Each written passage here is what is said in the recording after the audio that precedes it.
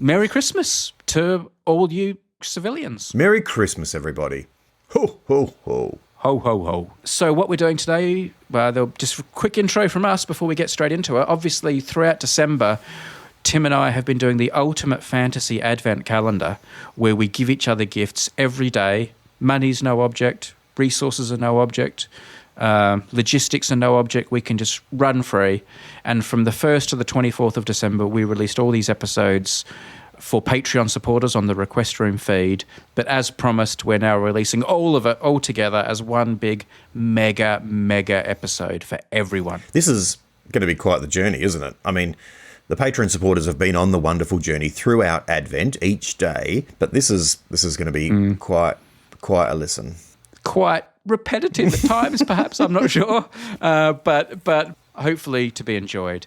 And Tim and I will be back at the very end of the episode to say Merry Christmas again, probably. And Patreon supporters can also go to the Request Room today for a final reflection on the project where we answer some questions and talk a little bit about it as well. So if you're a Patreon supporter and you don't want to sit here and listen to it all again, you don't have to do that, but you can go to the Request Room feed and have a little listen to a bit more of your old friends, Tim and Brady, on Christmas Day. Merry Christmas, everybody. Enjoy the Advent journey.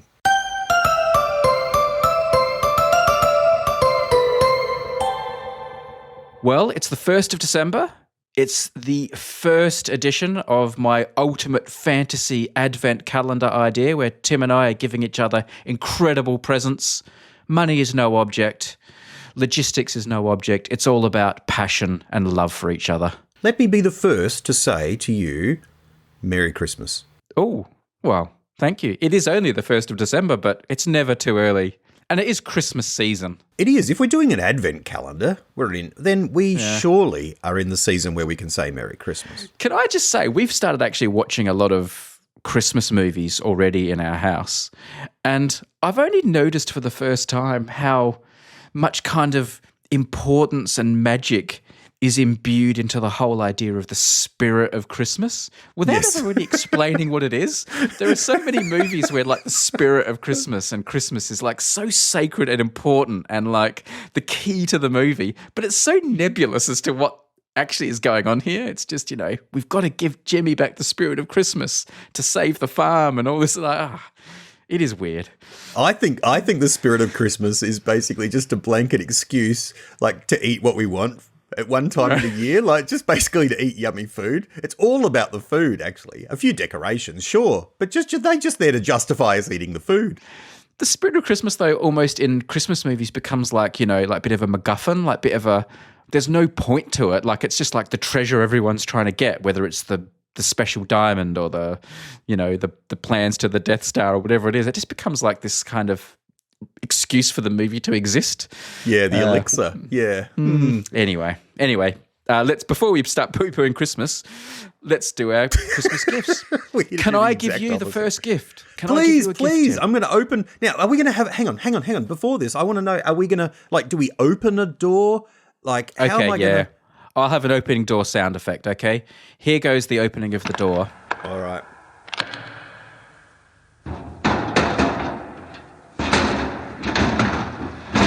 Although, Tim, as you can see behind your door, there is only a set of keys because your first present is actually parked in the driveway outside.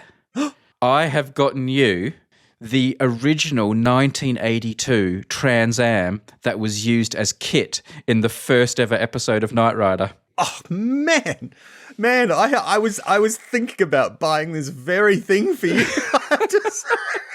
Let me tell you, Tim, what I've learned. There's a chap named Joe Huth, and he's also got a business partner called AJ Palmgreen, and they're collectively known as the Knight Rider historians. And Huth in particular is a bit of a Knight Rider nut, and he has built a garage behind his home in Pennsylvania, and he has 2 screen-used kits. He has the very first kit from the pilot episode, which I have now bought for you. of Mr. Huth. He also has a later stunt car that was used in seasons 3 and 4 of Knight Rider. But the one I've got you, this 1982 black Trans Am, it's the one that you see barreling towards the screen in the opening credits of Knight Rider, that classic shot in the desert. It's that actual car. It was originally purchased by a Saudi prince in the 1990s. He paid for it, and then he never claimed it, and it just sat at the auction lot for years and years and years. And then years later, Huth and this palm green guy bought it and restored it.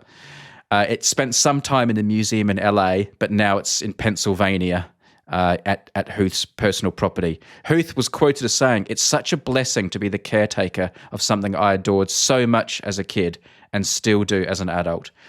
But Tim, with my unlimited budget, I have bought the original kit, the original Knight Rider car used in episode 1. Wow. And I'm giving it to you for Christmas." My goodness me.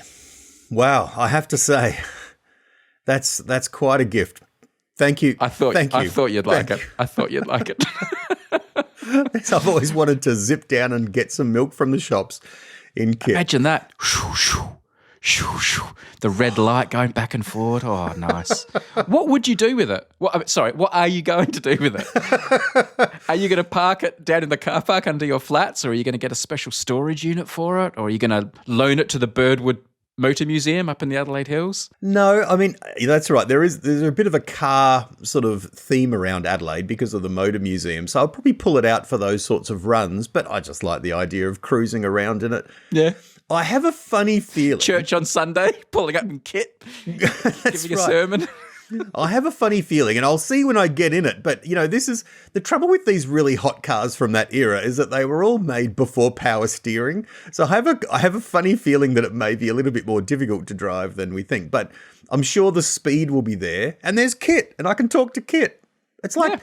The great thing about Kit, of course, is that it was like a Siri before Siri. You can chat and ask questions and responds with your That's name. right, Michael. The actually, this original 82 Trans Am didn't have the dashboard and all the stuff inside that you see in the TV show. Oh, okay. But Huth has recreated it and lovingly restored it and put it inside the Trans Am, so you will have the full Kit experience. So enjoy that. Enjoy it. The full kit and caboodle. Nice. Can I open my door? You may open your door. Okay, here I go. I'm opening the door.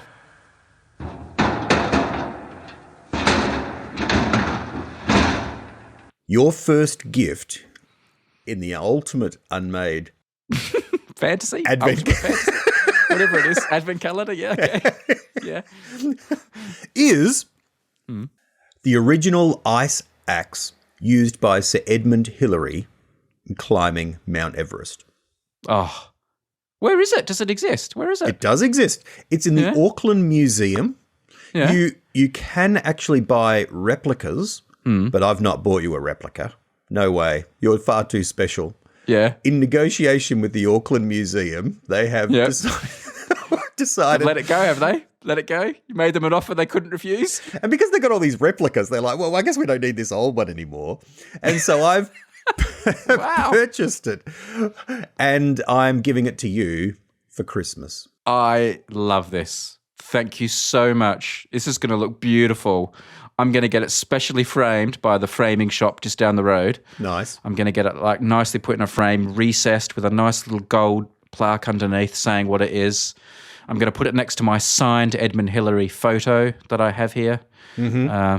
But this is amazing, man. This is very thoughtful. People may have a mental image of what the axe looks like, but let me describe it. It's about the handle's about 1 meter long. It's nice, strong wood. It's a bit like a hoe, I guess. Not a hoe, rather a pick. Really, it's got a pick on one side, a bit of a scoopy bit on the other.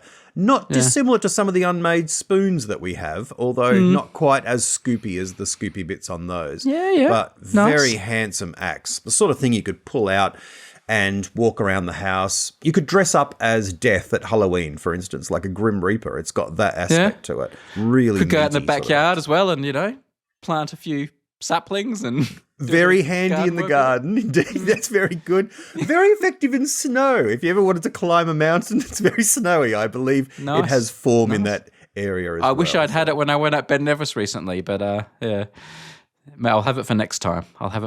This is a lovely gift, man. I really appreciate this. Would also look really cool, like stuffed down. You know where like He-Man used to keep his sword, like just down behind your neck, or where William Wallace. It would look cool sitting like back strapped, there as well. strapped Just to your walking back. around town with that over your back. With an ice axe? Yeah, I might attract this attention of the local constabulary as well. But yeah, walking around town with an ice axe. But then when I explain, this is Edmund Hillary's ice axe that was used when he climbed Everest with Tenzing, the police would be, well, as you were.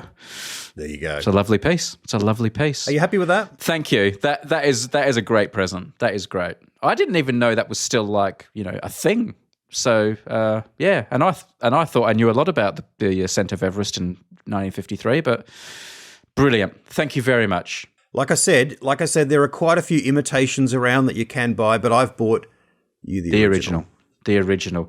The New Zealand government went into a secret cabinet meeting to consider Tim's offer, and they accepted. Indeed. Thank you very much. We'll be back tomorrow, December 2nd, for more gifts.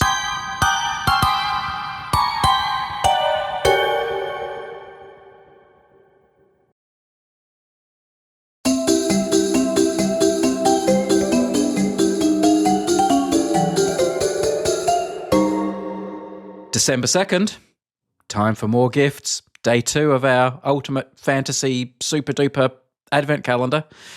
Do you want to go first this time, Tim? Shall I open my door and see what you've got me? Absolutely. I'm bursting with excitement to give you. All right, here we go. I'm opening the door. I can't wait to see what I've got. Here we go. What is that? Now, I know you said the other day when on the podcast episode we were explaining the kinds of things we can and can't give. And you said, Tim, you say, for instance, you couldn't buy me the moon. Well, it turns out I have bought you the moon. This is a piece of moon rock collected during the Apollo 11 mission. Genuine moon rock for you. Wow. How did you get that? I just bid on eBay. No, I did. You mean the ones that are stored like in Houston that I went and did a video about? Yeah. Well, I don't know if they're the very same ones, but certainly this one was set aside. Turns out they didn't need it. They go, well, we've got all these ones here. I don't know what we're going to do with this one. They've got pretty strict rules about giving those things away, so you've obviously really done some negotiating there. I've done a lot of negotiating, a little bit of money, but I don't want to get anyone in trouble, so I'll say negotiating, and I've pulled this nice fist-size, lovely moon rock.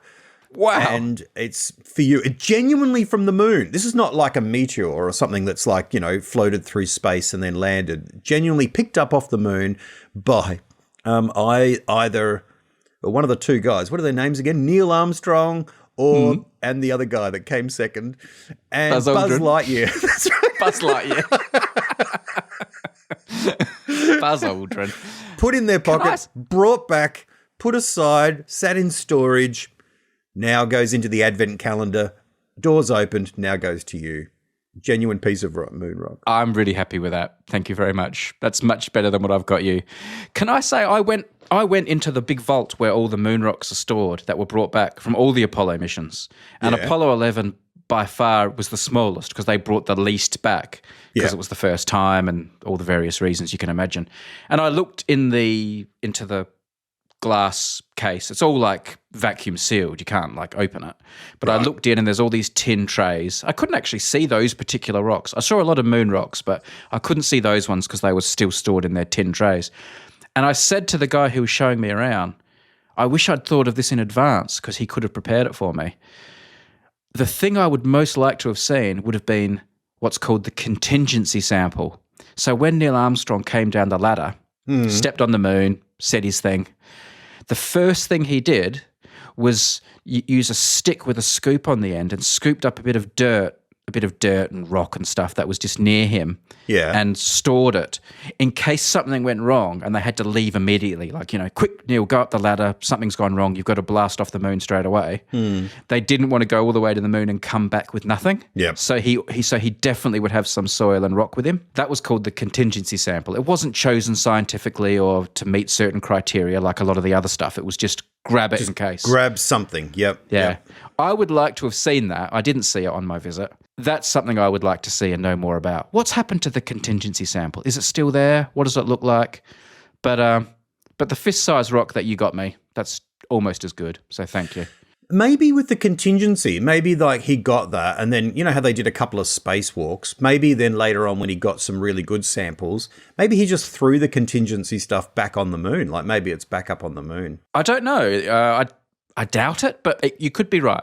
You could be right. I don't actually know. They only did one walk, by the way. They didn't get in and out on Apollo 11. Later Apollo missions, they did get in and out of the ship and stayed for a day or two. But Apollo 11 was one moonwalk. I just like the idea of him being at the lunar module, just opening the door and like just throwing stuff out like garbage. You know what I mean? Like, don't need this stuff. Like when you get to the servo on holiday and you're just like, they did that. They did that before they took off. They threw out their boots, and they threw out bags of like excrement. Oh, really? Because they wanted as little weight as possible on the module when it took off. So they did throw out anything they didn't need before they took off out the door. I'll tell you what would have been an amazing gift if this had happened is, you know how yesterday I gave you Sir Edmund Hillary's ice axe? What if they had taken that ice axe to the moon and then gone out on the moon and excavated some moon rock with the same axe and then brought that axe back? And so this is an axe that's been to the top of Mount Everest and to the moon. Do you know what they did take to the moon on Apollo 11? They took a piece of the Wright Flyer, which was the original plane that the Wright brothers used for the first ever flight at Kitty Hawk. And a little fragment of that plane was taken to the moon and back on Apollo 11. Wow. Wow. That would have been a nice present too, man. Would you like to open a door to receive a present from me? Would I? Wow. Go on then. Go on. All right. I'm opening it. Now, Tim, I know you love a bit of history, right? I consider you a bit of a history buff. So I've decided to give you an item of historical significance and curiosity that I think would be a lovely thing for you to have on your desk or coffee table as maybe a conversation piece. And this piece of history relates to Napoleon.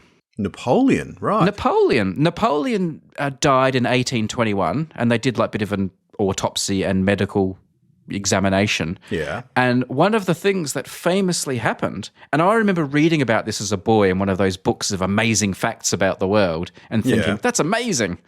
So now I'm going to give this to you. They actually, legend has it, and well, more than legend has it, I think they did, cut off Napoleon's penis. And it was preserved. It was preserved. And it's passed through several owners over time. It's very shrouded in a bit of mystery. I hope it's shrouded. But it was most recently acquired in 1977 for $3,000, which is the equivalent of about, I don't know, $15,000, $16,000 today, by a urologist and artifact collector called John K. Latimer. He has since died, and he left it to his daughter, who is currently in possession of it. She has been offered up to $100,000 for it and has not sold it. She still has it, as far as I know. It's very rarely seen. I saw a photo online, but I don't think it's legit. Maybe it is, but she's never allowed a photo or video of it since she's had it. But people have seen it.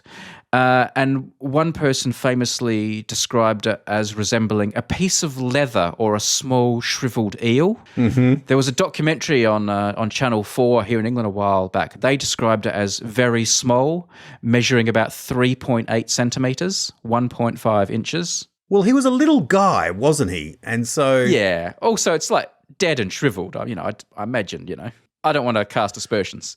No, indeed. Yeah, sure. The current owner has allowed about 10 people to see it. There was an expert called Mark Evans who saw it, and he said, I've seen a lot of penises, from a chihuahua to a sperm whale. This one is so withered.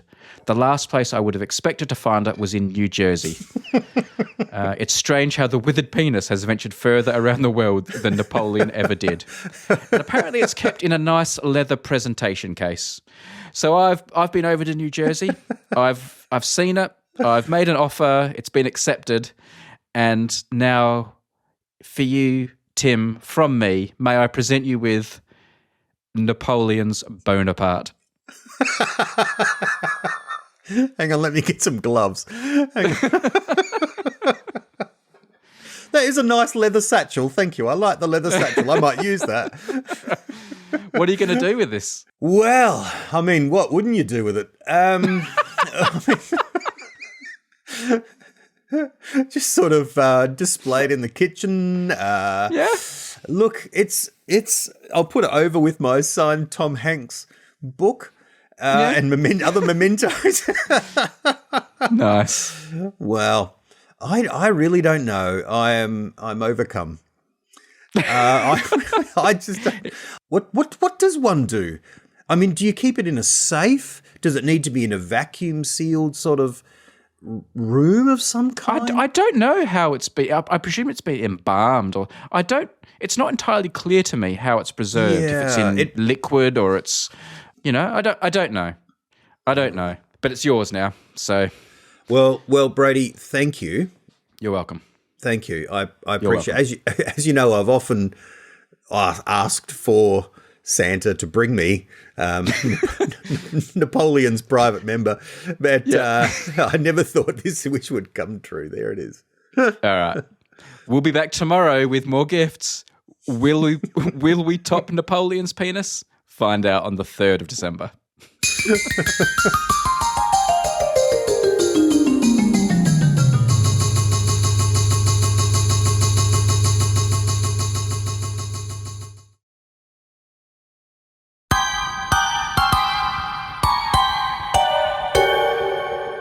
Welcome back, everyone. Ultimate fantasy dream advent calendar time. It's time to open door 3. Tim, would you like to open your door first? I have a present for you there. I promise you it is not the penis of a historical figure. Well, thank goodness for that. Go ahead. All right, opening the door. Oh, what's this?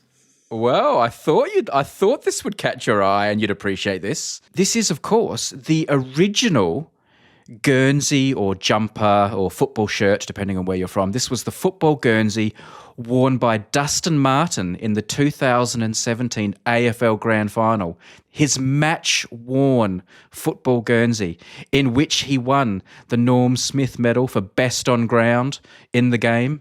It also is the year he won the Brownlow Medal, and it was a breakthrough premiership win for your beloved Richmond Tigers. I believe this was last sold at auction for about $20,000. The Guernsey he wore in the 2020 Grand Final sold for $75,000 sometime later, and this one must be worth more. So I think this must be worth at least $100,000. I'm not going to tell you what I bought it for, right? But I was able to use some contacts to get my hands on it, and it now belongs to you. Wow, this is a unique object indeed, because this was an away game for the Tigers, so of course this is why it's so yellow as opposed to black with a bit of yellow. Yeah. Normally the Richmond wear black with just a yellow stripe, but this is quite a bright yellow one. Unusual for a Richmond Guernsey, but it's the one he wore. It's the real deal. This is nice. I like this. This is a lovely gift. Still a faint smell of sweat. I thought it smelled familiar. That's right. That's the dusty smell. Oh, well, there you go. Incredible. Well, he of course played in 3 premierships for Richmond, but this was the first, and this is the one. Oh, he won the Norm Smith Medal in all 3. He was the best player on the ground in all 3, but he also won the Brownlow Medal that year for like the MVP of the whole league for the whole season. So this feels like the most special of the 3. And even though it doesn't look typically Richmond because it is bright yellow, I thought this was the one you should have. Well, thank you. Thank you. This was a significant moment. What are you going to do with it? What am I going to... Well, I'll just wear it, obviously. I know it's traditional to put them in a frame, but they all look pretty cliche in a frame. I think I'm just going to fold it up nicely amongst my... my other T-shirts and just put it on from time to time, wear it around the house, go out for a kick of the footy. Yeah, absolutely. Yeah. You're not going to lie on your deathbed and think, oh, that was nice in a frame for 30 years. You'd rather be lying on your deathbed wearing it. Wearing it. I want to be buried in it. That's right. Fantastic. Well, thank you very much. This is a very lovely possession. Yeah, you are welcome. It's the least I could do after you gave me a piece of the moon last episode. Yes. Can I open my door and see what you've got me? You can. All right, here I go. Let me just rattle that key there. And there we go. I've opened the door. Oh, what's this? Well, I was deciding between which to get you, the hat or the whip. And I've gone with the hat. Nice. This is Indiana Jones's hat from Raiders of the Lost Ark. Right. Nice. Yes, that's the one I'd want. Not the Crystal Skull one. Not the Dial of Destiny. I couldn't. No, that's right. The dial. I nearly got the Dial of Destiny. That's on eBay, but no, Right. this one I had to go to a proper auction house for. Right. They can't give away the Dial of Destiny. People keep giving it back, but So this is a fedora, right? yeah. This is a no. Yeah, well, it's like an Australian style. Well, have a look. Quick, have a look under the top and see what brand it is while I quickly Google it. Oh, okay. Yeah. I don't know what kind of hat it is. I notoriously have a very big head and struggle with many hats. So I hope Harrison Ford has a big head so it will fit on mine. I do believe Harrison Ford has a very big head. Right. It's a Herbert Johnson, right? Okay. Which is it's kind of like a fedora, but it's it's more of an Australian style. I've always been very proud of this fact because it's more high than wide. You know, like an American cowboy, very wide hat. Yeah. Whereas the sort of more English Australian kind of one is sort of higher in the middle, not quite as wide. So there's a bit of an Australian feel. I read once that the prop master who bought this together with Harrison Ford, when they had it, spent some time punching it and sitting on it and beating it up before they used it in the film so it would look more worn. Well, was there just one used in the film? Is this the only one, or do they have several? Or yes, for the purpose of this exercise, I'm going to say there's only one for Raiders of the Lost Ark, and this is it. Nice. Well, this is quite something. Raiders of the Lost Ark. I've talked before on the podcast about how special this film was in my childhood. Still in my top 10 films of all time. One of the all-time great films. And I think you chose correctly. I think if I had a choice between the hat and the whip, I would choose the hat. I would probably also like that little idol from the opening scene, the gold idol. Yeah. And the Ark of the Covenant itself. Yes. They would also be good props to have, but it's probably got to be the hat, doesn't it? That's probably the one you want. So Yeah, I think the hat is the iconic because you can see it all the time. He looks like Indiana Jones with the hat on. yeah. And yep, you got plenty of whips. So Right. Thank you very much. I've enjoyed that present. I was just thinking about him. We've got a nephew staying with us at the moment, and he's never seen, it came out over dinner last night, any of the Indiana Jones films. And I'm like, well, that's it. All bets are off. Yeah. We're sitting down tonight. Gotta see And did you it. show it to him? No. Like, as in tonight. I'm talking to this now the next day. So we're going to watch it tonight, Raiders of the Lost Ark. I just want to watch them all through. You're going to watch Raiders of the Lost Ark shortly after recording this. So I will see this hat again soon. All right. But knowing that it is now here in my office in a glass case. That's right. I'll wait till the movie starts and he gets into the flow of it and then he gets the hat and all the rest. And then I'll say, my friend got that hat. And we go, are you serious? I go, yeah, I bought it for him for Advent. Lovely. Lovely. We really do push the boat out for Advent, Tim and I. It's our favourite time of year. We buy all sorts of stuff. Moon rocks, hats, penises, you name it. Well done. We're around the house. You can leave your hat on. I'm gonna go over and see my wife straight away. Of all the hats. Let's go.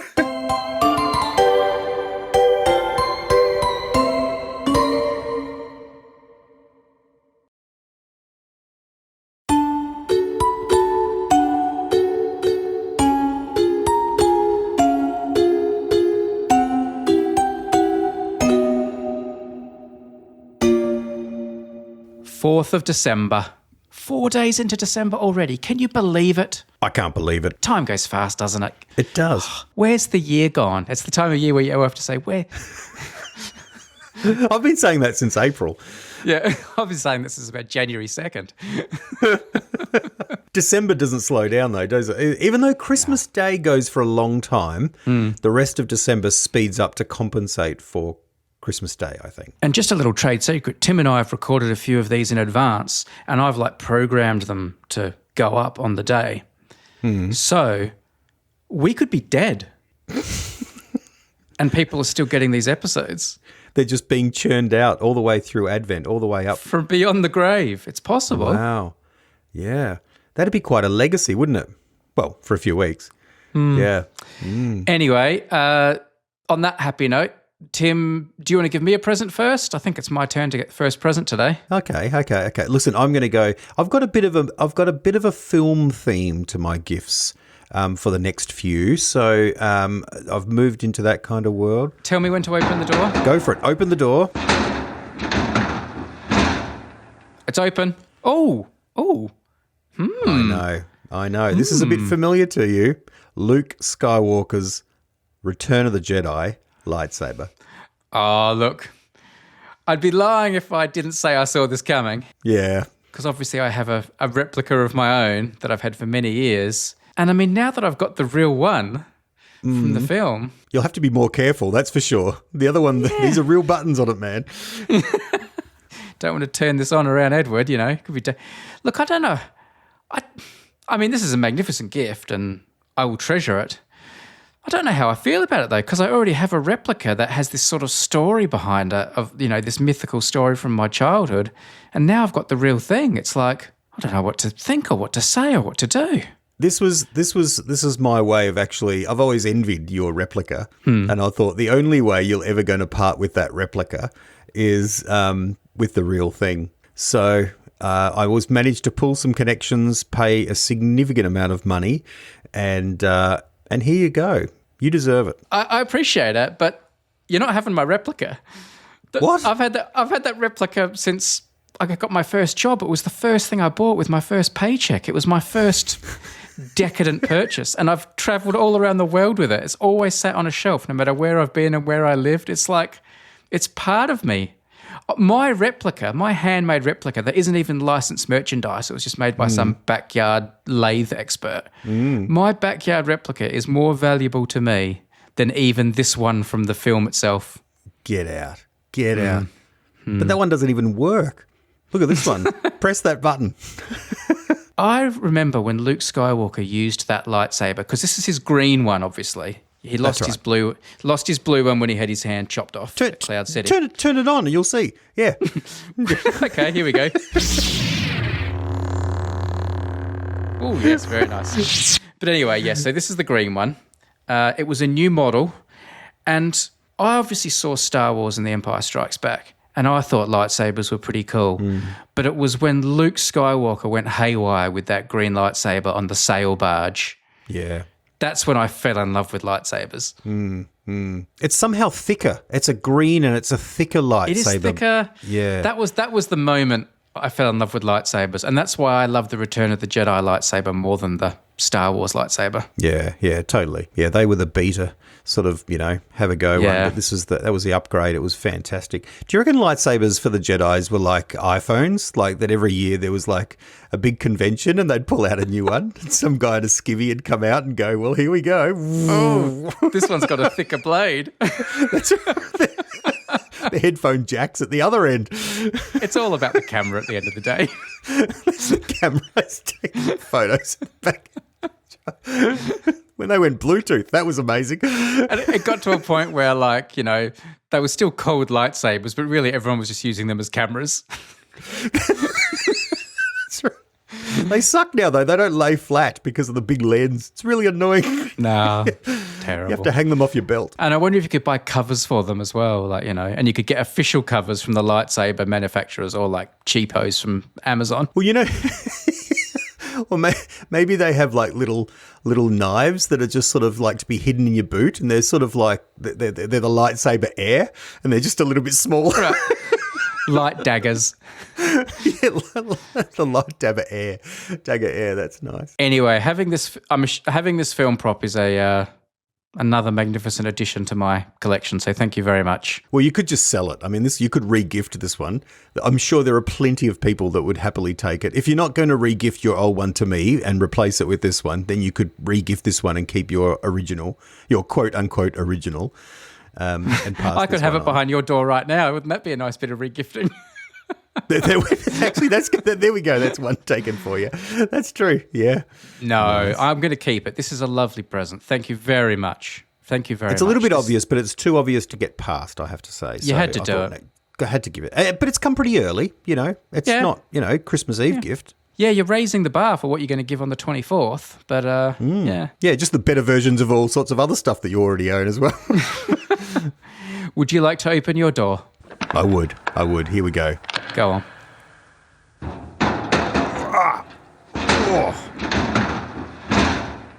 So, Tim, obviously you are a man of music. You love music and popular music. So obviously I'm going to have to throw a few music gifts in here.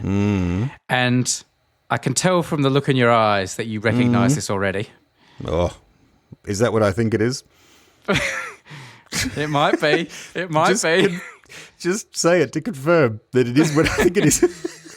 So this is obviously an object made of glass. It's a glass pyramid object. It's a trophy that was awarded to a very famous star, that star being Prince. Can you tell what this is? Is this the American Music Award from 1990? Are you serious? Wow. The Special Achievement Award awarded to Prince at the end of the ceremony. I know this award ceremony means a lot to you. It was a real impression experience for you. You watched it 1,000 times on VHS, and the end of the night, the big award at the end that was given, obviously numerous awards were given to the likes of New Kids on the Block and Milli Vanilli and other musical greats.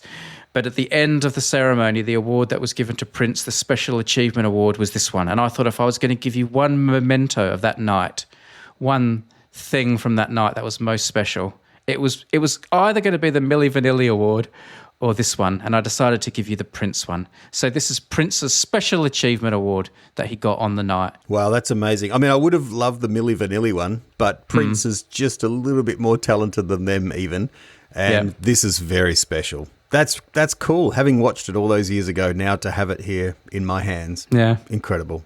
Thank you, man. That's okay. I went back and watched Prince's receiving of the award. How well do you remember that? I remember he took, the applause was so long that he just, had to stand there and stand there and stand there.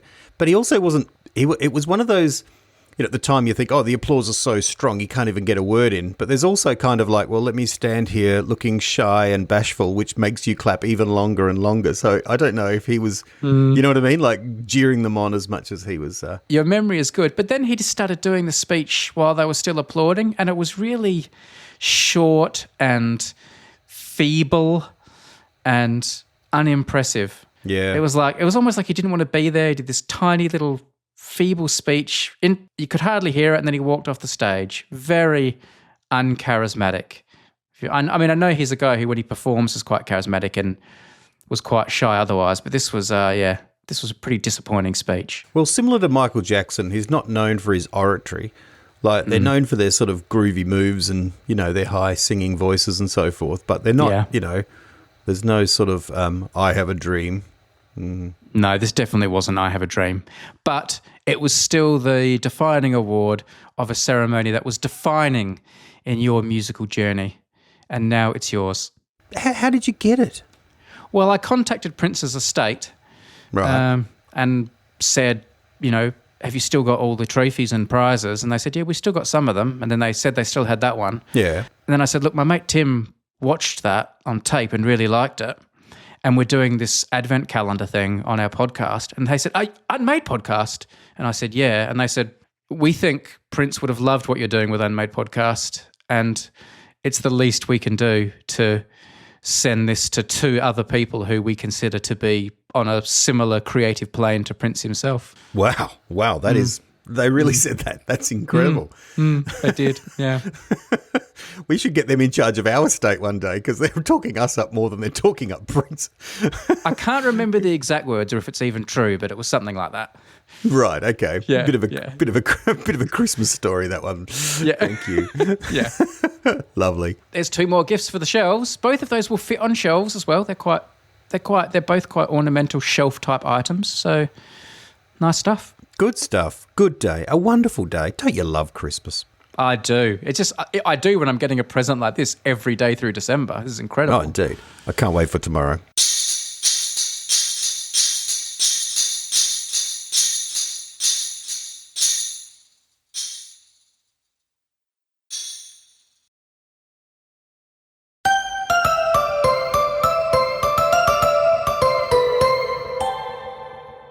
Fifth of December, 20 days to go till the big one. 20 days, I know.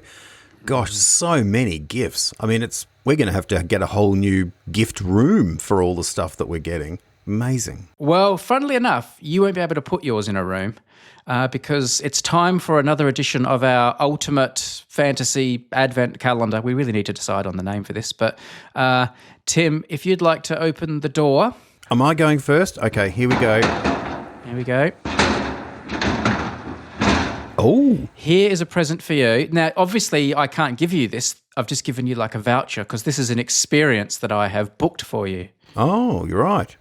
I have arranged for you to have an entire week all to yourself and with any helpers you may require, recording in the Abbey Road studios. Oh, wow. Just, you can do whatever you want. I know you've been working on a bit of music in your spare time. You might just want to jam with some friends, record some stuff. You might want to record a few sermons or podcasts or whatever you like. From Abbey Road. Lovely. That's awesome. Abbey Road. You've got prime use of all the facilities for a whole week. Wow. No one else will be there unless you invite them. Well, I'm going to need some engineers and producers and stuff to actually get the stuff going. Otherwise, I'll just be walking around the empty place wondering where to turn stuff on. And someone who can play guitar. And I'm going to need a few artists as well. In fact, I'm probably, strictly speaking, not required. So, What are you going to do? What are you going to do with your week in the Abbey Road studios? The first thing, I have a song. I've been perfecting a song, working on a song through most of the year, and I really love it. And I'm going to record that. And after that, I don't know. I think I need to write another song. Yeah. So I'll probably try and write a song to say, oh, I wrote this song in the studio at Abbey Road. Might do a couple of sermons. It's not a bad idea, although that doesn't really need Abbey Road. But just to be able to say, this is live from Abbey Road, Tim preaching, that's a funny thing to do. I might do that once. Nice. Will you invite me in to come and do an Unmade? Yes, of course. That's a great idea. We should do an Unmade podcast live from Abbey Road. That's cool. Yeah. Should we get Carmen and Quentin over and do a bit of sofa shop? We could do edition. another massive. I wonder if we could use the whole orchestra there in Big Studio One. Whoa, nice. That would be awesome. That would be good. Massive. Oh, all right. Well, the date is yet to be determined, but I've got it all booked for you. A whole week, Abbey Road. Cost me a pretty penny, so I hope you enjoy it. Nice. Okay. Well, look, I really, really, really appreciate this. This is fantastic. This is really, really great. Thank you, Brady. You're welcome. It's the least I could do for all the support you've given me through the year. Can I open my door and see what you've given me for present number 5? Yes. All right. Yes. Here I go. I'm going to give it it's a big, heavy door, this. Here I go. Ah. Oh. Yes, I know. I know that you are... Hang on. It's not what you think, because I know that you are a real Steven Spielberg fan and have all the way through your youth. And so today I thought I'd get you I was like, what precious memento can I get from Steven Spielberg? And I contacted his people and had a talk to them. And I've managed to get you, look behind you outside, man, through the window, and you'll see the truck pulling up with the real gates from Jurassic Park. Wow. That's fantastic. You can have them installed at your house. He's pulling up now. Yep. Aren't they awesome? Aren't they amazing? They're way bigger than I imagined. They're way taller than my house. I'm gonna install them at the front of the house. I'll talk to my wife. I'm sure she'll be absolutely fine with it. It's very in keeping with her taste. Every time you come home, you'll be going, na na na na na na na na, just to walk through the gate and come home. How awesome is that? That is amazing. I don't know what to say. Thank you. Aren't they big? That's massive, isn't it? Aren't they awesome? They could easily end up being the biggest present given. They could. But that truck outside, hang on, he's right. He's good. Careful, don't watch those power lines. What's those? I have to say, it perhaps wouldn't have been my first choice if you said I could have anything from Jurassic Park. Oh, really? I can think of other things I would have chosen. Oh no, but these are certainly the biggest gift, apart from one of the dinosaurs. Yeah, they make a statement. And I think everyone on my quaint English street is going to really enjoy them. So they certainly stand out. Do you think you'll have any problems with the council at all? Oh, no, I don't think so. They'll just assume someone's built a theme park there or something, won't they? They'll look at it and they'll go, "How did you do this?" And I'll just lean in and go, "I'll show you." Okay, what would be if there was one thing else from Jurassic Park that I could have given you? What would it be? I mean, if it was going to be this big, I probably would have gone for the T-Rex. The T-Rex, wow. The T-Rex. I couldn't get the T-Rex. If it was going to be like, more practical, maybe the cane with the piece of amber on top and the mosquito in it. Nice. Yes. That's a very Brady thing. I thought I'd go a bit bigger than that. Strictly speaking, the Spielberg estate didn't allow us to have these gates, so we had to do it the old-fashioned way, and that is pull up in the middle of the night, put a couple of ropes over them, and then touch them to the back of the car and drive off, and they just sort of ripped off and dragged them down the road. Nice. Thank you very much. Very thoughtful, as always, and I would expect nothing less. Let us go for now and prepare our presents for day 6. You better get out there and tell that guy he's on your front porch. Which make sure he doesn't install them back to front. I'm already getting a few angry looks from Dave down the road, so I better go and have a chat to him.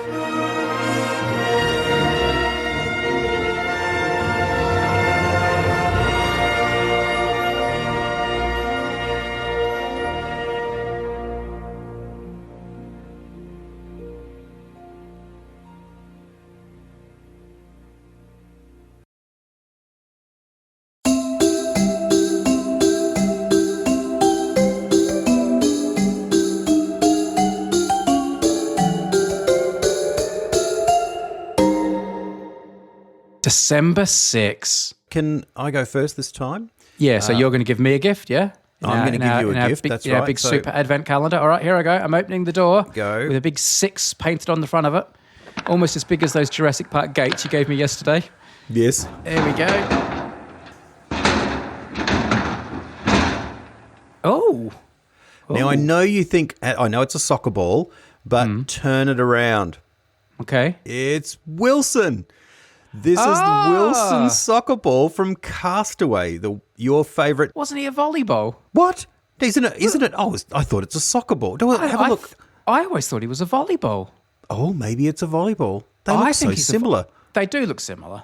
Well, you're holding it. Have a look. Is it small? What's it like? Is it soccer ball size or volleyball size? They're similar sized, aren't they? And now it's all brown and got a face painted on it and weird hair all over it. It doesn't even look like either, really. Yeah. Oh, so this was the prop from the film. I imagine they used a few in the film. What one's this, the one you've given me? This is the main one.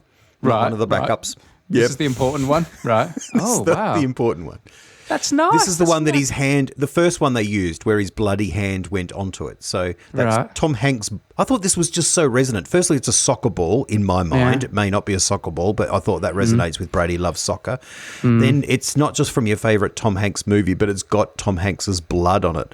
So this is kind of like a, religious artifact for you to some degree. I mean, I doubt Tom Hanks's actual blood was used in the film. I hope it wasn't.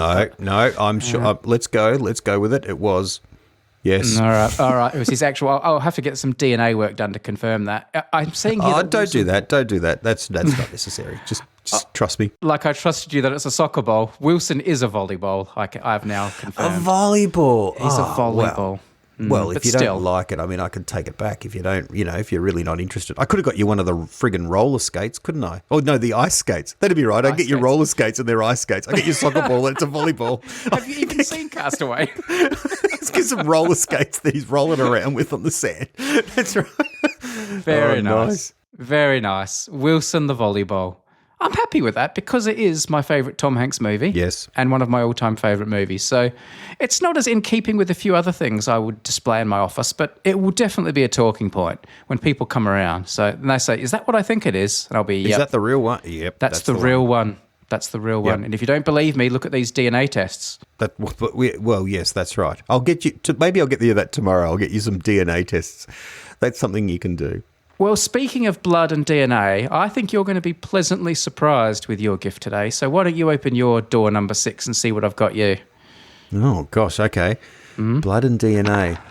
Okay, here we go. There we go.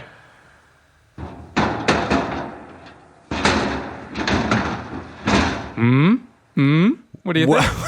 Well, my goodness, that's not what I expected. No. Yes. Well, I didn't think they would sell it to me, but they did.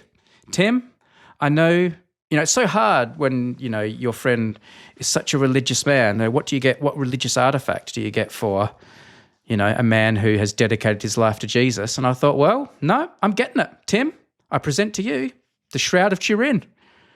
Wow. Gosh, that's the real shroud. That's it. That's the actual shroud.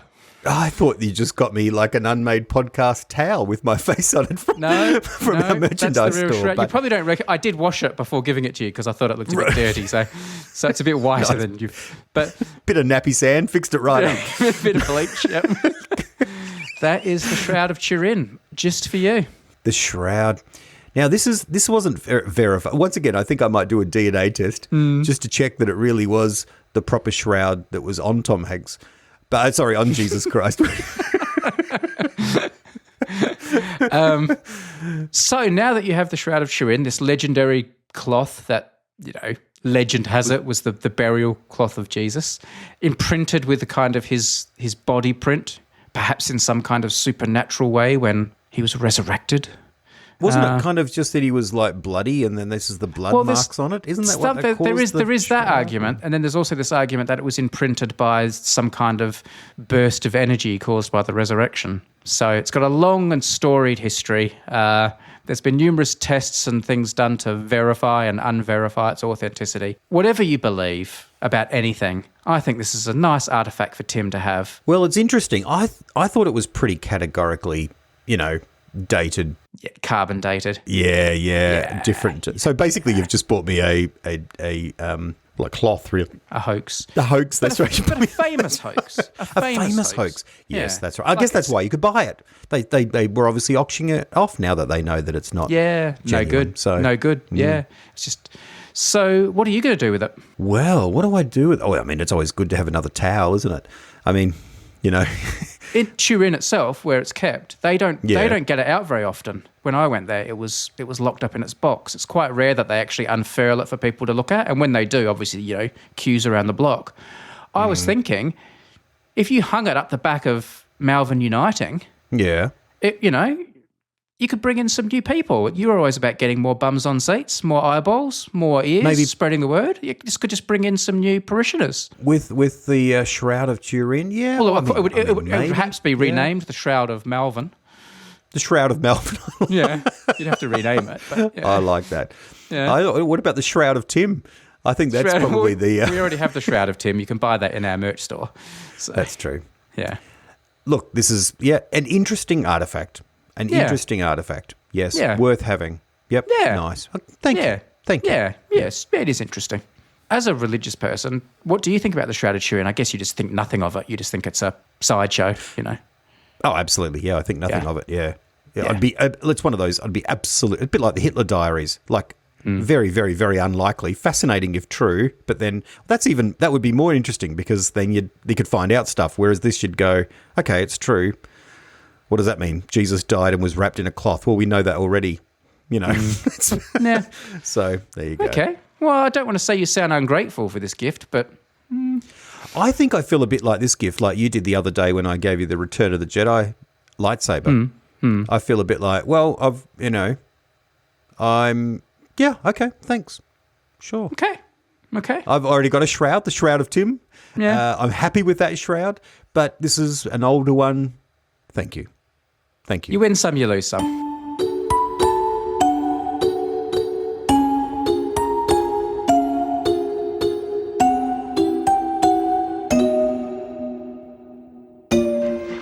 Well done! Well done!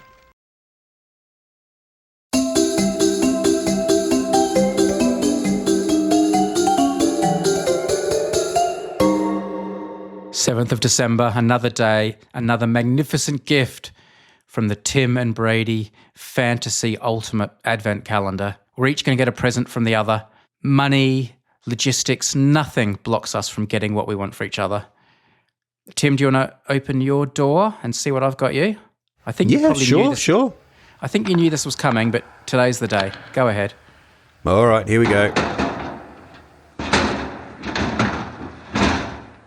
Ah, yes. Yep. There we go. Small black credit card sized face of the Colonel on it. Wow. They do exist. I got you a KFC black card. That's incredible. Yep. By golly, It's yours, man. You've got the keys to the kingdom. Of all the gifts you give me, nothing will be used more regularly than this object. There we go. I've heard there is a limit. I've been doing a little bit of research and I asked a few questions when KFC gave it to me. Obviously, this small metallic card, you are limited to $200 or £200 worth of KFC a day. So you can't just buy KFC for everyone in Adelaide.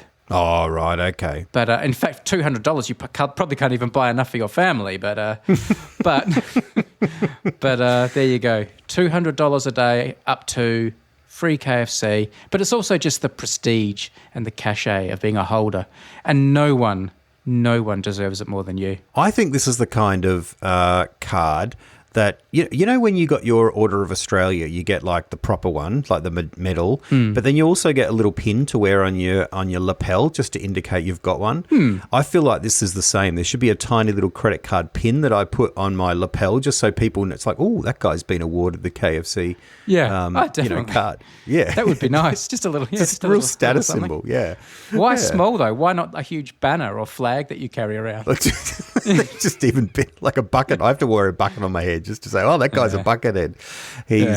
He's been awarded a lifetime supply, unlimited, mostly, of KFC. This is great. Do you know what I love? A gift that's useful. This is useful, man. So thank you. I mean, a lot of our gifts are amazing, but this one's useful. So are you saying the Shroud of Turin that I gave you yesterday isn't useful? I can tell you after eating $200 worth of KFC a day, I'm going to need the Shroud of Turin to wipe my hands of all the oil.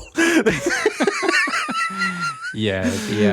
I'm probably not doing any favours for any health kick you may be on, but I thought you had to have one after all this time. I am on a bit of a health kick, which, you know what that means? That means I've earned it. I've earned it. You've earned the rest of my life eating limitless KFC. Thank you, man. That's fantastic. You're welcome. That's really great. All right. Hang on. Before we go, and I'll just safely put that in my wallet. Yep. There we go. Nicely. There we go. Right there. All right. Okay. Can I open my door? Should I? Let's go. Open your door. All right, yes, here we go. yes. All right. And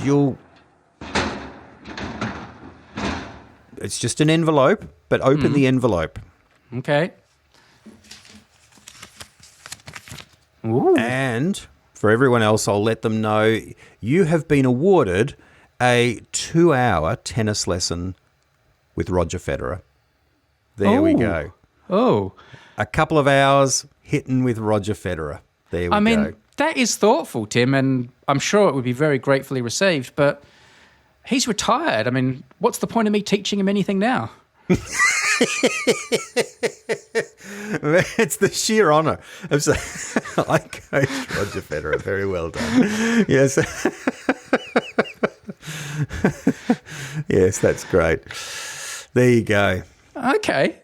Well, 2 hours. I mean, typically it's an hour. Why did you choose Roger Federer? Normally, he's the greatest of all time. Really? Better than Djokovic? Better than Nadal? Better than Alcaraz? He is. Well, we don't know about the other two. Alcaraz may be better. We'll see. But he's the best that we know of in an enjoyable way. He just plays the most fantastic tennis. You know? He's the one you'd most want to play like. He's the style wise. He makes you want to play tennis. Djokovic is admirable, but in a Pete Sampras, a little bit boring kind of way. So Federer is, you just never know what you're going to get. It's just amazing. No, I see why you do that too, because Federer and I both have a one-handed backhand, unlike Djokovic, who has the two-handed backhand. So I'm probably more in sync. More in sync with Federer. Evenly matched. Right. I mean, that's what's going to happen. Federer and I are going to turn up. He's going to look at me for a few minutes and go, well, I've got nothing to teach you. Shall we just have a couple of sets? Let's have a go. Yeah. That's why I thought I'd give you a couple of hours, you know what I mean? One hour maybe where you can show him a few things, and then the second hour when he's warmed up, you can really go toe-to-toe, and which will be one of the great matches, I think. Where have you booked the lesson for? Centre Court down there in Wimbledon. Okay, so you'll be heading down there. Yeah, I know that's a bit of a drive for you, but I hope you're okay with that. No, that's good. That's good. It's only a couple of hours, so you got to go out there and make the most of it. Don't be late. No. He doesn't like that, no. I found. Yeah. I could take a couple of sets off him, I reckon. And if you played against, Roger Federer or someone like that, like a 3-set match, best of 3 sets, do you think you would take any points off him at all? Well, he's got to do an unforced error at some stage, doesn't he? But for that to happen, I've got to get it back to him. Yeah. So could I return the serve? That's one thing. You'd like to think you could return the serve, and then maybe he hits the net or mishits. You couldn't return even his second serve. Your best hope is that he tries something showy off one of your serves and hits it long or wide for some reason. Yeah, no, that's right. Yeah. But then I get to have a serve. So, there you go. No, that's what I said. It'd be your serve. It'd be, Yeah. Oh, yeah, sure. Yeah. So, So, all right, well, I appreciate that, a tennis lesson with Roger Federer. It's going to be fun. I'm up for that. If you're up for it at the end of it, I think he might give you a racket, and sign something for you and take a couple of photos like he does with a lot of the kids. That'd be nice. I'd appreciate that. Yeah. If I played tennis with Roger Federer for 2 hours, I'm probably going to want to get a photo of the experience at the very least. Sure. Yeah. Okay, we can do that. Yeah. Yeah. No, that's kind of included. Yeah. Now I've got to think about what to wear. What am I going to wear? Yeah, I mean, you could put some tennis gear on, I guess. That wouldn't be out of place. Yeah. I'm not going to wear my usual black tracksuit pants and a T-shirt. No. Put a cap on too, so you don't come in with your sort of Unmade Podcast hair. That would be advisable. All right. Excellent. Thank you very much. It's a lovely gift.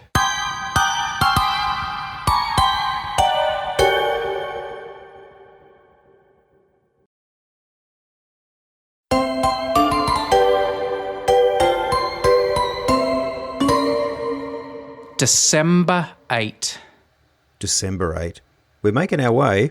We're getting through them. Let's open door number 8. Who's first? I think it's me first, isn't it, to get my present? Okay, right. Open it up. All right, here we go. What have you put in here, Tim? Oh. Now, pull out those papers and have a look at them. I know you won't make a lot of, and then underneath there's like a CD, but if you look, the papers, this is sheet music, right? Yeah. If you have a look at the title on the front page of the sheet music, it says, I'll tell our listeners, The Brady Theme by John Williams. This is a piece of music composed for Brady called The Brady Theme. Yeah. By the wonderful film composer, John Williams. And that's the sheet music of it that he's got there, signed to you. Oh. And then there's a recording of it with the London Symphony Orchestra performing the Brady theme. That is lovely. That is so thoughtful. How would you describe it? How would you describe the music to someone who hasn't heard it? What's the kind of the vibe of it? It's sort of...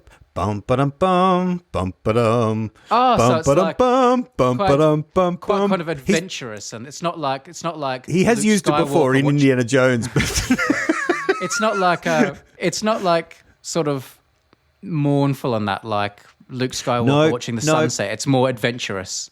No, it's a marvelous. The brief that I gave him is I say, Brady? And he goes, yep, I know Brady. Yeah. And I said, okay, I want it to be, imagine if it was the Brady movie and this was the opening fanfare. Here we go. Here's Brady, right? And this is what he came up with. And it's just, glorious. Gloriously Brady. Wow. You got to put it on and listen, really. All right. Yeah. Let's put it on. All right. Well, then let's have a listen for the first time to the Brady theme by John Williams, no less.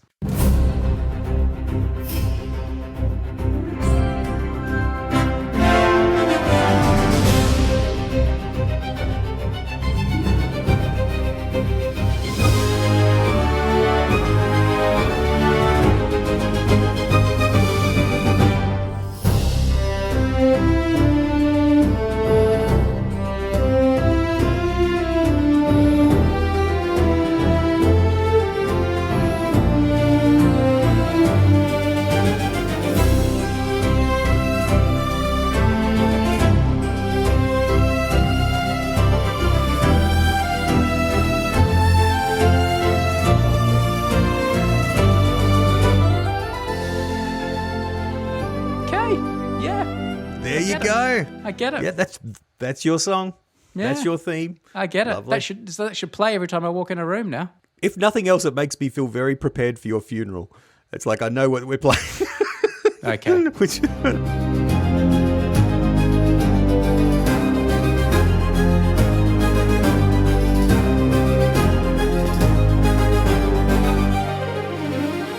you want to open your door? See what I got do. you? Yeah, This is, yeah, be let's careful. But make sure there's no one around as you open the door here, because this is a very valuable item and we don't want it being stolen. Oh. It's been stolen before. Okay, no, I'm on my own here. All right, here we go. Tim, I present to you, acquired from the Smithsonian Museum in Washington, D.C., and now yours, the Hope Diamond. The Hope Diamond. The Hope wow, Diamond. That is... Do you know, it's even bigger than I thought. Yeah? I didn't know how big it was. I've heard of the Hope Diamond, of course. It's legendary. Yeah. But all the stories, it's like, oh, you get thrown in a pocket, you know. And I guess the only diamond I have in my mind is that kind of diamond in Indiana Jones and the Temple of Doom. You know, that's like the diamond in my mind because it's probably the first diamond I saw. Yeah. And, you know, in the restaurant at the start that gets mixed in with the glass and stuff. Well, the Hope Diamond is around that size. Yeah, well, no, this is, but it's bigger than I thought. Okay. Well, and it's lovely. got that slight bluish tinge to it. You know, famously, it's a blue diamond, not a that'll diamond. buff out, man. Don't worry about that. Yeah, no, this is lovely. I'll give that a good clean. Okay, good. So, obviously, passed through many hands. It's been owned by royals. It was French royalty, British royalty. Eventually acquired by a banker named Hope, where it got its name. And then through even more hands and famous jewelers, sold from person to person, famously associated with bad luck and curses. Numerous people who've owned it have had a little bit of misfortune. Not all, though. And Good, I'm sure you great. won't. And I'm sure you won't. But I just thought it's so iconic and famous, and it's always used as, you know, it's always used as the yardstick for something that's really valuable, you know, the Hope Diamond. So I just thought you'd like to have it. I thought you'd use it in a few visual gags from time to time, maybe in sermons, you know, talking about, you know, things as valuable as the Hope Diamond, and everyone in the congregation would just like nod, and then you go, and by the way, and you could just pull it out of your pocket. Say, and here it is. I thought that'd be really impactful in your sermons. Yeah, if I'm preaching on hope, for instance. Yes. You go, speaking of hope. Speaking of hope, Hope Diamond. Here it and everyone is. in the congregation, like, oh, here we go. Tim's Here we go getting again out with the the diamond Hope again. That's right. Yes, we get it, Tim. You own the Hope Diamond. You don't have to incorporate it into every sermon. That's why I like the Hope Diamond, so I can have a prop for sermons. Yeah. The main reason. I like that small-minded attitude that, like, you get something worth, like, priceless, millions and millions and millions, and it's just like, how can I incorporate this into my everyday normal life? This is kind of, so how can this be used at work? Right, I know. This could be a great prop if I'm preaching on hope. Because it has to be used. Nice. It can't just sit in a case. That would be wasteful. No, indeed. That's right. It's not just beautiful. Like, its value comes from how useful it is. Exactly. So, yeah. All right. There we go. Thank you, Enjoy the that. Hope Diamond. Enjoy it. Oh. Enjoy it. Yeah. Should I get it cut? Like, isn't it one of those diamonds where if you cut it properly, you get lots of diamonds that are worth lots? Well, the Hope Diamond, as you can see, because it's in your hand there, is already cut in a very brilliant way, and it has been cut and recut numerous times over the years. And in fact, the last person who owned it, who was before Who, it was you bought donated it to off? No, I got it from the Smithsonian. And in fact, Tim, the last person who owned it was the jeweler Harry Winston, he's a New York jeweler, very famous. You've probably heard of Winston Jewelries. You've probably heard of Winston Jewelry in New York and that. Before he donated it to the Smithsonian in 1958, I think he may have given it a slight cut one of the facets on the bottom to make it look even more brilliant. And he then toured it around America to make it more famous and then donated it to the Smithsonian. Wow. So, yeah. Its value now, I don't know. It was insured for $250 million in 2011. So goodness knows now what it would be worth. Golly gosh. But it's yours. It's all mine. Make your way along to Malvern Uniting, people. Tim may just pop it out in a sermon. I might wrap it in the Shroud of Turin. That would be quite the show. Then we won't lose it. There you go. You're definitely going to need more security there at Malvern. Oh, well, can I just say that is extraordinarily generous of you.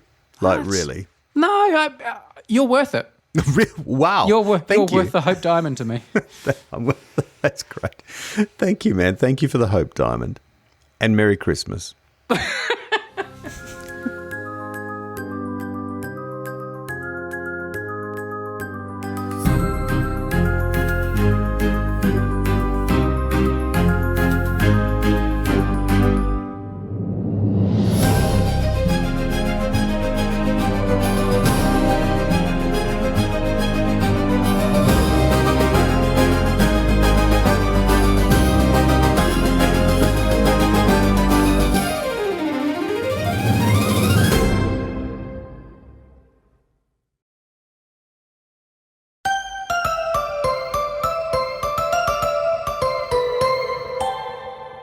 December 9, it's time for our Ultimate Fantasy Advent Calendar.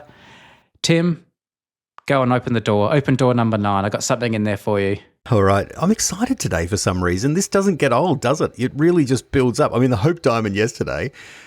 I mean, gosh, who knows what I'm going to get today? All right. This is the cheapest, simplest one I've got you. I picked this up at a flea market. Oh, right. Okay. I just saw it there for sale and I thought Tim's going to want that. But it is in mint condition and it's got all the parts and everything as originally sold and the original box. Oh, well, okay. Let's open the door. Tim, Castle Grayskull. Wow. Fantastic. That's so cool. This is great. From He-Man. Yeah. Oh, wow. This was the holy grail of toys for many youngsters. And I just imagine you would have liked to have had Castle Grayskull when you were a kid. Yeah, but I was not allowed to. No way in the world. No.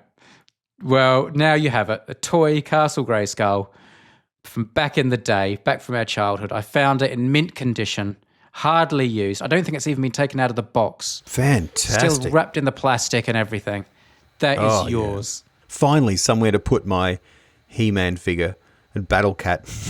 Yeah. Just been sitting on my desk up until now, and now can return to Castle Grayskull. This is cool. This is really cool. I really love it. It does look really awesome, doesn't it? Where are you going to put it? I'm not sure I can take it to work, to put it in my church office, where I do have some toys for kids to play with, but I'm not sure Castle Grayskull suits the church office. So I think it's going to be at home here. I think it's going to have a prominent place up on the shelf. That's where it's going to be. Okay. Yeah. Play with it or just look at it? Every morning I'll stand in front of it and I'll say, by the power of Grayskull, I have the power. And then switch the coffee machine on. Yeah, then switch the coffee machine on, and that's how I start my day. What a great way to start every day. I love it. So it's just like my little liturgy to get going. Oh, that's great. All right, enjoy that. Have you got something for me? I do. All right. Now, once again, this is going to be. Now open the door. And Okay, there we go. Open it. There we go. Oh, it's a bit rusty. There we go. I got it. All right. There Now we go. take out the envelope again. There we go. Okay. Now, while you're opening that, this is you'll see a signed letter from Matt Groening, who has invited you to feature as a character, as Brady Harron, on an episode of The Simpsons. Oh, that's an interesting. It's called Homer's Objectivity. And you're going to feature as a walk-on cast member in an episode of The Simpsons. That's fantastic. Isn't that cool? What am I going to do? Like, what's my role going to be? Am I going to be a goodie or a baddie? Am I going to be funny or serious? Or No, you're going to be you. You're going to be you. Like the Simpsons go on a trip to London, and they go around, and Homer wants to go to the Royal Society to, see all sorts of cool stuff, like from Isaac Newton and stuff. And he comes in, and you just happen to be there filming that day. Yeah. And so you get talking, and you show him stuff, and he accidentally sets the Principia, like Isaac Newton's book on fire and stuff. And you're there, and you like put it out, and then you head off around London, and adventures ensue. That sounds like so much fun, and what an honour to be part of such an iconic TV show. So you're on there, not just your voice playing someone else. You're like Brady Harron character. There you go. Do I get to voice myself? Yes, of course. All right. Oh wow, that's great. Do I get paid? Just to be clear, this is a gift. I had to pay a lot of money for this to happen. Okay, right.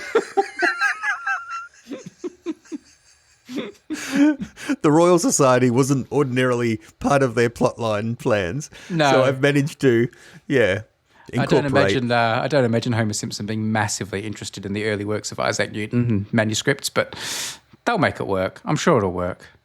Do I share any screen time with any other characters or just Homer? No, the whole family's there, but Homer's the one who just kind of, bumbles and accidentally sets it on fire and all that kind of stuff. But Lisa's the one who's really interested. She's like, I want to look at the interesting stuff, whereas, Homer wants to head off, just to the fun stuff. So, but they go there, and then you go up to Stonehenge. There's all this kind of English stuff that happens there. But I can just imagine it. Oh, what fun it will be. Do you think The Simpsons has lost its mojo? I stopped watching it years ago, but I always hear people saying it's lost its mojo, but I can't even comment. It's been so long since I engaged. Yeah, no, I haven't watched it for years and years either, but I feel like it's like a touchstone, you know what I mean? Like it's like, I know there's like American Dad and Family Guy, and they're all a little bit more nasty and, funny and biting. Humor's just become so much more edgy, so I'm sure The Simpsons now looks a bit like the Flintstones, doesn't it? It's just kind of. But I think it's witty, and I think it's the touchstone. I think it's the sort of classic one, so that's the one to be on. Whereas the others will go. This one seems to be persisting. It'd be a real honour to have yourself like Simpsons animated too, isn't it? Like that's like legitimately. I mean, you can obviously do fake ones, but to be properly animated on The Simpsons, wow, it's a pretty big honour. Thank you. There you go, man. Well, Merry Christmas. Yeah. Same to you. We'll be back same time tomorrow with more gifts in our Ultimate Fantasy Advent Calendar.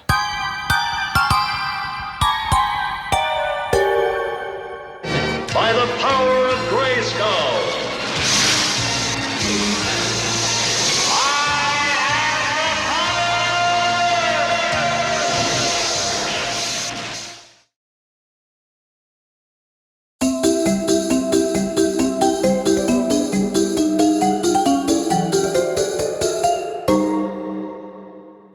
December the 10th, double figures. It's getting real now, man.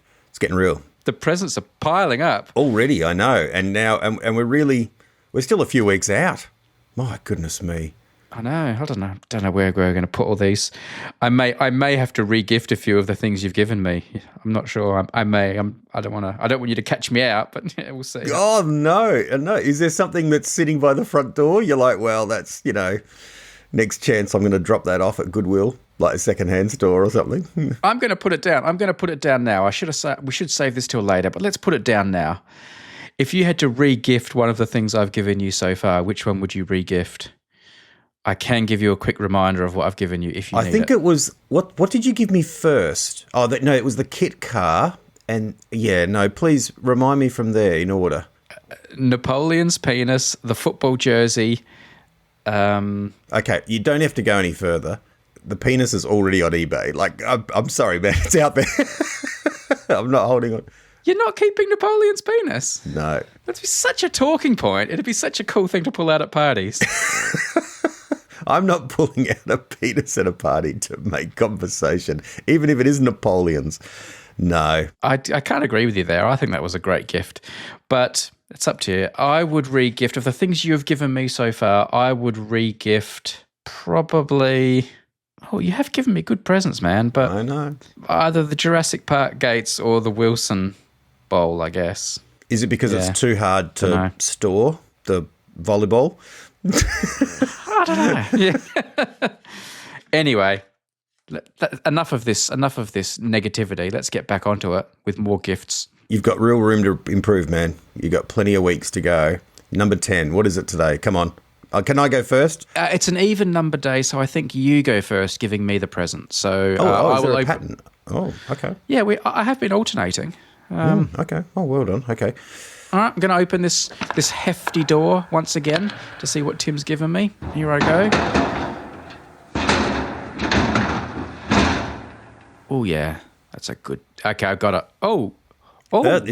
You're going to need. You may need shades. It's very shiny. It's as shiny as a national guitar. This is not just any national guitar. This is the national guitar from the cover of Brothers in Arms, the Dire Straits album. This is it. This is the one. I recognised it immediately. That it was the first album. I think it was the first album I bought as a cassette. I bought it as a cassette and played it in my little clock radio cassette player thing that I thought was the height of technology, over and over again. Reading along the lyrics in that little fold-out cassette liner they used to have where the lyrics would be written so small. There's no way I could read it now with my current eyesight. You needed a magnifying glass to read those things. Yeah. But of course, I recognise this shiny silver guitar from the cover art. It's burned into my retinas. Yeah, if you don't recognise it, you just need to throw it up into the air, and then that's how you'll get that image of it. It's up against the back. Of course, the background is the sky and clouds, and there's this shiny silver guitar. Was there any significance to the guitar? Was it one that the band used in any way, or was it just chosen because it was a shiny silver guitar? Or do you know any of the story? Or no, I really don't. It's always been in the back of my mind. The only thing I can tell you is it doesn't appear on the album. Like, there's nothing less like the Dire Straits sound than a national guitar. It's kind of the guitar that you would, like an old blues person would play with a slide, bow down, sort of from the Mississippi Badlands. Yeah, that's what it's kind of for. Mississippi Delta is shining like a national guitar. Well, that's right. Yeah. Yes. So that's a Paul Simon lyric. I know. I did get your reference. Yeah. Well, that's a really nice gift. It's an album. It's probably I probably still rate it as perhaps my favourite album because I do love all the songs on it and for sentimental reasons. And to have the guitar that is used in the cover artwork, which presumably was a real guitar. These days it would be like done with AI or digital imagery and stuff. But I'm assuming that was some kind of real photo in some way. That's a lovely thing. How did you get it? How did you obtain it? I had to bid for it, as you can imagine. I had to sell Napoleon's penis to get the money to bid for it. Okay. It's quite a lot. Mark Knopfler, right, the lead singer and guitarist of Dire Straits, is at that stage of his life that a few of those folks are coming to where they're just sort of dispensing with all the clutter in their life. They're selling guitars, they're selling them for charity, and I managed to purchase this one at an auction for charity. Being Britain's best ever selling album, it was in high demand. I had to bid quite strongly for it, but I won, and I've decided to give it to you. It holds some other record, that album as well, like the first one to sell like 1 million CDs or something, or it's got some record to do with the first to sell a certain number of a certain format. It may have been one of the first released, yes. It's around that time. In Australia, that's Whispering Jack, the album by John Farnham, the first album sort of major release on a CD, and I think it's probably being 1985, 86. I think that's probably the one for the UK. It may have been the first big million seller or something as a CD format, yes. You wouldn't sell 1 million CDs in the UK, surely. Surely not one in every 60 people bought it as a CD. It's really up there. Some people do. You forget it's very prestigious to sell a lot of records in the UK, whereas it's very lucrative to sell them in the US, where there's a heck of a lot more people, but the artists aren't as good. So, but yeah, no, it would have sold 1 million. It would have gone up there. But it's up there with like Oasis's What's the Story, Morning Glory to sell, ridiculous amount. George Michael's Faith, I think, has sold a crazy amount in the UK. Look, there is a selfish reason inside this as well. I just want to be able to. Whenever I visit your place, I'm always frustrated that I go like a week or two without a guitar. So I just like the idea that there's a guitar laying around your lounge room. And the fact that it's the national guitar from Dire Straits' cover is just like, oh, yeah, cool. But it's just nice to have something in my hands. I just thought if Mark Knopfler was doing like a big sell-off, you might have tried to get one of his old headbands or something like that. But It's just for tennis. That's right. Yeah. All right. Oh, dear. That's not a good look. Would you like a gift from me? Oh, would I? All right. Absolutely. Go on then. Let Go me get on. to the door. Hang on.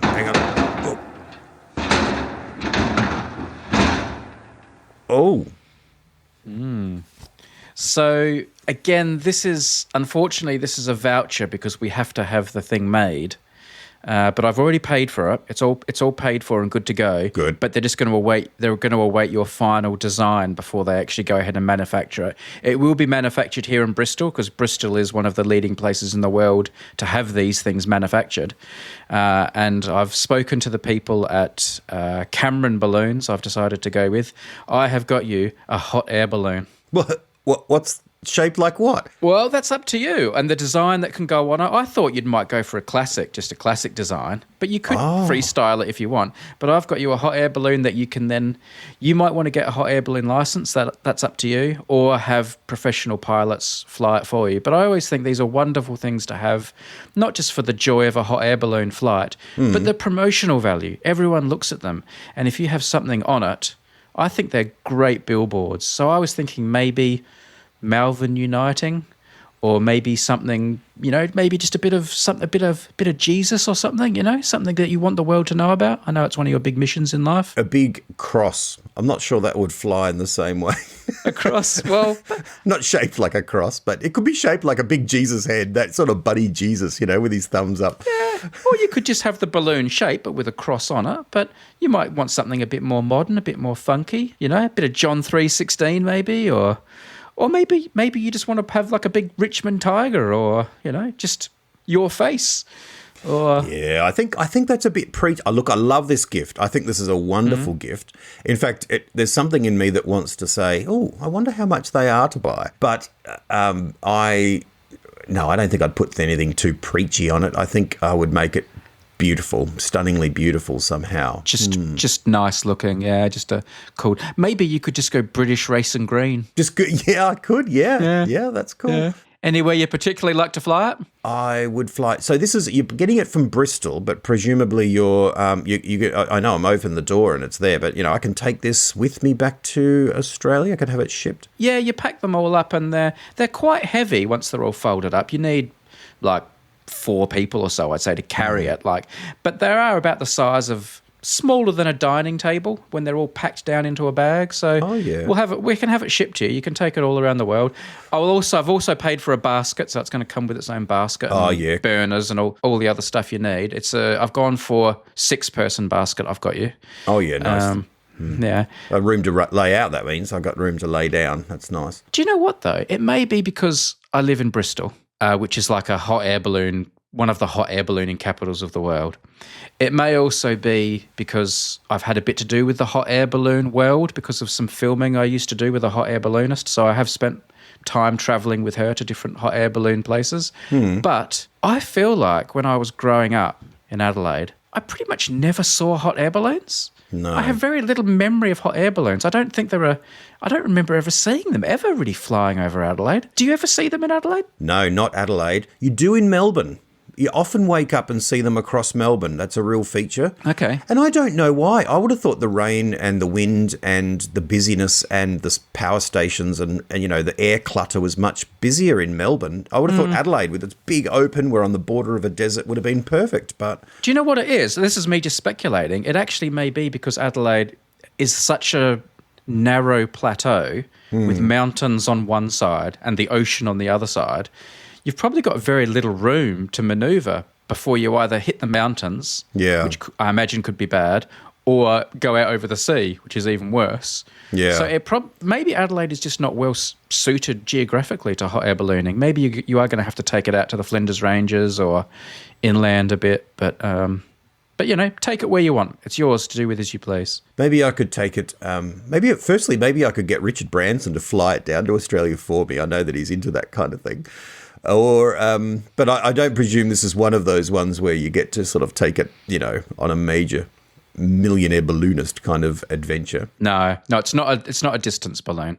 They are a different kettle of fish. But yeah, the more I think about this, I really like this gift. I really like it. Maybe because of all your gifts, it feels like it's like, oh yeah, right. Oh yeah, this is really cool. Like this is.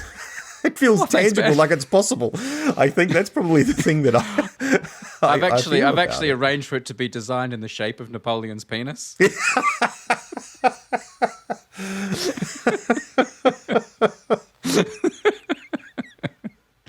Actually, that would have been a good promotion for Brothers in Arms if they'd actually had a national guitar up in the sky like that you look up and see the album cover. That would have worked really, really well if they'd thought of it.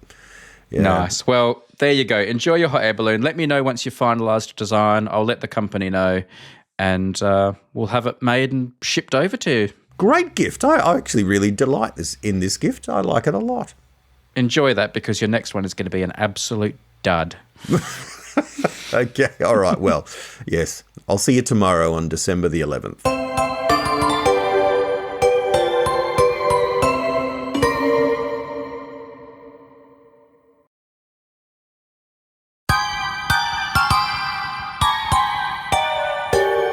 December 11. You know what that means?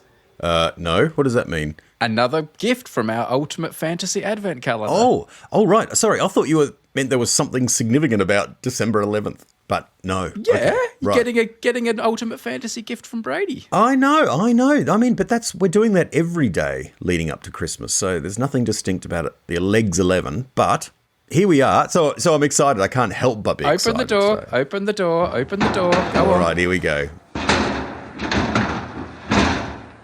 Oh, my word. Well, obviously, after receiving a hat from you, the original Indiana Jones hat, I've decided to return the favour and give you a hat of some historic import. And do you recognise this hat? No, not really. Okay, well, let me tell you what it is. This is the hat, the actual hat, the original hat worn by Molly Meldrum, the Australian music expert, on national television in Australia on the night that he introduced the premiere of Michael Jackson's music video, Remember the Time. Right. Yes. On a current affair, that was, I think, or just after a current affair. I think it was a bit later. In the evening. This was a big moment in Australia because we'd already had the black or white music video from Michael Jackson, and that which had just been a sensation. And when it was announced there was another big music video coming, I don't know. I just remember we were all just so hyped for it. Oh, totally. Yeah. It was premiered on national terrestrial television, and we all stayed up for it to watch it. And Molly Meldrum, who was kind of this he was like the doyen music expert TV personality who would interview music celebrities and all that. And he was famous for wearing these hats. That was his trademark. He'd wear these kind of... Yeah, it's kind of like a cowboy hat, isn't it? Yeah, a bit like a cowboy hat. And he would always wear it. And he came up on television and spoke for a few minutes about, here's the video, this is going to blow... He'd already seen it. This is going to blow your mind, everyone. This is amazing. Right, the clip we're about to see was put together by young Hollywood director John Singleton. It's an all-black cast, and there are some stunning visual effects. And then it was shown. And I just remember this as a big night in our lives, and I want you to have something to remember the night by, and what better thing to remember it by than Molly Meldrum's hat. But here it is, the Australian premiere of Michael Jackson with Remember the Time. This is quite an artefact. That's quite...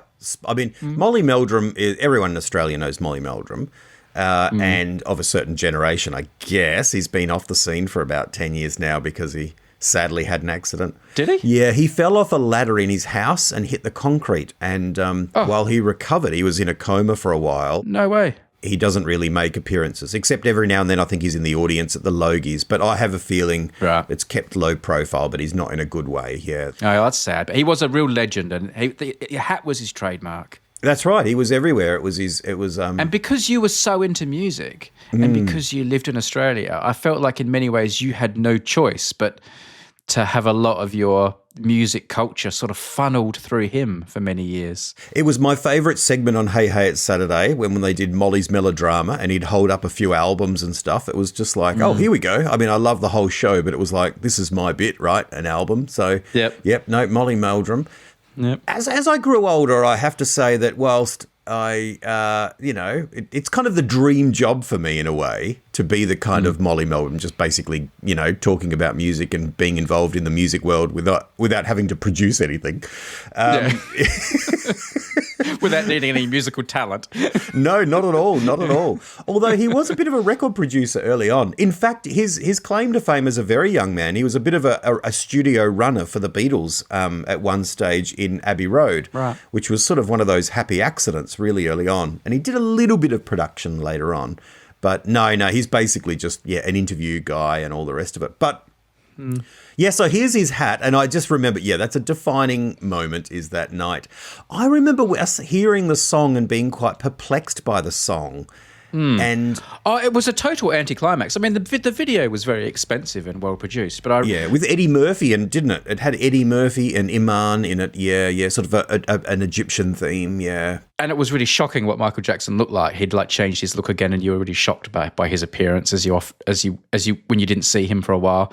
But I feel like it was the beginning of the end for music videos, though, because Black or White, I mean. It's a big call, beginning of the end. They're still a big deal. But it felt like they were like these one-off events because there was no internet and, they were these. And it was the last time I remember the premiere of a music video being this moment that stopped the nation. And I think because the song was a little bit disappointing. I think it was a bit like, it probably wasn't worth staying up to watch that. And I don't remember ever being excited like that again for a music video premiere. They know that sort of stopped being like that after that, at least to me. Yeah, that's true. It is generally regarded, that was 1991, and that year is regarded as kind of the end of the sort of massive, certainly big budget music video in that way, because that's the same year you had Guns N' Roses' November Rain, which is seen as the absolute peak, of ridiculous, over the top, massive helicopters kind of thing. And Michael Jackson was more of the special computer effects kind of thing, and that was a novel. Yeah. But that, of course, wasn't very novel after a while. Now it's just everywhere, and you look at everything and go, well, that's just AI and all the rest of it. So I do remember you coming in the next morning and us talking about it at school, and I remember you saying, look, I heard the song for a second time on the radio coming into school. And you going, I kind of get it now. I do kind of get it. And I remember going, it's no good. It's no good. But after a while, it is sort of a charming little song. It's got a little groove to it, but I wouldn't have listened to it for 20 years. No. It's never on the greatest hits albums or anything, is it? So anyway, there you go. There's the hat. You got something for me? Oh, right. Yes. Sorry. I was just all having my own little Christmas moment here, wearing the hat and looking at myself in the mirror with the hat. And I'm like, oh, gosh, I've forgotten. Yes. All right. All right, I'm going to open the doors. I want one too. Let's see. Okay, here we go. Open sesame. Pulling this bad boy open. All right. Well, Now, this is just a little card, but look closely at the card and you'll see a logo that you're very familiar with. The Lego logo. All right. Yes, of course. Yes. Now, This is something that is very rarely done, but I've managed to negotiate, and that is a voucher. I guess it's a voucher, but it's a permission, an invitation from Lego, for a bespoke Brady Harron designed Lego thing. Set. So, set. I can design my own set. You can decide what it is. Pick any object, any building, anything, any person, and they will create a Lego set for it. They'll make 5 of them. If they like the idea, they might turn them commercial, but otherwise they will make 5 of them for you. 1 for you to make, 1 for you to keep, because I know you're very big on buying Lego stuff and not making it, putting it away in your vault. Yeah. Okay. What happens to the other 3? One for Edward, and then just 2 more. Right. So Spares. This is a wonderful gift. Yeah. Wow. how big are you going to go? What are you going to have made? Your house you grew up in, your house now, Edward, like Edward, from top to bottom at this age. I need more time to think about this, right? I definitely need more time to think about this. My first instinct, though, my first thing I'm thinking of is, because they've already got the Apollo 11 moon landing set, and most of the things I love, they've kind of already got sets of, like, Star Wars thing. Because I'm so much target audience for Lego, it seems like every time they bring out a new set, it's like something I would have suggested. Right. Even now, the last 2 sets they've brought out are Willy Wonka and the Chocolate Factory and the Goonies. It's almost like they're going just through my childhood and ticking everything off the list. Yes. But one thing I would like, I don't think they've ever done this. I would love a Mount Everest, a summiting Mount Everest set. So, I mean, you probably couldn't do the whole mountain. You certainly couldn't do the whole mountain to scale. But I would love, like, Mount Everest with some kind of nod to geographic accuracy, and perhaps a little Edmund Hillary and Tenzing Norgay minifig, to be at the top that you put on there. So, like, maybe a little Mount Everest diorama or model type thing. That's my first instinct. I'd like some more time. There are other things I can think of. Obviously, the Black Stump building in Adelaide springs to mind. Oh, yes. Yes. The original Advertiser building in Adelaide. Yes. All these things, my childhood homes do occur to me as well, but I need more time. But this is a wonderful gift, and I appreciate it. I look forward to executing it. And I'm hoping I'll come up with something so good that they're going to mass produce it. Well, they do. You do have some time, but they need to know in 15 minutes. So that's the deadline. Okay. All right. So think quick. I'll go and have a think. But in the meantime, thank you very much. Thank you very much. What a wonderful gift. What a wonderful gift. Did you incline towards going for something vast or something very specific and not small, but you know what I mean? Something. Everest feels like a bit of a waste. Like, that's just a heap of brown, like a massive. Yeah, it's going to be a lot of white and grey. Although Everest does have this famous thing also called the yellow band. There's one of the stratas of rock in the geology there. The rock is a bit yellower than the rest, and it's quite a distinctive landmark when climbing Mount Everest. Near the end, you go through the yellow band. So, you could have a yellow band there, which would be a nice little nod to that. There's a couple of famous formations. There's a formation called the Hillary Step, which was a difficult little bit that Hillary and Norgay had to negotiate before they got to the summit. So you could have, the Hillary Step. So you could build in different ridges and different interesting. I mean, for an Everest enthusiast, there's a lot to work with.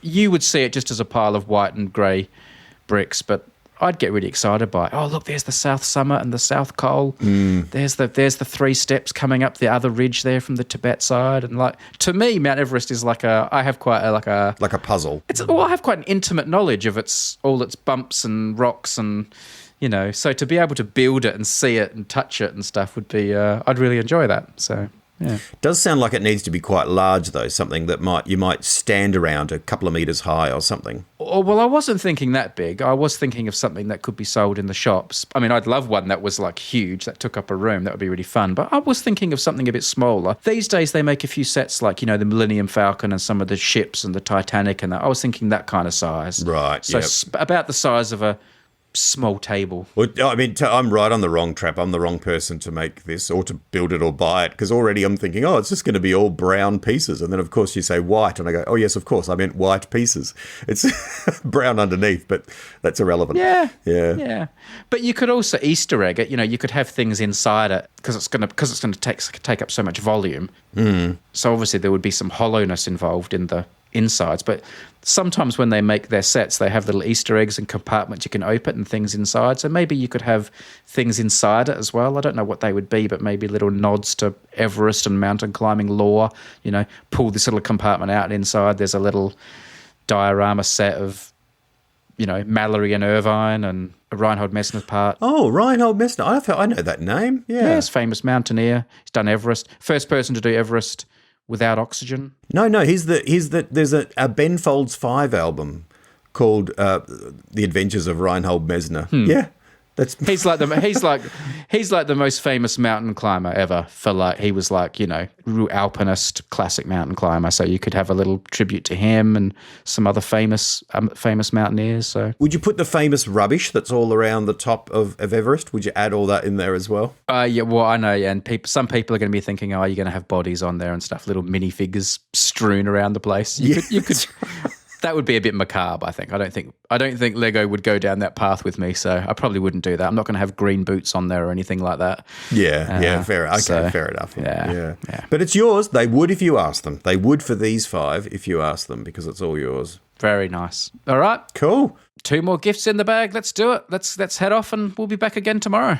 See you tomorrow.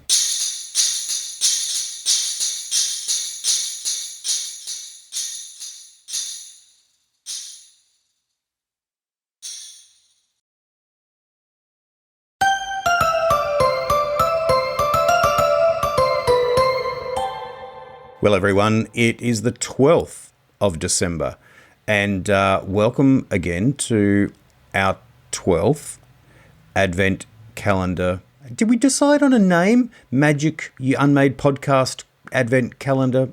Ultimate Fantasy. Ultimate Fantasy Advent Calendar. Advent Calendar, where we're giving each other Advent gifts. Well, we've stored them behind doors and we're opening them up.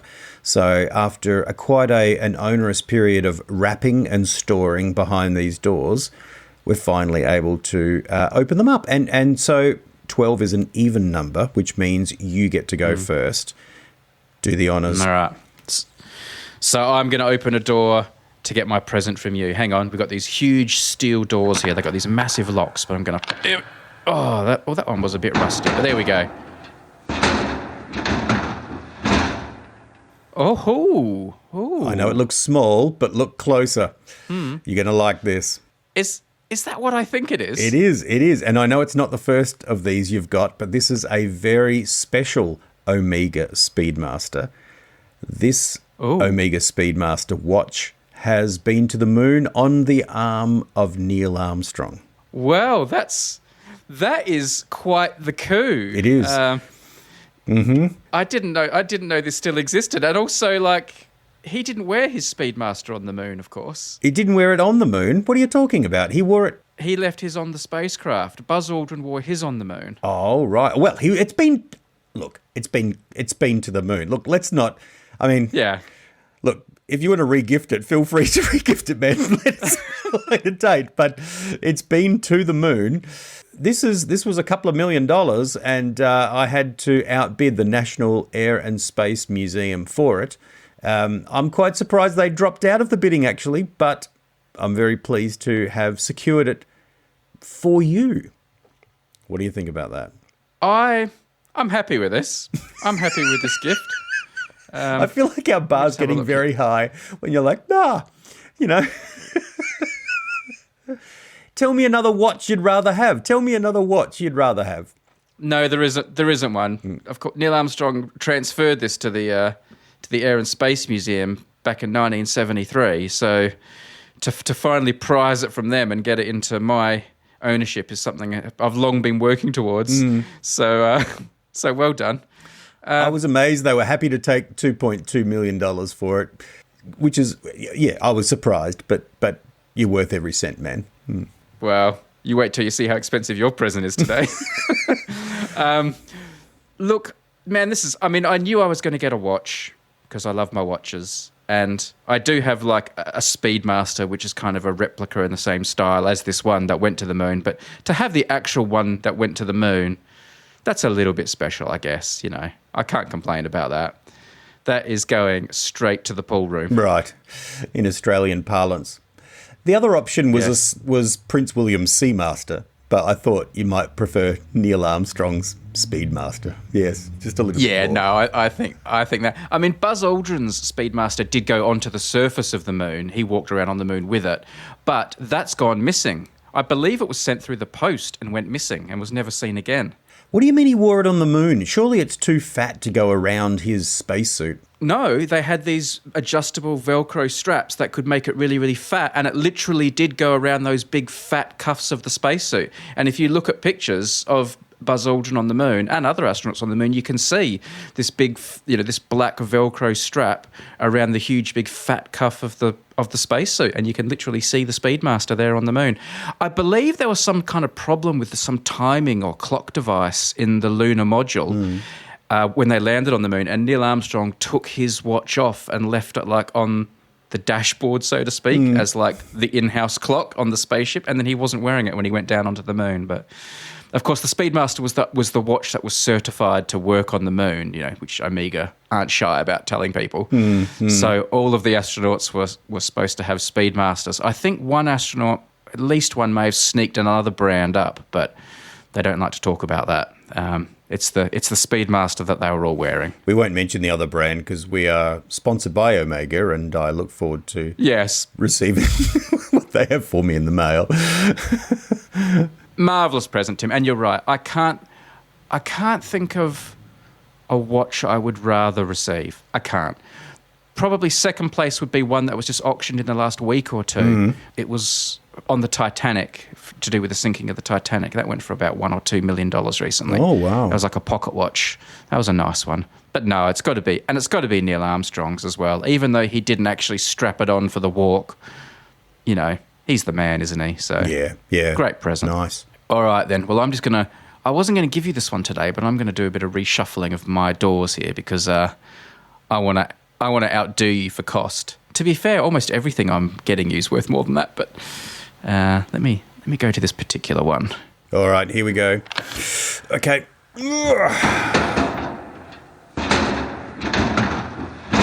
There we go. Oh. Look at that. I bet you recognise that. Isn't that massive? That is. How did you get that in there? Wow. I don't know. That's a fair question. Of course, this is a painting you will recognise. Mm-hmm. Have you ever heard of a painting called the Mona Lisa? I have heard of the Mona Lisa. That's right, yes. Yeah. Well, I haven't got you the Mona Lisa. No. I've got you the painting that sits opposite the painting the Mona Lisa's looking at. Oh, which I believe is the Wedding Feast in Cana. Is that right? It is. It's the Wedding of Cana by Paolo Veronese. I don't know how I'm sure people know better than me. This is, of course, a representation of the famous wedding at Cana from the Bible, where Jesus did a little bit of sleight of hand and turned the water into wine. This is, well, it was until I obtained it, the largest painting in the Louvre collection. Mm-hmm. And of course, it famously, and because it's so big, it has to go in a big room. And the biggest room in the gallery is the one where the Mona Lisa's kept, because they need room for all the tourists. So the Mona Lisa is actually gazing over the heads of all the tourists at the wedding of Cana on the wall opposite. It's a huge, huge painting. It's nearly 7 by 10 meters, 7 meters high, 10 meters across. It has a pictorial area of over 67 square meters, the most expansive painting in the museum's collection. You're probably wondering how I got this. So it wasn't like at the gift shop, it wasn't there sort of, as one of the many overpriced options, no? I read that it could be maybe 200 to 400 million dollars worth if it was sold. Right. But I didn't have to worry about that because, as you know, security at the Louvre's pretty lax these days, and I managed to just walk out with it. Nice. Pulled up with a truck and a ladder, did you? Walked up, wasn't walked not down. easy with a painting that's 10 metres across, but I managed to slip it under the coat. There's something about walking out with something so large that people assume, well, I guess he's authorised, because no one would be too that audacious, would they? So there you go. No, who's going to steal the wedding of Cana? Well, I did for Tim. Fantastic.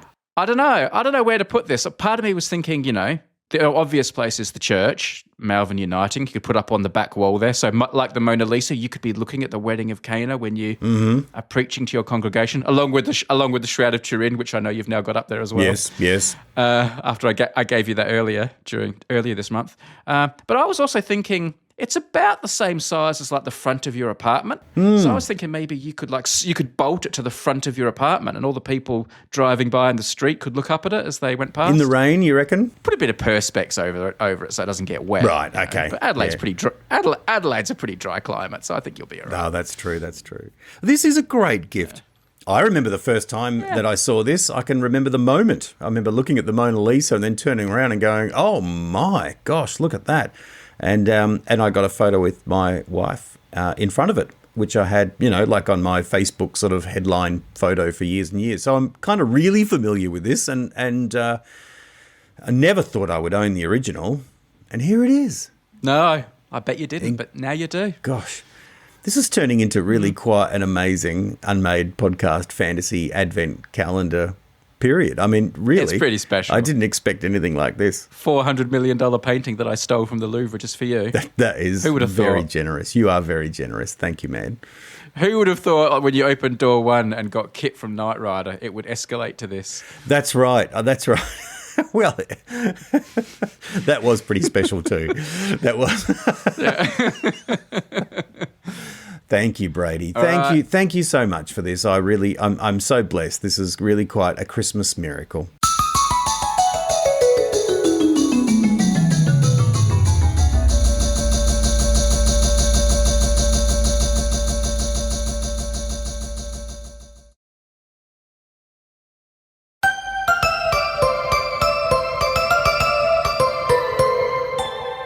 December 13, unlucky for some, but not us when we're opening doors on our Ultimate Fantasy Advent Christmas calendar.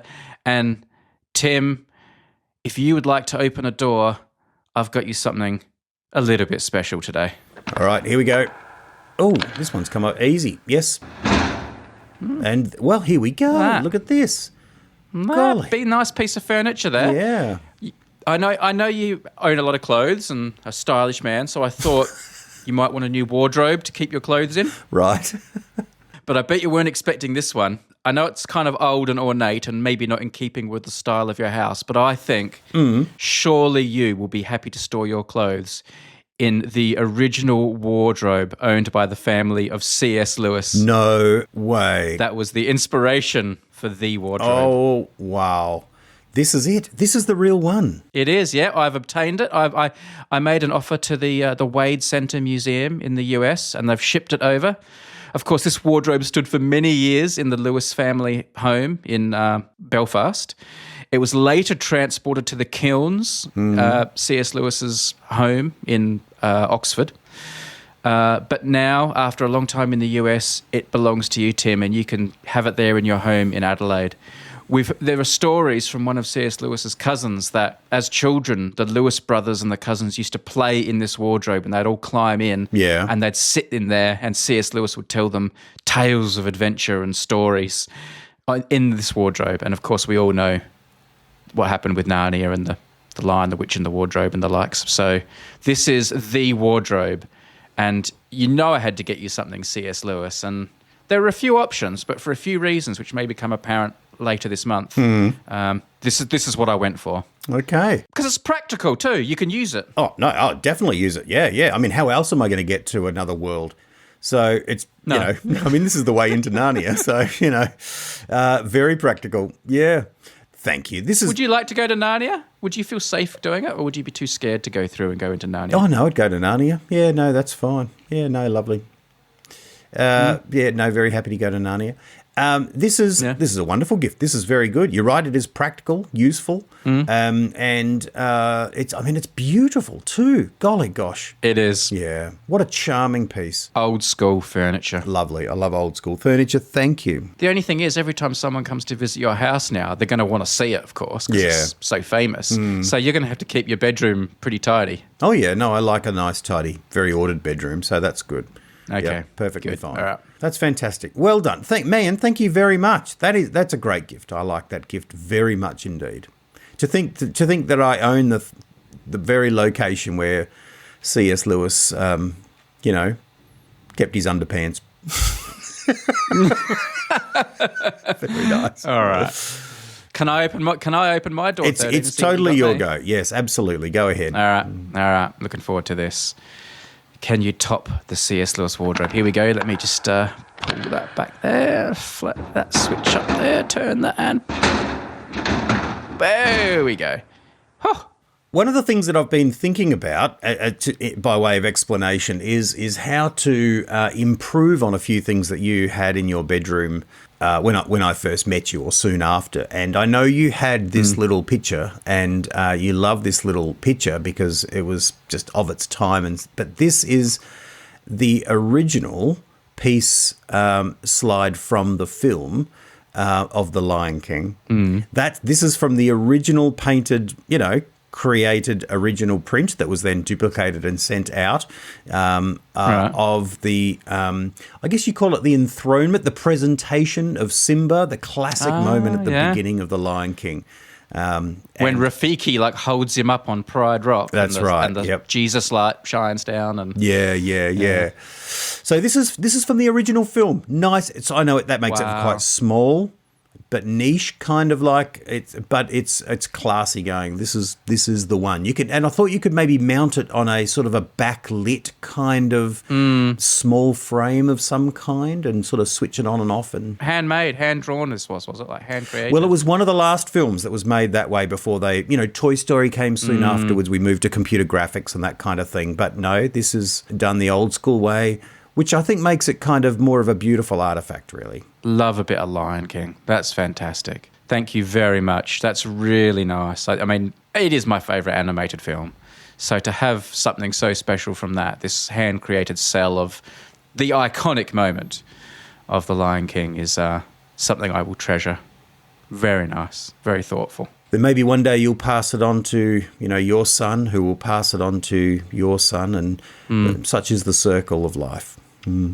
Such it is. I'm sure Edward will inherit this cell one day when I fall off into a ravine and get trampled by wildebeest. That's right. He will take it. And when you die, you become the grass, and antelopes eat the grass. And so it is. In the circle it would of be life. my pleasure to be eaten by an antelope. Oh, there we go. Wow, All right. golly.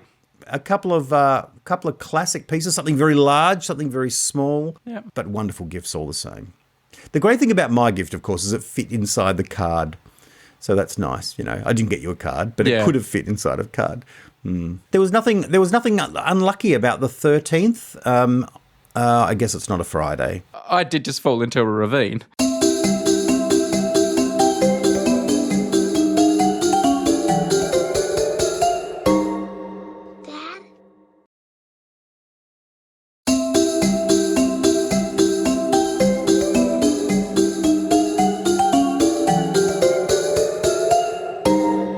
All right, it's December 14, and we're opening some more doors on our Unmade Podcast Fantasy Advent Calendar. Ultimate Fantasy. By the end of...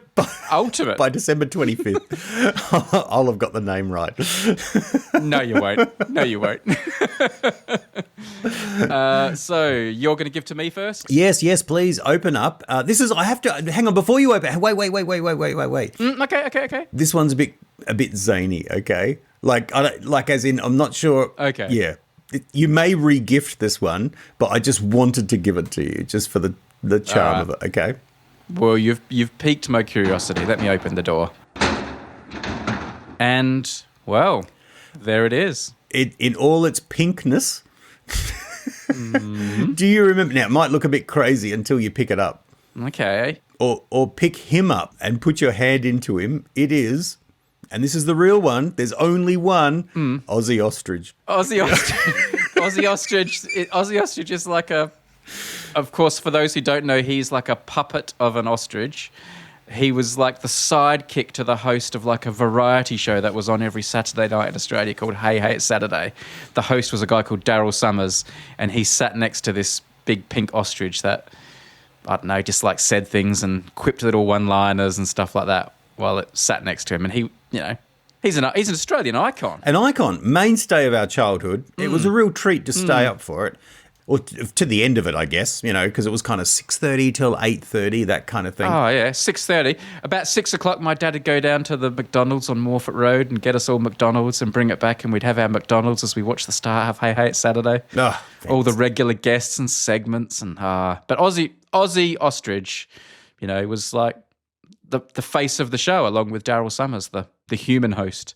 The funny thing about Ozzy Ostrich at the time is you really did suspend belief. You didn't watch the show going, oh, the puppet said this now. It was just like they were there because they would chat to one another and talk, and he would talk to the guests. And so like Tom Cruise or Clint Eastwood would come out and be interviewed on the show, and Ozzy would be like making, asking questions as well. And it was all so natural. So I thought this is an iconic piece of Australian television.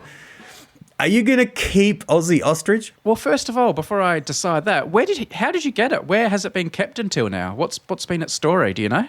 Well, the puppeteer, the person behind Ozzy Ostrich, Mr. Carroll, died.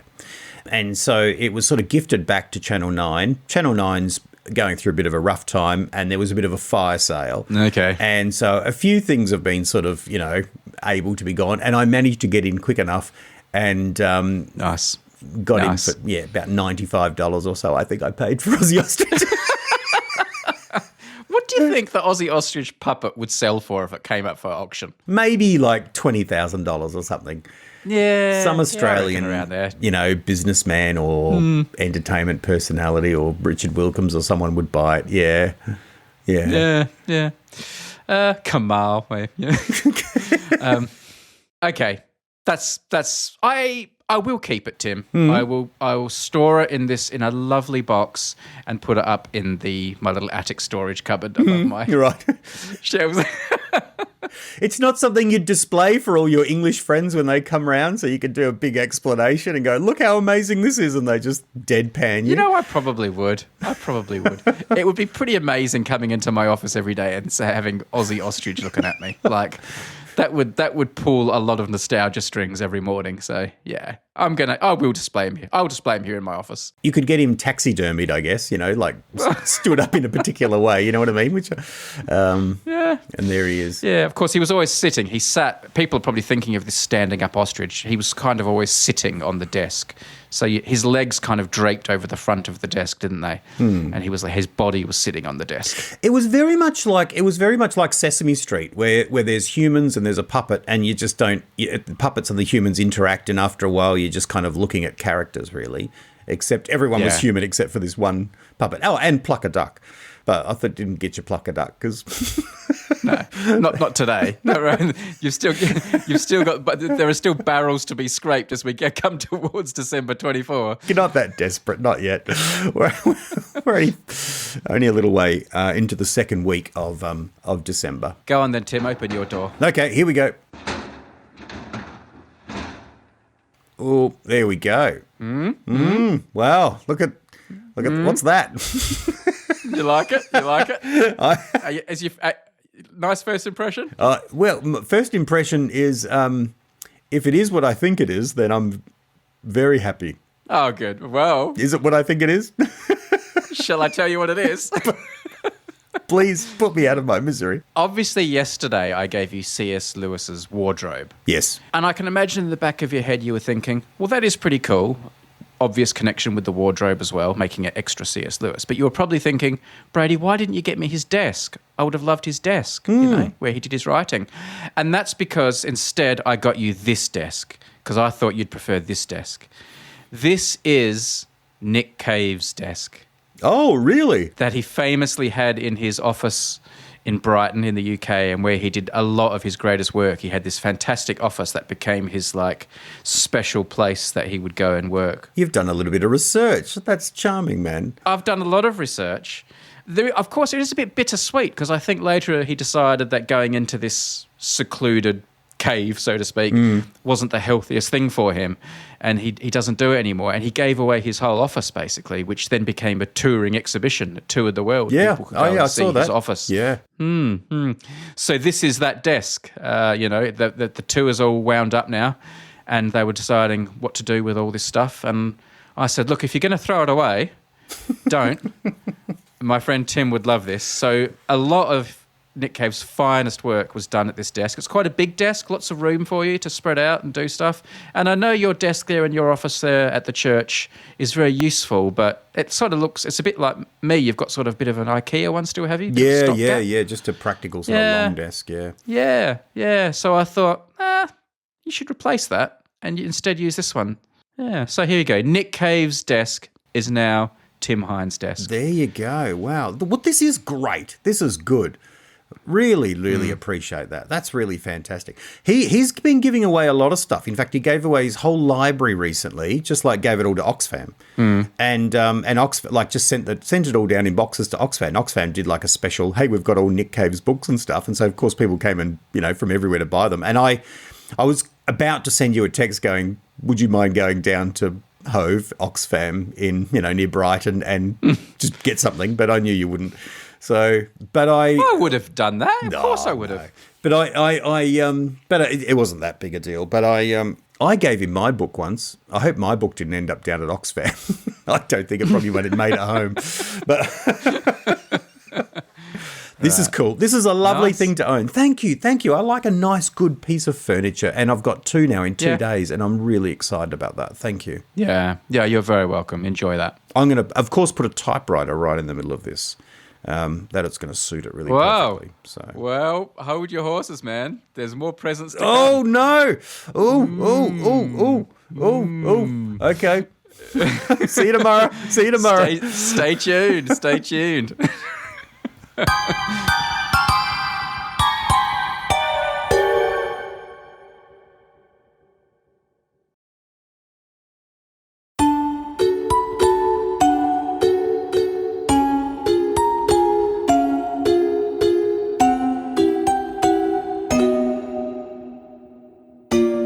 December 15. We're closing in on Christmas. It's time for another gift.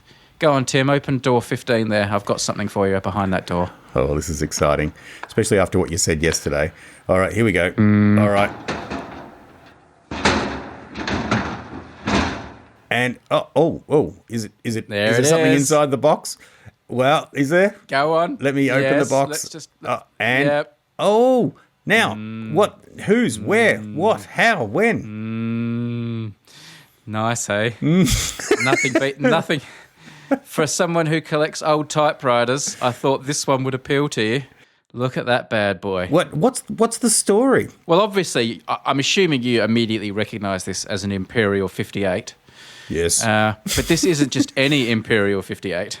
I managed to enter into some long and protracted negotiations with the Imperial War Museum here in the UK. They were reluctant to let it go, but when I told them how much you liked typewriters and I explained the whole Advent calendar thing, they said, yeah, fair enough, we'll make an exception. And they've parted with it so that Tim can own it. This is an Imperial 58 typewriter used by none other than Winston Churchill. Wow. This was his typewriter that he banged out many of his most important documents and speeches during World War II. For years now, it's been on display in the Churchill War Rooms in London. Yes, I've seen it there. I've seen it before. I knew I'd seen it before. Wow. Yeah, well, now it's yours. Now it's your typewriter to do with as you will. You can display it if you like as a museum piece yourself, or get some new ribbons and ink and stuff, and maybe you could start banging out a few sermons on it. Maybe I could. Nice. Wow.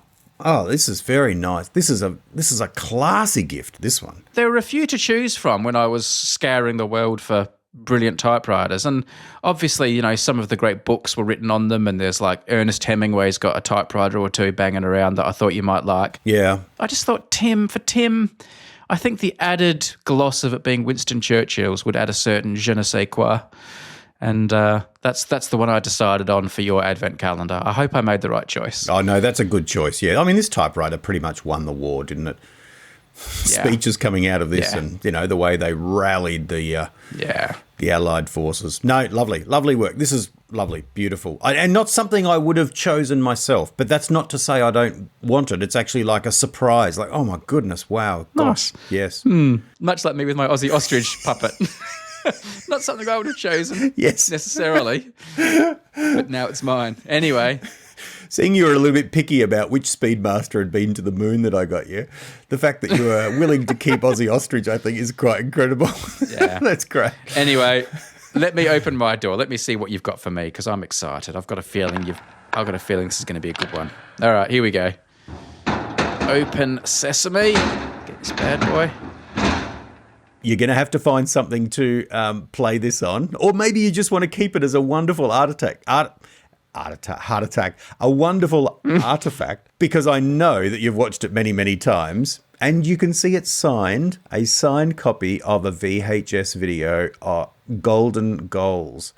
Oh, so this was a VHS compilation that had all the great goals scored in the World Cups up to, I think it was between 66 and 1986, because there was no World Cups after 86 when this video was made. Right. Yeah, and I used to watch it again. I heard about it from a friend at school, and then I saw it in a supermarket and convinced my mum to buy it, and I would watch it over and over and over again. And it's why I have an almost encyclopedic knowledge of all World Cups between 1966 and 1986. Yeah. I know everything. I would watch it over and over. Some fantastic goals. You said it was autographed. I hope it's autographed by who I think would have autographed it. Like Indeed. the best person to autograph it. Indeed it is. His picture's on the front, and he scored the great goal that both started and concludes the video. Is it him? Is that who I think has signed it? Mm-hmm. The very same. Oh, is that? Hang on. There are 2 signatures on it. Oh, are there? Wow. Maybe it was Yes. already signed when I got it, and then Yes. I've got. This has been signed by Maradona, Diego Maradona, and Pele. Oh, see, I thought that was Madonna. I thought she'd signed the wrong thing, and I wasn't going to highlight that, and I was just going to point out the Pele one, but no. I have to say, if I took home a copy of Golden Goals and it was autographed by Madonna, that would be a winner for both me and my wife, Yes, who is a indeed. massive Madonna fan. So she would be well excited by a video signed by Madonna. If you didn't want it, I was going to put it in her fantasy advent calendar. But no, that is a great relief that it's Maradona. That would actually mean it's worth more then, surely, than if it was Madonna. No, that's fantastic. Thank you very much. I'm very pleased with that. I'm not going to risk playing it and ruining the breaking the tape.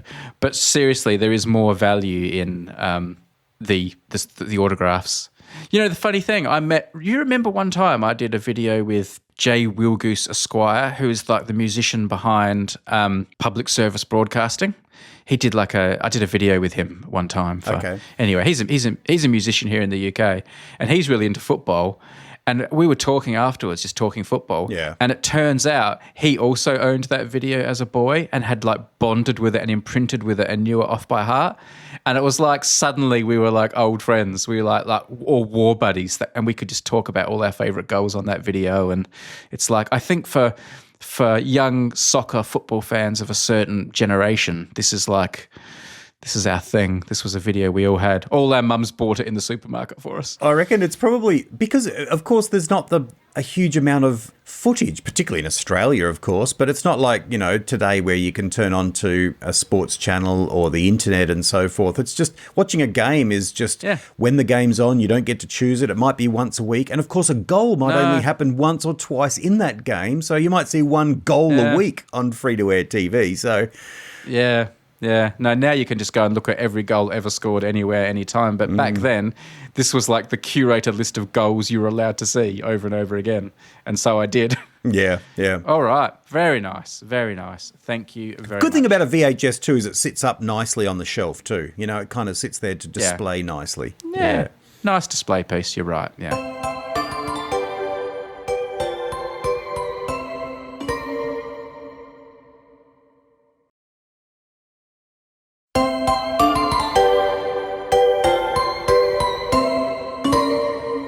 December 16. Here we are. Here we are, man. And a Merry Christmas again to you. Merry Christmas. Every day we do this. Can I tell you something interesting? I was speaking to my wife, Kylie, before recording this episode. Good. And I said to her, give me an idea, something to get Tim. What do you think I should get Tim for the fantasy advent calendar? Explained how it all works. And she said, oh, okay, let me think. Her first suggestion, she said, have you got him anything KFC related? And I said, yes, of course. So then she sort of started thinking a bit more and she said, how about the Shroud of Turin? And I said, already got it for him. And then she said, oh, how about a recording session at Abbey Road? And I said, already got Already it for got- him. Everything she was suggesting, I'd already got. I'm surprised she didn't suggest Napoleon's penis, but like it shows how on the money I am, or how predictable you are, or how much my wife and I think alike. But she was just suggesting gift after gift that I'd already gotten you. Oh, wow. Well, that's convenient if you ever go shopping for me, I guess. You're not going to be fighting. He'd like this. No, he'd like this. He doesn't like that. You don't know him like I know him. I mean, I can see you guys just... I know him better than you. We were in total agreement. Our Tim synergy. She's like, what about something Nick Cave? Already got it. Everything she came up with. But first, it's time for you to give me a present. Yes, indeed it is. Shall I open this big cumbersome door? Go for it. Here we go. Jiggle, jiggle, jiggle. There we go. What have we here? I'm surprised you couldn't hear it purring. Right. This is, look, if we can get it out and you can hop in. This is a 1965 Mustang. For those listening, it's a beautiful yellow, which might seem like an unusual colour, unless you were watching closely when Brandon Walsh bought his first car on 90210. This is his Mustang. I don't remember that. I have to say, if you were going to get me a yellow first car, I wouldn't have minded Daniel LaRusso's yellow car that he got from Mr. Miyagi in Karate Kid. Oh, right. Okay. Well, you know, That would have gone down to... But I thought the cliche present would have been the DeLorean. You know, everyone seems to be on about Back to the Future. I'm so sick of Back to the Future and Back to the Future reunions, and they've got back together, and now there's a stage show, and I've bought a DeLorean, and this rich guy's got a bullet. It's like, no, I never want to see another DeLorean in my life. This is what you need, a 1965 Mustang from 90210. yeah, nice. And you know, related to my spiritual brother, Brandon Walsh, played by Jason Priestley. Yeah. Wow. Nice. What a nice car, too. Don't you remember that he saves up for this? He works at the Peach Pit and he gets money and gets his own car. Yeah. But he doesn't get it checked out. And so it breaks down in the middle of the road. And so he's, you know, Dad's not very happy with him for not having it checked out beforehand. And so Brandon learns a little life lesson there. And Right. And now I've got the lemon instead. no, it's not a lemon. It's a beautiful car. It's just that it, you know, needed a little bit of work and gets fixed up. All right. But yeah, Wow.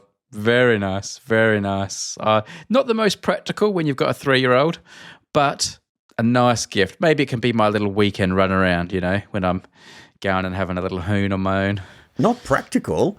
Man, give him 15 years and he'll be pulling chicks with this car like you wouldn't believe. He'll be Yeah, good point. Good point.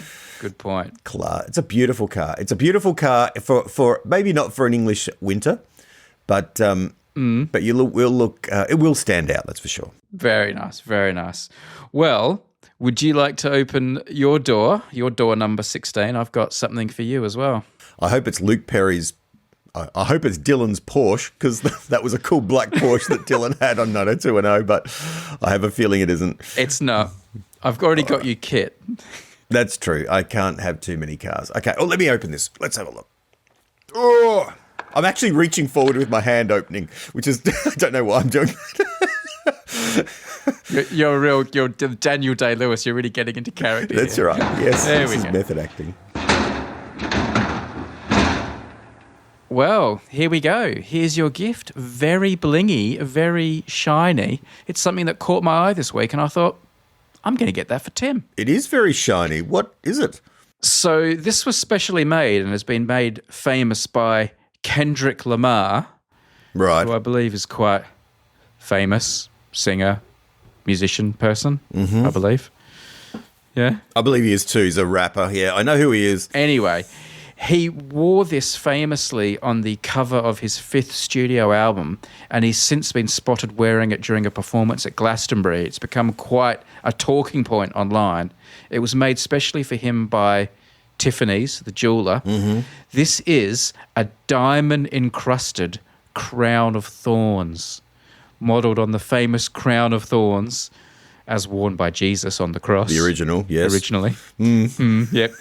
He made it cool before anyone else. Because, I always like getting you something a little bit religious iconography, something Jesus. And other than the cross itself, what's more Jesus than the crown of thorns? Yeah. And yet also something that's in, zeitgeist and popular culture and music. And so I thought, I'm getting you this. Wow. It was designed over the course of 10 months. Yeah. It features 8,000 cobblestone micropave diamonds. Nice. Just as I like it. 137 carats worth. It weighs 200 grams. It required more than 1,300 hours of work by 4 craftsmen to hand set the diamonds. And I just thought, I'm getting it. I'm getting it for Tim. So I called up Kendrick Lamar's people. I said, look, I know you like it. I know you wear it. I know it's become very associated with you. But, I want something nice for day 16 on the calendar for Tim. And he said, all right, Brady. I've always been an Unmade fan. Yeah. It's the least I can do. Least I can do for Tim. Wow. So now it's yours. Can you imagine getting up the front of Malvern Uniting like at Easter and giving your Easter sermon wearing this diamond-encrusted crown of thorns from Tiffany's? Well, that's a statement piece. It is. It certainly is a statement piece. Well, it's fascinating and it's wonderful. It's an incredible gift. Thank you. I'm not sure what I think about it. I don't know. Yeah, I don't know what the message is. I don't know what the messaging is here. I guess people have worn crosses for years and years and, diamond crosses and so forth. This is going to the next level, isn't it? So the symbolism of the crown of thorns at the crucifixion presumably is it was something else to hurt him and make him suffer, but it was sort of riffing on, you think you're a king or a prince. That's right. Well, yeah. Here's your crown. Right. So it was being a bit kind of, I don't know, Well, it's mocking him, actually, really. Putting a purple robe and putting a crown on him. Oh, here you are, you're a king, and then he's a failure. And so there's great shame that's going on. Okay. So I'm not offended. It's not offensive or blasphemous. I guess some people might find it that way. I don't find it that way. I do. I think it is. I don't know what the messaging. Yeah, it is confused messaging, though, isn't it? Like it doesn't.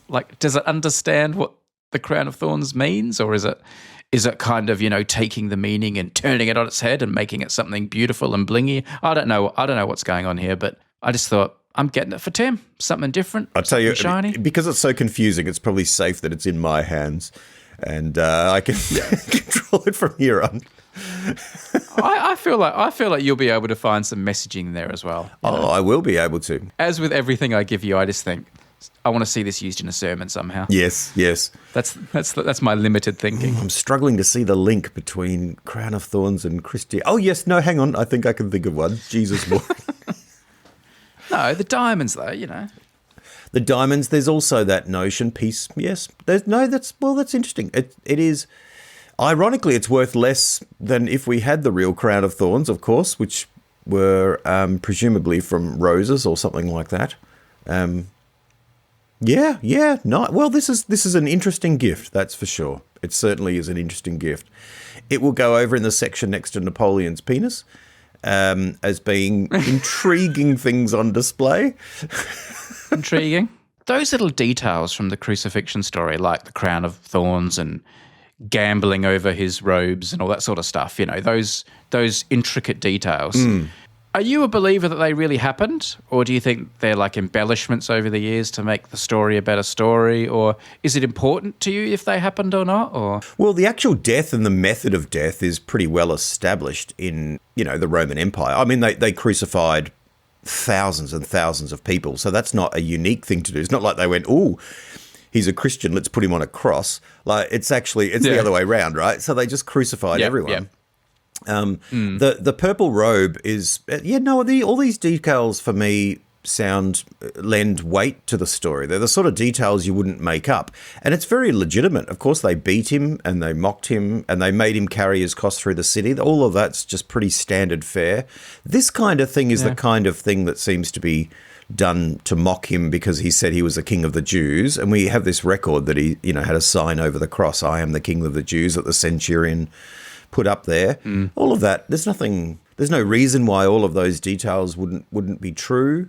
If anything, it lends, if you were to say, "Oh, this was added later," it would just make it a more shameful event. Like the great thing about the cross is that it's an absolute utter failure, like it's like, well, here's this king apparently, and he's been slaughtered and shamed, stripped naked and died. That's the kind of ironic, beautiful thing about it. So yeah, I'd say all those things were true. Can I ask you another question about religion and Jesus that I was thinking about today? I don't know if this is the forum, but nope, just one per day. Just one. There's another question behind tomorrow's door. I was thinking this morning about like babies and little children, right? And how sometimes they don't sleep well at night and they cry or they poo their pants and make a mess and all the things babies do. And then I was thinking, would baby Jesus have done all that stuff, or would he have been like this perfect child that was just a joy to bring up? And I'm sure you're going to say to me, no, he would have been a normal kid because he was sent down to have a normal human life. But he was also, a version of God, and he was able to, when he wanted to, call upon the wisdom of God and call upon miracles. So he did have access to these superpowers. So could the superpowers have been imbued with him when he was in baby form as well? Basically, I'm asking, what kind of baby would Jesus have been? A very Christmassy question. In every way, I think it's really important to understand that Jesus is not like Superman. There's this Greek heresy early on called docetism, and this is the idea that Jesus is kind of like Superman. That is, he's like got superpowers, but when he was, in the early parts of Superman, he's a baby, but he lifts a car up. It's like, oh, how did I do that? That's not what we're talking about. We're talking about someone fully human and fully man. And so miracles that occur in adulthood occur because of people's faith and his power, but it's not like, oh my goodness, I can, turn my cereal into KFC. How did that happen? It's not that kind of power. But he did. But he turned water into wine. He did do super things. Yes. In a particular circumstances, for like on purpose, for a particular reason, in a particular context. It's not like, oh my goodness, now I can fly or anything like that. It's not like he had these powers that were somehow that he had to learn to control. They were things that he deliberately did as a choice, and I doubt he did them as a child. I think they were things.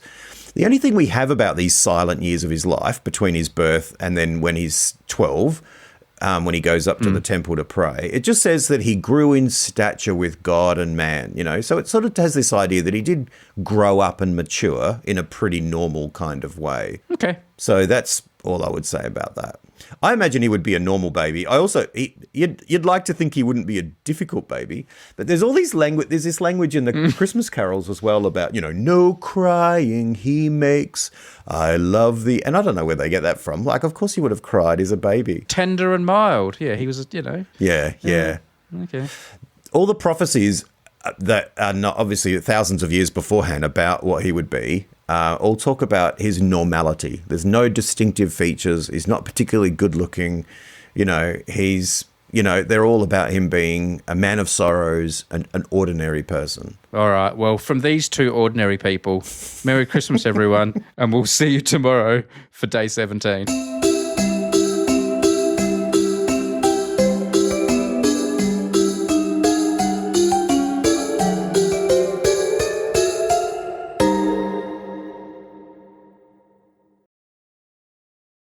Five golden rings.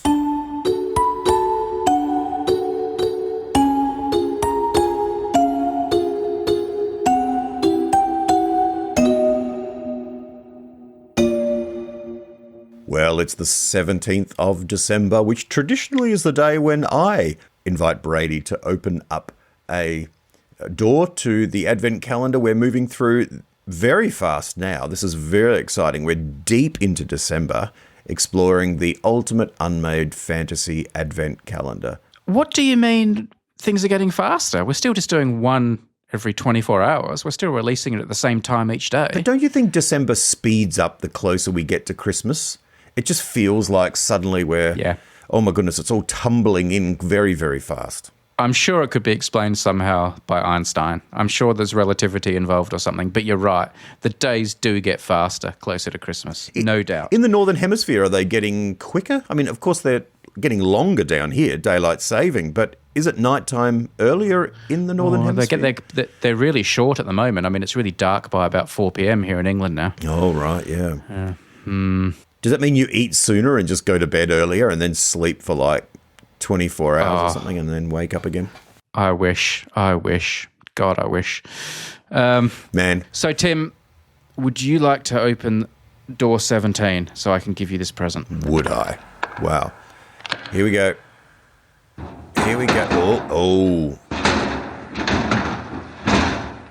Oh, wow. Now, I'm going to upset a few people here. We're going to lose a few listeners. Oh, no. Because I'm going to talk about the thing you must never talk about on a podcast. Oh, dear. Or on the internet or on social media or anywhere. I'm going to talk about artificial intelligence. Oh, no. ChatGPT. Why is that something we can't talk about? Why is that? Shh, man. Shh. We can't talk about it because people get really upset. Oh, right. Okay. All right. Yeah, okay. I'll keep it quiet. Yep. So I decided, because sometimes I'm just curious about what will happen, I decided to ask ChatGPT, what should I get Tim Hine from the internet for Christmas? Oh, wow. And we had a bit of a chat about it, me and Chat. Mm-hmm.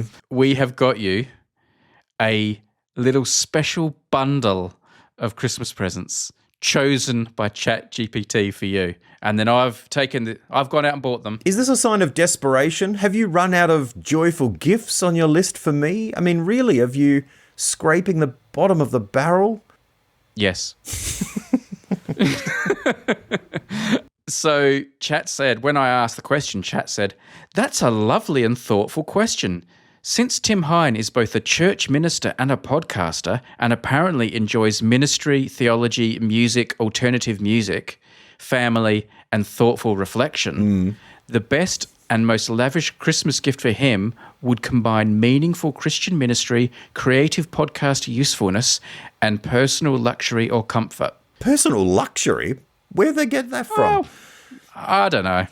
Just because I have a diamond-encrusted crown of thorns from... doesn't mean I like luxury. So here's your bundle. You can see it's been thoughtfully all packaged up there. Yeah. Let's take these things out one at a time. There are 1, 2, 3, 4, 5, 6 items in it. The first item is a Shure MV7i smart microphone and interface. Oh, right. These are good microphones. This is quite similar to the microphone I use, actually, and it may be the same one, I'm not sure. But it's the premium microphone and built-in audio interface for podcasting, music, and interviews.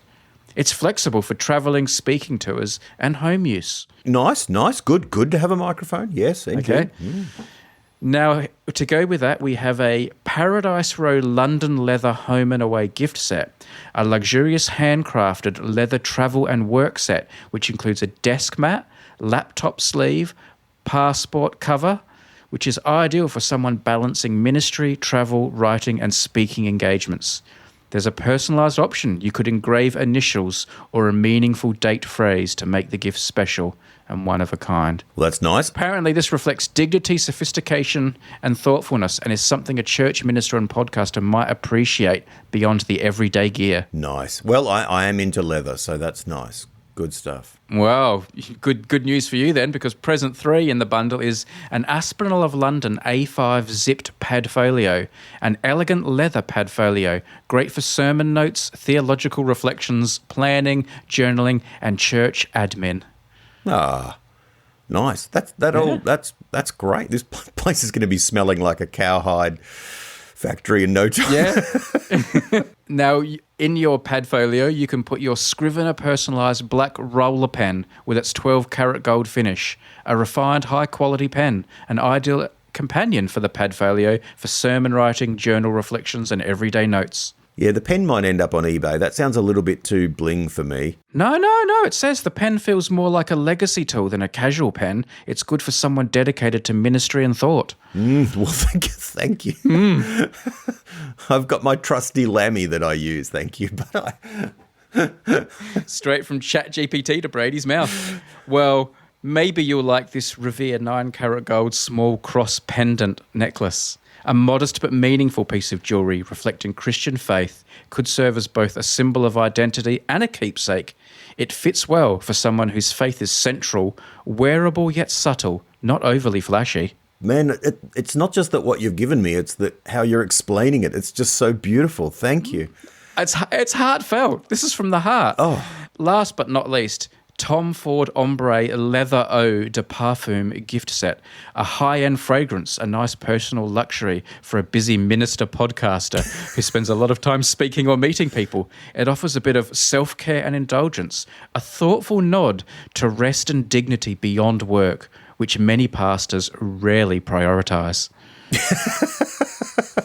So I'm going to rest more if I'm wearing a little bit of Tom Ford fragrance. Is that right? Yeah. Oh, yeah. golly. And ombre leather. I don't know whether the perfume smells like leather or it comes in a leather case, but I think it might be the smell. So we're really doubling down on that smell of leather. That's right. This is going to be an episode of Yellowstone right here in my office.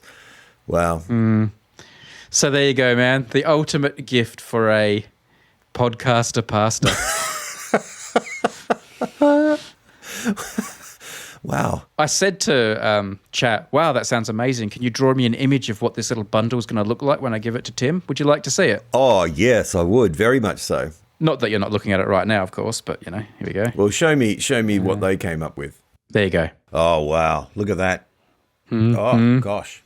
So it's black. When you said leather, I always imagined brown. I mean, what I'm looking at here is brown, but this is a black representation. That doesn't match the gift in front of me. It's a bit more, the chat's got a bit more corporate and a bit more, not quite the look I was going for. But there we go. There you go. The Shure mic is nice. That's great. Oh, look, this is all lovely. Well done, man. We'll see about the fragrance. Well, I mean, that's a whole other thing. It's the thought that counts, and I thought to ask chat. You did. You thought, I'm not going to think about this anymore. I'm going to pull it together. No, okay, lovely. Thank you, man. That's yours. Thank you. Can I get a present from you now? Would you like this? Or would... I'm going to open the door and see what you've got me. I'm sure you've put a lot more thought into it. Here I go. And... Now, you may have seen this online, and I know this is very on brand, but you couldn't afford to do it yourself, and so I've managed to get it from someone who could afford to pull it together. All of this is Bill Gates's periodic table wall. Ah, incredible. Yes. I know people who make these. In fact, I think I know the person who made Bill Gates's. Oh, really? Okay. So yes, I know a guy who runs a company that makes these things. These are these installations you can get of a periodic table where each position on the table, which could be like a recessed little box or something, contains an actual sample of the element itself. And Bill Gates famously has a very big and impressive one outside his office. I know some people who've met Bill Gates and have seen this in real life. I didn't know someone else made them. I may have got it cheaper. This one I obtained. It was up in sadly the divorce settlement between Bill and Melinda Gates. This came onto the market, and okay, it was one of those, who gets it? And then I said, well, look, I'll take it. And that seemed to settle things and help negotiations move forward. There's 118 elements, and they're all real physical samples of everything except some of the unstable radioactive kind of materials, which are represented by a card. But wow. There you go. Are you going to have this built into your house somehow, or where are you going to put it? I think it will have to go here in my office. I don't think Carly would have it in the house. Right. But I'll put it here on a wall in my office. I've got a bit of room. Move a few things around. I'll fit it in. This is a really nice gift, man. I really enjoy this. I would get a lot of pleasure from this, and I would enjoy having my visitors around and showing them as well. I think that's what Bill Gates loves about his is people just stop and look at it, and it's a real talking piece. Yeah. I don't think he uses it for science education purposes, man. No, I don't think that's the reason. No. Or like if he needs like elements to like build microchips and stuff. Yeah, or just remind himself as a reference tool. Yeah. what's number 12 again? Let me go out into my foyer. Yeah. Or quick, we're building a new computer and I need some silicon. That's okay. I've got some over there in my office. That's right. That's right. Yeah. If I assume everyone would be aware that you did a whole series on the periodic table of videos. It was sort of one of your first big projects, wasn't it? Filming it was an engagement with each of the elements on the periodic table. Yes, kind of a big deal. I forgot that most people probably don't know that I do that. They just think that I sit here and talk crap with you. I didn't mean most people. Some people may never have gone and watched it. Yeah. I think we've reached a point where it's quite possible more people don't know that I do those videos than do. So thank you for reminding me to remind them that I have this special connection with the periodic table because I make lots of videos about elements. This was one of the first things you did, and then I know you went back and refilmed some of the elements and updated them. Is that like an ongoing project, man, or is it ongoing, and it's a very long, eternal process. So we did all 118 elements in the space of something like 6 weeks or something. Yeah. So some of them were very short, brief, cursory videos. Some of them are less than a minute long. And then the channel kind of blew up and became very popular and famous. And then we were like, oh, okay, well, let's do really proper, big, elaborate videos about each element. And we just slowly do that at the moment at a much more leisurely pace. But the new videos are very detailed and a lot more interesting than the original. So yeah, I am, as I speak to you now, tomorrow I am going to Nottingham. I'm meeting with Professor Polyakov, and we are making a whole new video about the element gadolinium. We are updating our gadolinium video. We're filming it tomorrow. I don't know when the actual video will be published, but yeah, as we speak, I'm going through and doing them all again and again. My life is a journey through the periodic table. And that is why this is a wonderful gift. Well, and certainly I'm sure at some stage this wall will feature in those videos. How awesome to be able to run your finger along and point and go, today, here we are, girls and boys. You know, let me show you something. Let me show you something on the shelf behind me that you can actually see, but I'm going to go and get it for you. Yeah. I kind of already have one, Tim, but you can buy these quite cheap on Amazon. Here's a little mini one I have it's a block of Perspex. Oh, yeah. And inside, with each element, you can see there is a tiny, tiny speck of each element embedded in the Perspex. So it is one of these, it's three-dimensional, see it? Yep. Yeah, no, I see that. Periodic. That's like a little mini version of the present I bought you. Yeah. It is, and I'm also a bit skeptical about some of the elements in there that they're legit, but that's a whole other story. Right. But just to show how much I love the idea of this, here's a mini one. But now you've got me this big granddaddy one. I'm over the moon. That's great. Man, when you're filming new versions, when you've got something that's so popular and then you're effectively replacing that video with a new video, don't you think people feel a connection? Or is the idea to get more views because people are, hey, come and now watch the new version of this? I think the project's been around so long that most people may be unaware of them or realise that they're very outdated and old. And I think people, the impression I get from the comments and how people react is, oh, great to finally see you. Great to see you finally got around to updating this one. Right. Can't wait to see what you update next. So I think people get that it kind of blew up on us and now we're just methodically doing them all again. So you're not viewed like George Lucas going back to Star Wars and tinkering and making little improvements and everyone hates them. No? Okay. No. Yeah, it's more like I made a TikTok and people are now saying, wow, you should make a motion picture about that. Oh, okay, sure. Yeah, right. Well, that's great. Thank you, Tim, for that lovely present.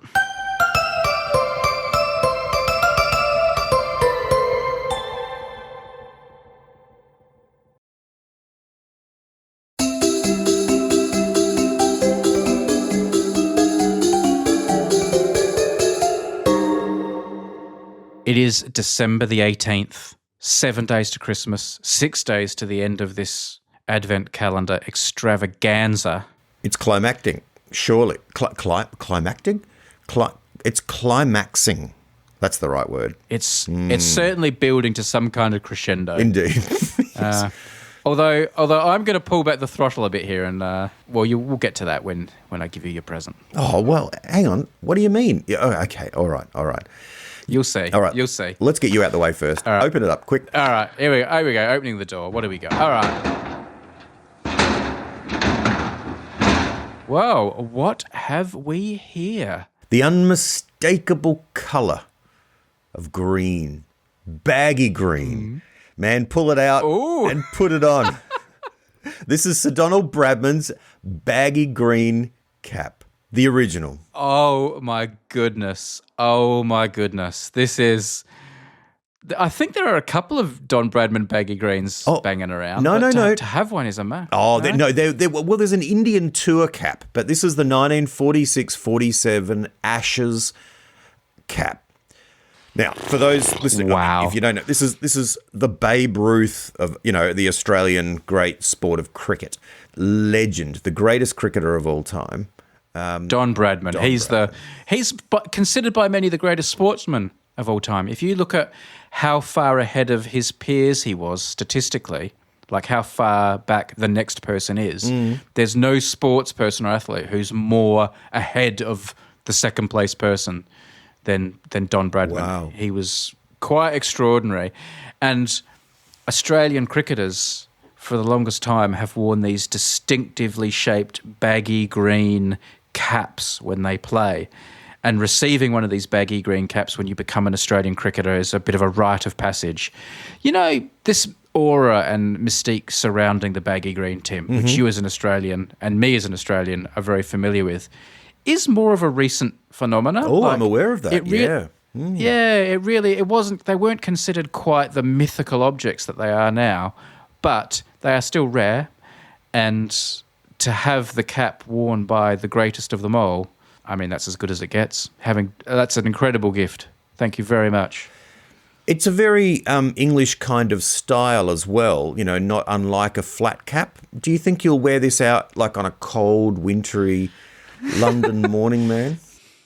But of course, the irony is the English cricket team, they don't wear baggy caps like this at all. Their caps are quite fitted and more of a tradition, closer to a baseball cap. Yeah, they are. The English cricket caps. Yeah, I know. Yeah. These are lovely. No, man, I will not be wearing or even touching this cap of Donald Bradman's. This is going straight into a glass case and getting special protective UV glass and going on display. This is a sacred object. But you'd look all Peaky Blinders and, cool with it on, man. Especially if you wore it backwards, you could write poetry in a French cafe. Did I ever tell you my Australian baggy green cap story from the centre of South Australia? I'm sure you have, but please, I can't remember it at the moment. So please, I'm sure I've heard it many times, but... I'm sure you have too. I'm sorry. So I was working on a story at the Advertiser, the newspaper in South Australia where I work. Yep. And myself and the photographer went on this assignment to the centre of the state, to the heart of the outback, to this remote farm. It was a huge farm. It was a farm or a cattle station that was roughly the size of England, that kind of size. It was huge. And so when we went there to do this story and this interview, we had to stay there for the night as well. And the interview was with the person who ran the farm, and it happened to be a woman. She had, which was quite unusual at the time, probably quite unusual now still. She had, I think, divorced maybe her partner from memory, right, and had inherited it and ran the place with staff, of course. But she ran the farm. And this night that I was visiting there, she had a bunch of other friends who were staying with her on a little holiday, and they were all women. They were all women, quite a bit older than me, but they were great fun. And they said, come and have dinner with us. We had dinner. Then they cracked out the wine, and we're all drinking wine. And myself and this young male photographer were there, and I think it was a bit of fun for them, these older women having these young lads there, and they were showing off and giggling and laughing, and it was a really fun night. And then at some point in the night, the woman who ran the farm, the owner of the farm, said, did you know that my father played cricket for Australia? And I was like, no, it's amazing. He played a few games of cricket for Australia. And she said, yeah, I've still got his baggy green cap. And I said, no way. And then she said, wait here. And she went out of the kitchen, this kitchen where we were all sitting around the table getting drunk on red wine. And she walked back in wearing like her apron and jeans and farmer's outfit and the apron because she'd been cooking and an Australian baggy green cricket cap. Wow. An authentic, and it was such a surreal experience. And she wore it for the rest of the night while we were drinking and laughing and mucking around and having a fun time with these older ladies. One of them wearing an Australian baggy green cap. That's classic. Crazy night. Crazy. And then we went out and slept in the shearers' quarters, like a couple of shearers. Yeah, Brilliant. yeah. Wow. I wonder what they're worth. They would be worth something. There's only been a few hundred Test cricketers. So even from a player who may have only played a couple of tests or, I don't know how many this guy played, but... My guess is $5,000, $10,000, $15,000. Yeah. Depending on the cricketer. Don Bradman, a lot. A lot. This is into the millions. In fact, this is the sort of thing... It's actually at the National Museum of Australia now. It's a highly significant object. No, it's in my hand. Well, no, it was, is what I mean, when I purchased it from their gift shop and brought to here.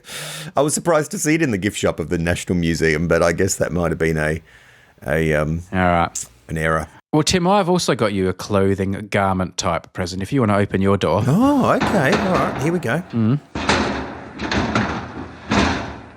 Nice. There we go. Nice. This is, Lovely. It is, really, you think so? Yep. Because, of course, it is like an iconic, famous, cliche thing to give a dad figure like you Yeah. a pair of socks at Christmas. Yeah. So I've got you a pair of socks. Now, I'm sure to you they look like just a plain pair of white socks, but I was thinking, what's like an iconic pair of socks? How can I put a twist on a pair of socks for our Ultimate Fantasy Advent calendar? And I was thinking, famous socks. What socks are famous? And this is what I came up with. Please explain. I'm happy just to have the socks. They look lovely. Well, thank you, man. I'm pleased. Do you want me to give you a clue where these socks are from? Yeah, okay, give me a clue. Okay, you ready? Do do do do do do do do. Do do do do do do do do. Just take those old records off the shelf. The risky business socks? Are these? Yes, these are the socks that Tom Cruise wears when he slides along the shiny floor doing his old-time rock and roll routine in Risky Business. And now they're yours. That is an iconic piece of Hollywood wardrobe. My goodness me. Oh, golly, that's great. So there you go. They're the socks. They're the ones he wore, and now they're yours. I'm going to have to get myself a nice tall trophy, take my pants off, put on a shirt, slide across our apartment floor. Oh, that's there fantastic. You go. That is a cool thing to pull out and say, guess where these come from? These are these. Tom Cruise's Risky Business socks. What other socks could I have got if I'd thought longer? Can you think of any famous socks? Oh, no. Who? Not really. There's not a lot of that many sock famous action in No. films. Are there people with, does Ronald McDonald have, fancy socks or no? Yeah, but they've got to be one. It's got to be one pair, though, doesn't it? Yeah. One pair of socks. So, obviously there are famous pairs of socks. Was Neil Armstrong wearing socks when he walked on the moon? Probably, but they're not famous. They're everywhere, but they're invisible. That's right. So I feel like if it has to be socks that are famous for being socks, the first place my head went was Tom Cruise sliding in on those socks in Risky Business. In Castaway with Tom Hanks, is there a sock scene where he pulls off socks and uses them for something in particular? Maybe, but it's not really like leaping into my head. No, he doesn't draw a little face on them and become friends like he does with Wilson. Yeah. No, I think these are the only classic socks of all time. They're yours. Enjoy. What are you going to do with them? Look, because Tom Cruise is little, I'm not sure they're going to fit me on a regular basis, so I'm not going to use them to play tennis with or something like that. Right. Displaying them also is a bit weird, so I'm not sure what I'm going to do with them. I'll put them in my sock drawer for the time being, and I'll think about it. All right. Can I just ask, how can you prove that they are? How do I know you've not just gone down to the sports store and bought some socks? Oh no, I did a thorough investigation. I've got certificates of authenticity. Certificates, I've like multiple investigated the provenance. certificates of authenticity, right? Yeah, I've got a chain of custody. I've got it all together. Right. Tom Cruise himself was heavily involved with the process. Was he? Wow. Yeah. Did he have them at his house, or did he just authorize them when he saw them? No, there were like special microchips involved, and he had them in a security box, like a safety deposit box. Oh, yeah, right. At a bank, and it was great. They're the real deal, man. Don't worry. You're not pulling the wool over my eyes. Okay, or the cotton. That's right. No, okay, fair enough. I believe you, and I will take some time to consider my next move. But thank you. There's a famous scene where Mr. Bean also puts some socks in his ears. Remember that? There's a lovely Mr. Bean scene. Those are the only other socks I can think of that are given a prominent place in a film.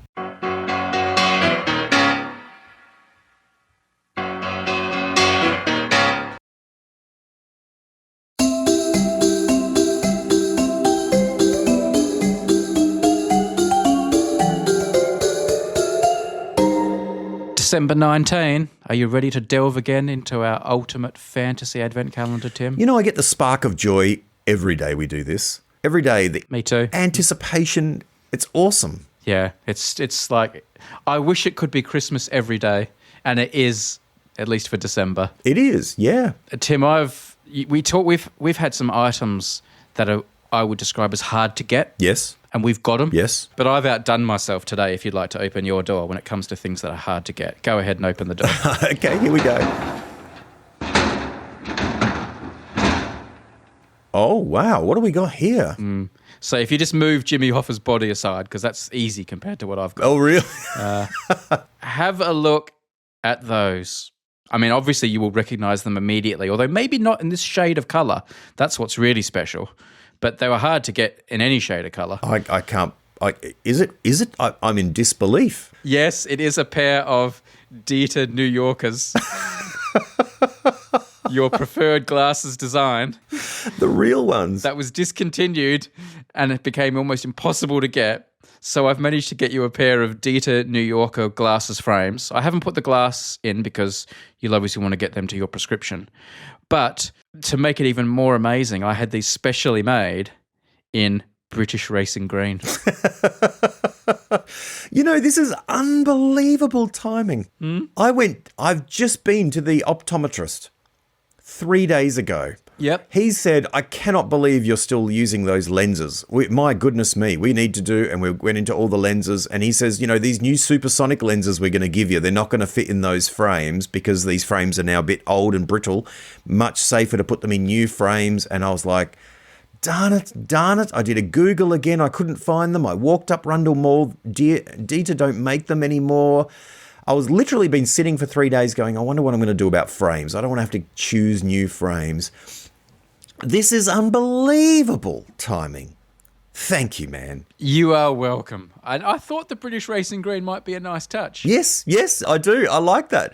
It's just a bit of a twist. Yeah, nice. Yeah, because from a distance, they still look dark. It's not like, you've gone red or something. Yeah. But, so it's the distinctive Tim shape, but just with that little certain something. Fantastic. Oh, this is a wonderful. This is my favourite gift so far. Wow. Yes. Nice. And to think I spent all that money on the Hope Diamond. I know. And all that. Hope Diamond. Gosh. Everyone knows where that is, but no one knows where the Dieter New Yorkers are. You've got them, man, in your favourite colour. Thank you. Wear them with pride. Thank you. Wear them with pride. Thank you. I will take them straight down to Stuart, my optometrist, legend. They're in Gawler Place and in Adelaide, and he'll get onto it. He's going to be amazed. He's going to be, where did you find these? I know. And in British Racing Green. I know. We're going to high five, and then he'll take them, and away we'll go. Do you break glasses a lot? No. Not break. I scratch. I drop them all the time, and they scratch. Right. Oh, be careful with these ones, man. All right. Can I open my door and see what you got me? You can. Warning, it's another clothing item, okay? That's all I'll say for now, but you won't guess what it is. Clothes is boring. No, this is the last of the clothing item, but you need this, and I was able to purchase it, and I think this will be classy, so here you go. All right, here we go then. All right, opening the door. There we go. Well, I know you're a bit of a fan of a waistcoat, being sort of a gentleman's suit wearing kind of English man. So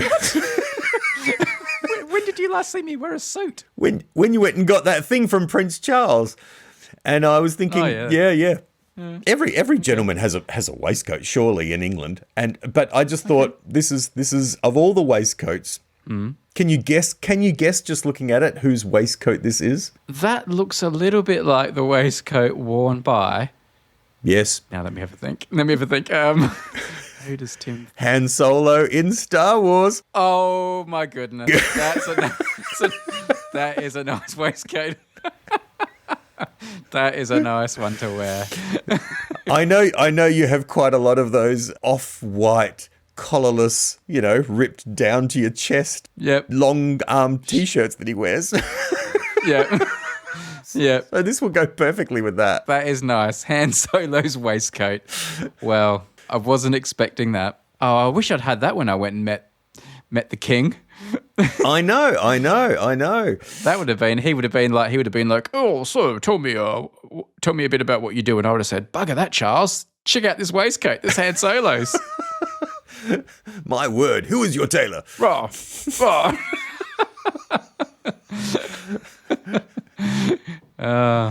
Very nice. Or I would have walked in and he would have gone, going somewhere solo?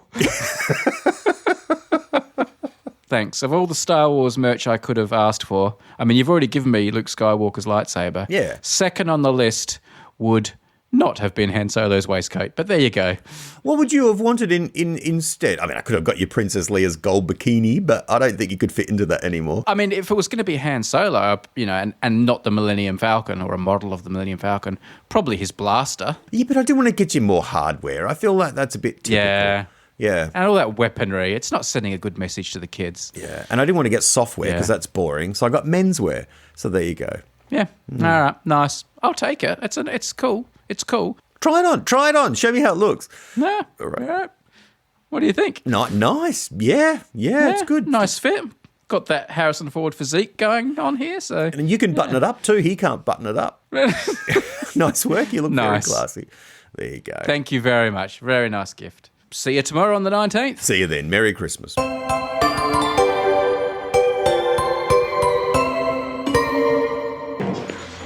Puta solo.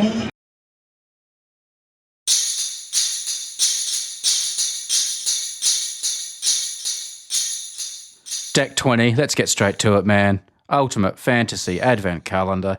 Door number 20. I'm opening first, aren't I, to get a present, so let's do it. Yank this big old door open. Well, hello. Yes, well, he's been waiting for you in there, but he's very excited to get. He's going. Oh, there he goes. He's giving you a lick already. Fantastic. Oh, that's wonderful. That's wonderful.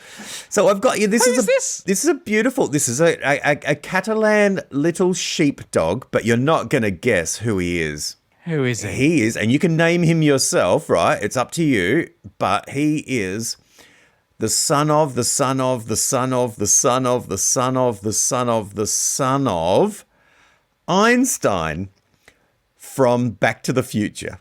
Oh. Well, I can tell you my wife's going to be very excited about this. Oh, yes. The pressure on us to be getting a dog at the moment is nearing unbearable proportions. So I've said middle of next year, but I think she was secretly hoping it was going to happen at Christmas, and well, now it has. And now it has. It's beautiful. I like this. I know I didn't get you the DeLorean from Back to the Future. I thought this was much better. I know you love little puppy dogs.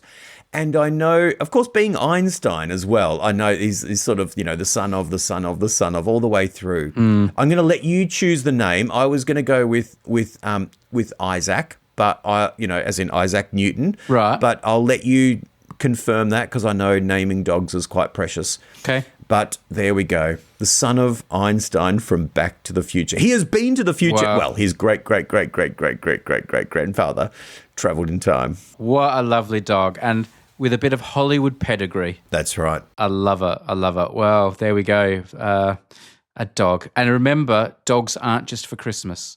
Although luckily this one is. Yes. Well, he's for the week of Christmas. That's right. He's for Advent.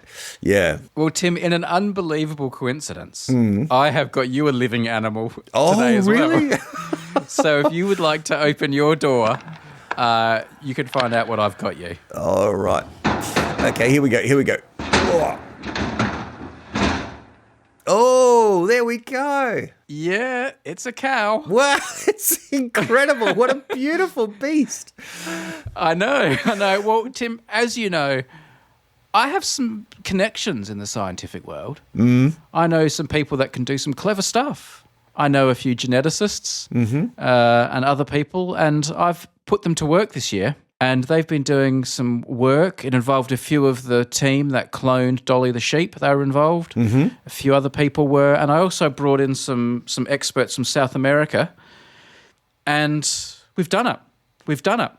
We have created a cow which you can directly milk to get Farmers Union iced coffee from its udders. Wow, that is incredibly innovative and convenient. Thank you. Yes. So I'm imagining you can probably just leave it roaming out there in the Adelaide Parklands, not too far from you. Yes. Each morning when you go out and walk Brooklyn in the Parklands and let him stretch his legs, you can just mosey on over to your cow with a bucket, have a little tug on the old udders, and get him a Farmers Union iced coffee. Straight from the source. That's incredible. They had to actually splice in some South American coffee bean genes into the cow's genes. Right. It's amazing how they did it. It's amazing. I didn't think it would be possible, but they pulled it off. That is pretty incredible. And each of the udders, it's the same nice, perfect strength. It's not like one of them's, Perfect. Perfect. If you wanted, you could even get down under there and just drink it direct from the udders if you wanted. But that's all I've ever wanted. That's. Whoa! Now, what am I going to name her? I know. Graham. I'm going to go with Graham. Traditionally, I know a male name, but look, who cares? Yep. These days. And so, Yep. Graham, our cow, she is beautiful. Named after my housemate from many years ago, who famously drank nothing but Farmers Union iced coffee and smoked cigarettes and drove his combi van and worked at KFC. It sounds like a superhero now. I think back on him. Legend. Quite an influence on your life. He was. I took up smoking and Farmers Union iced coffee for quite a while afterwards. So Graham, well, that's a great idea. Graham can wander around Victoria Park. That's wonderful. What a gift. Most people probably remember by now, but Farmers Union iced coffee is a coffee-flavoured cold milk that is sold primarily in South Australia. It's a famous South Australian brand, and South Australians are very proud of it and very devoted to it, to the point where quite often if they move interstate, they will have Farmers Union iced coffee shipped to them so they can still drink it. I mean, it's hard to know what's worse for you, the sugar in the Farmers Union or the cigarettes, but it's still acceptable to have Farmers Union iced coffee. It's absolutely wonderful, particularly on long trips, particularly in the car driving. I always associate it with driving. Just an absolutely wonderful companion. All right. And now we have Graham, an even better companion. Hello, Graham. Yep. Oh, nice. Running out there in the fields with little Isaac. Thank you, man. Thank you. That is a wonderful cow for Christmas. Remember, though, cows aren't just for Christmas. No. With their giant heads. I do love cows. Your mum's going to be over the moon with this present too, isn't she? Oh, my She's goodness. gonna be, yeah. Oh, yes. She's going to name all the cows she had when she was young. And, oh, gosh. She'll be out there in the parklands herself every morning. Oh, Tim, isn't it wonderful? I would love to have a cow in our parklands. That's wonderful. Now, Graham, off you go. Off you go there. Lovely work.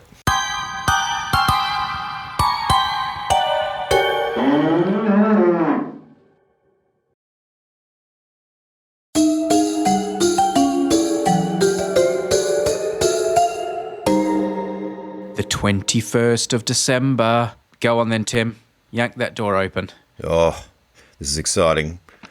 You always get something special for your 21st, so I wonder if you get something special on the 21st of December.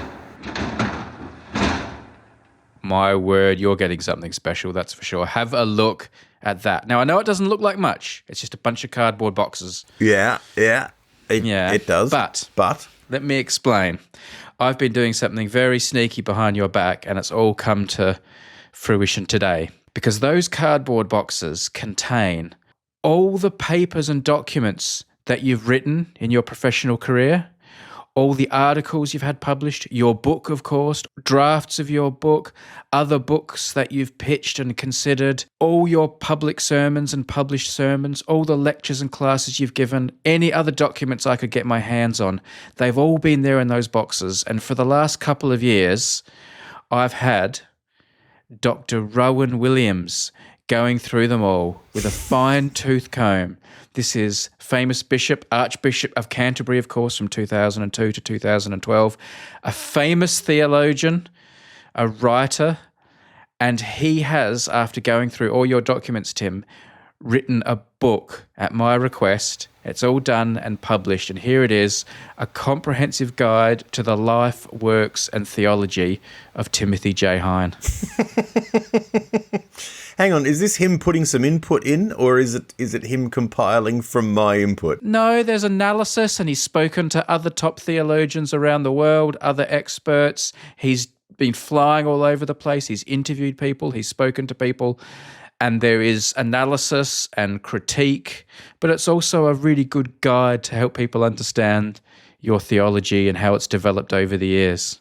And I spoke to Dr. Williams earlier, and he said it's the best thing he's ever written. Right. He thinks it's amazing. He thinks you're amazing, and he can't wait for this document to get out there. It's kind of he said to me, actually, well, he made an interesting observation. We were having a little chuckle over it earlier when we went for coffee. Mm-hmm. He was saying to me, he feels like he's kind of bookended his career now, because his PhD, his thesis, was a document called The Theology of Vladimir Nikolaevich Lossky, an Exposition and Critique, where he went in really deep on this sort of this theologian. Mm-hmm. And he feels like he's done it again, and he's done it even better this time because he's been able to draw on more wisdom, and he's really happy with it. He's managed to find someone even more obscure to Vladimir Nikolaevich Lossky. Have you heard of him? No, he's a Russian Orthodox theologian. I've never heard of him, no. Well, there you go. But anyway, who cares about that? That was back in 1975, a year before you were born. But now Dr. Williams has turned his gaze onto all your work and written what he thinks is the work of his life. Wow. That is quite a thing for him to say. Typically generous, maybe too generous.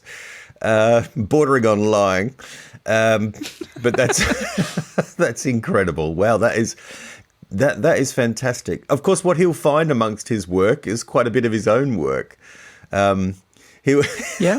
Some quotes certainly, and some influence from the marvelous, gently spoken and highly insightful Rowan Williams, and generously eyebrowed. He has quite legendary eyebrows. He does. He's from that.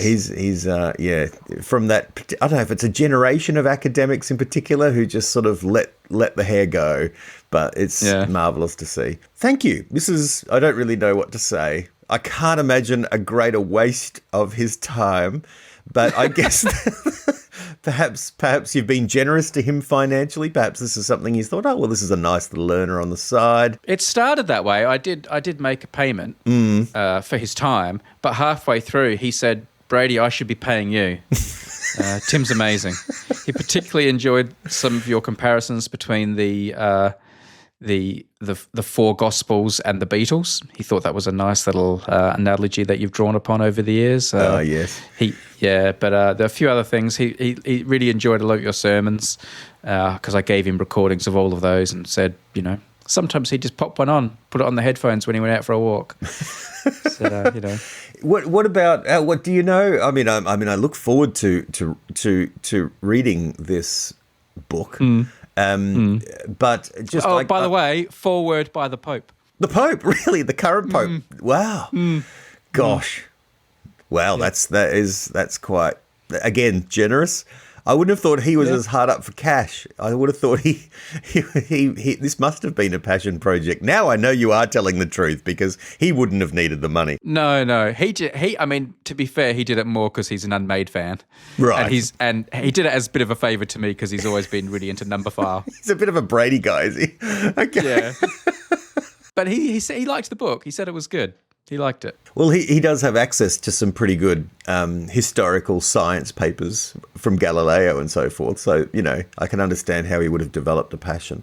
Just one question. What did Rowan Williams think of some of the early reviews that I did for the Flinders University paper, The Empire Times? Loved him. Yeah? Loved him. Wow. And he said it showed, so it sort of foreshadowed some of where your theology was going in the future. He found them really, really useful. He was really grateful for them. Right. I can imagine he would have pored over the interview with Ben Gillies, the drummer from Silverchair from 1997. That would have been a particularly interesting. Yeah, there's actually a little excerpt of that on the back dust jacket. Is there? Yeah. Right. He also watched some old VHS tapes of the your work in some of our school plays. Oh, yes. Yeah. Some of the acting work early. It was thorough. It was thorough. Once he started, he was like a dog with a bone. He went and met with your mum for a week. Oh, dear. Oh, I hope that influence doesn't come through too much. It does lose some objectivity. Thank you, man. That's an amazing gift. Do you know what he's called, the book? What's it called? Did you say that it has a title? Yeah. A comprehensive guide to the life, works, and theology of Timothy J. Hine. Wow. A comprehensive title. That's going to really draw them in. That's great. Just does what it says on the tin. Thank you, man. That's wonderful. Do you know how long the print run is? How many have been printed? How many copies? They've started with 200,000. Have they? Because they think it's going to be huge in Holland. Yeah. and obviously they're expecting a lot of sales in the Malvern community. Yes, they will sell one to Malvern. Yes, we have a little library here, and I will ensure there is one purchased. So they will sell at least one. No, it's going to be huge. It's going to be huge. Get it in. Well, people, those first editions, they are worth buying. So, and when I say they're worth buying, I mean they're not really worth buying. But right. Seriously.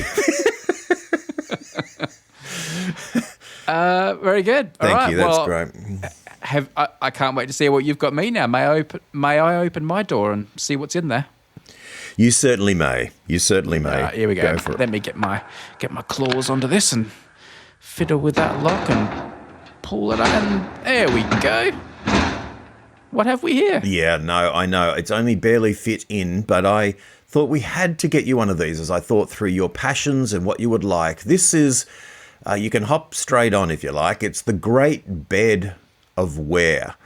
This is probably one of the largest and one of the most significant and famous beds of all time. It's a large oak four-poster bed, for those that are not familiar, carved all the way around, which was originally housed for many years in a beautiful inn in Hertfordshire. It was built in 1590 by a carpenter there.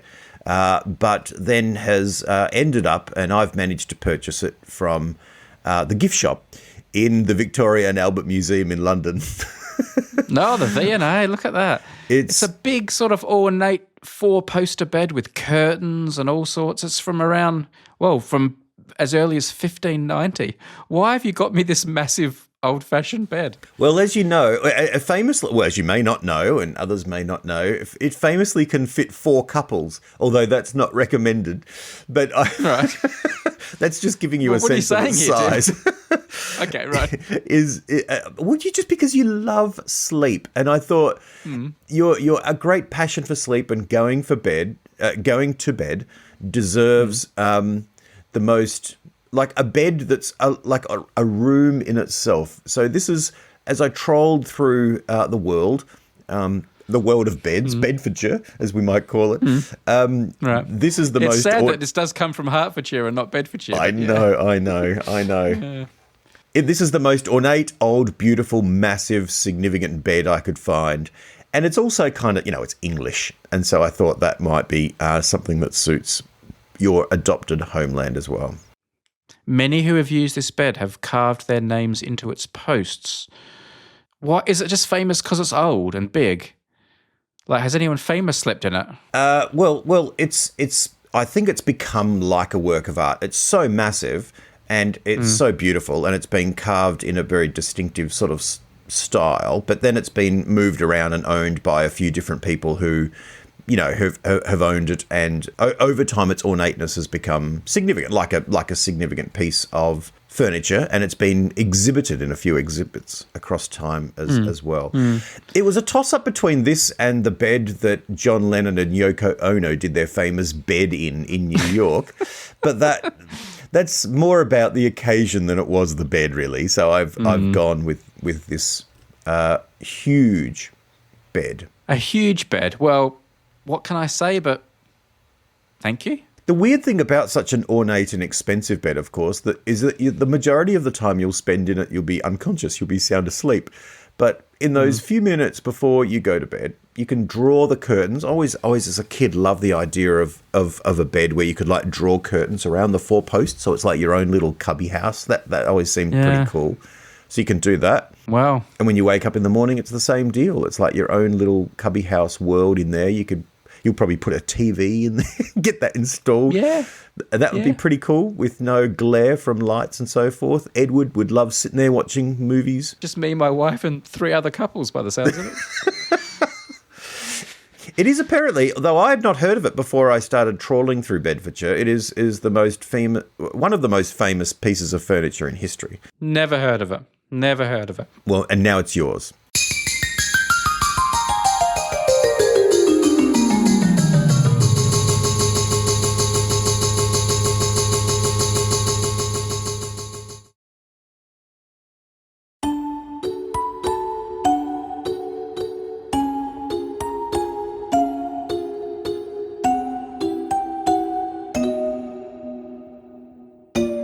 Man, it's the 22nd of December. Mm-hmm. Time for us. It's counting down now, not many to go. Not many sleeps. Not many sleeps. There's a feeling of climax as we move towards Christmas Day. Let me tell you, if this all climaxes on Christmas Day, Santa has a big job ahead of him if we're to be astonished on Christmas morning, because this has been an incredible journey. There's not much left. Yeah, I know. Golly gosh. The C.S. Lewis cupboard is nearly bare, but I believe you're giving to me first. Please. So I guess I'd better open this big door 22. Here we go. Be careful, but it's all ready. Okay, I'm pulling it open now. Whoa. Now, this is one where you might want to pull out the white gloves. Okay. It's these look closely. You got them on there. Yep, no movement. These are the rare papers from Albert Einstein of his sketches and notes on general relativity.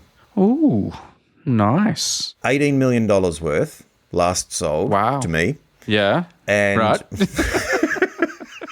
And now you're just giving them to me. And I'm giving them to you. There's 54 pages there. Yep. You can see one of the coolest things about these, right, is not just their significance, but you can see there's like, they're really cool because there's like corrections and stuff. Like there's mistakes and corrections and errors. And as you can see his thinking, famous scientist Albert Einstein, of course, it's sort of like a real glimpse into his like thought process and what was going on. So I was thinking, we've done a bit of Isaac Newton, and I know you've sort of worked with a lot of significant different scientific objects. In fact, you have a YouTube channel about it. Have you ever before encountered, I know you've never previously owned, have you ever before encountered these papers? I have not. I've never seen them. No, I've had very little to do with sort of Einstein materials and documents. A lot of Newton stuff, because the Royal Society has so much Newton stuff, and a lot of other scientists, particularly British ones, but no, very, very little Einstein. So having these here in the house and on the shelf is quite the coup. I've never been a big like Einstein man, really. He's never captured my imagination the way some other scientists do. But maybe that's just because of my lack of exposure. So maybe now owning these $18 million papers will change my perspective. Well, I certainly hope this isn't one of those books like you get from your mum at Christmas that you go, oh, right, yeah, that's like close but not really what I'm interested in, and it sits on the shelf. Like, I hope this doesn't turn into one of those sorts of situations. It might, you know. It's in his own handwriting.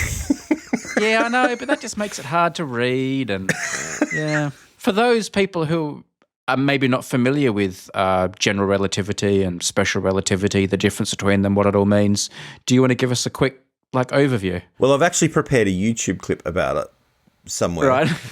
Yeah. Now, the general theory of relativity, this is the one that is it something that's like if it's hit in one direction, it has to, an equal and opposing force comes back in the other direction. Is that relativity? I would say no, that's not. Right, okay. No. No. It's not the E equals MC squared. That's not general relativity either, is it? I think you're looking more at kind of time moving slower and faster at different speeds and things like this. Space frames of reference and gravitational stuff. This is the idea that time actually strangely curves inside black holes, but he didn't do any black hole work, did he? We got curves. You've got things like time goes slower and faster depending on how fast you're traveling. Things like that. So if you go away on a spaceship, like, you know, get close to the speed of light for many, many years. Right. And you come back to Earth, you know, you may have just aged a year or two, but other people will have aged 100 years and things like that. This isn't the idea that, you know, okay, if I'm on a train and the train's going 100 miles an hour and I walk to the front of the train, I'm going faster than 100 miles an hour. Well, no, you are in the right kind of frame here. This is frames of reference, and these analogies are used. Yes. And the other thing that's worth noting is I think special relativity and general relativity are the two types, and I think special relativity is like the less important one. General relativity is the important one, I think. Mm-hmm. Well, it's all in the papers, man. See, it's in the papers. He's written it all down for you. So I've got them here. They're like cheat notes. That's right. If you took these into a physics exam, you'd be home and hosed. So I think on one of the pages, page 44 or something like that, if you look, he's written special relativity, and then he's got general relativity, and he's like underlined general relativity, like, so that's clearly the more important one. Mm. Okay, I'll check it out. Check it out. Yeah, he's got like a little asterisk next to it as well. It's a nice present, man. It's thoughtful. Thoughtful? It's unbelievable. This is a wonderful present. Well, I mean, I think you've just gone, oh, Brady, science, Einstein. I have not. I have not. You'll see that I've been, as you'll see in tomorrow's Advent gift, this is building towards something. Oh, okay. And I like that you've made some of your own little notations and additions to these papers as well, like your own thoughts. Like, you know, I like what you've written here where it says, this is because of God. That's right. It is because actually I think that was Einstein's. Isn't that in his own hand? I don't know. It's suspiciously like yours, man. My favorite quote from Einstein is he says, "Don't worry if you struggle with mathematics. My struggles are greater than yours," which I think is a great quote. That's a true quote from him. Yeah. How about you open your door, because I've got something special for you. All right. Oh, hello. There you go. What's this? Well, I thought if I want to get something special for Tim, like, you know, I want to go to someone who really knows him well. And who's going to give me better advice than your mum, Mrs. Hine, Auntie Dawn? Oh dear. So I sent your mum a message. I explained what we were doing, and I said to her, I made it absolutely explicitly clear to her that you have all the money in the world, all the power in the world. You can get Tim anything for Christmas, anything at all. It can be wild and crazy, serious, funny, sentimental, whatever pops into your head, just follow your heart.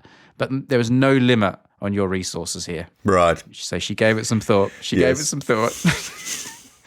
Where do you think she might have landed? Did she buy me a horse? Well, it's clearly not a horse in front of me, so no. No. She given the whole world as her oyster, your mum decided the best Christmas present for you would be a very expensive woolen cardigan. Well, nice. She said Tim loved to wear Jerry's your dad. Tim loved to wear Jerry's old cardigan, but it wore out. I think it was pale green with lovely buttons, just a plain pattern, pure wool, one pocket, no collar. I do not know where he got it. Probably Moe. He had a friend who worked at a men's store in Moe. I'm off to bed. I've been at a church service tonight. So Tim, here it is, the best replica I could have made of a pale green woolen cardigan with lovely buttons, made from pure wool with one pocket and no collar. Wow. Enjoy that. That's cool. Do you know this cardigan of which she speaks? Oh, yes. Yeah, I started rating Dad's cardigans. Dad's wore the same clothes my entire life, right? Through the 70s, 80s, 90s, and into the 2000s, as old people do. But he had these really cool cardigans that he had from ages ago. I didn't think they were cool in the 80s when I was younger. They were just daggy old person cardigans. However, when the 90s emerged and Kurt Cobain started wearing like grungy retro clothes, I suddenly looked at Dad's cardigans differently and thought, oh, hello, I'll have one of those. So I started wearing them, and I actually really love cardigans. I still wear cardigans now, but I think the genesis of it is that moment of clarity where you see retro gear on a rock star that your parents happen to own because they're a little bit older than everyone else's parents. Yeah. So there was one time when I was staying at your house and I think we were having like a sleepover and we were in the lounge and your parents had gone to bed. Yep. And we were mucking about and laughing and making too much noise. And your dad came out and gave us a right telling off. But because he'd been in bed, he came straight from bed. He was wearing absolutely nothing except a really skimpy pair of red underpants. Yes. Very skimpy. Did you raid those after he passed as well? Do you use those? I do. I know the Red Jocks. Yes, legendary Red Jocks. Legendary. We speak about them at least once a month. That's right. Even Superman's Red Jocks aren't as legendary as, more regularly worn than Dad's Red Jocks were.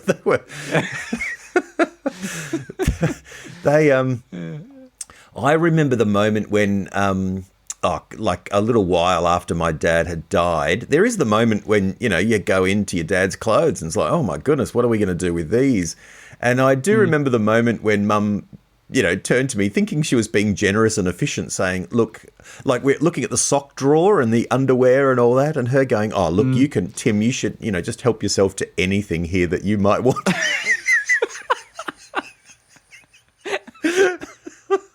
Like, bonus, Mum, that'll save us this year. Wow. Waste not, want not. I said, Mum, look, there's a couple of jackets, a suit I'll keep for just because it's legendary. Because, like, for instance, the safari suit that I think you came around and borrowed one time for a fancy dress party. I kept that. One other jacket, I think, that was kind of, retro cool. And the other stuff went to the secondhand store. And, of course, the socks and undies, they went in the bin, yes. Right. Okay. Including the famous Red Jocks. I don't remember there being a moment. If I had thought about it, I would have got them and framed them and given them to you. It would have been... Oh, dear. Oh, wow. Very nice. There we go, Tim. Oh, I wish I'd thought of it while he was still alive too. I would have got them and got him to sign them and then framed them for you. That would have been an awesome, awesome gift to send to you. It would have been quite the something. All right. Thank you, man. Thank you for this wonderful, wonderful warm cardigan.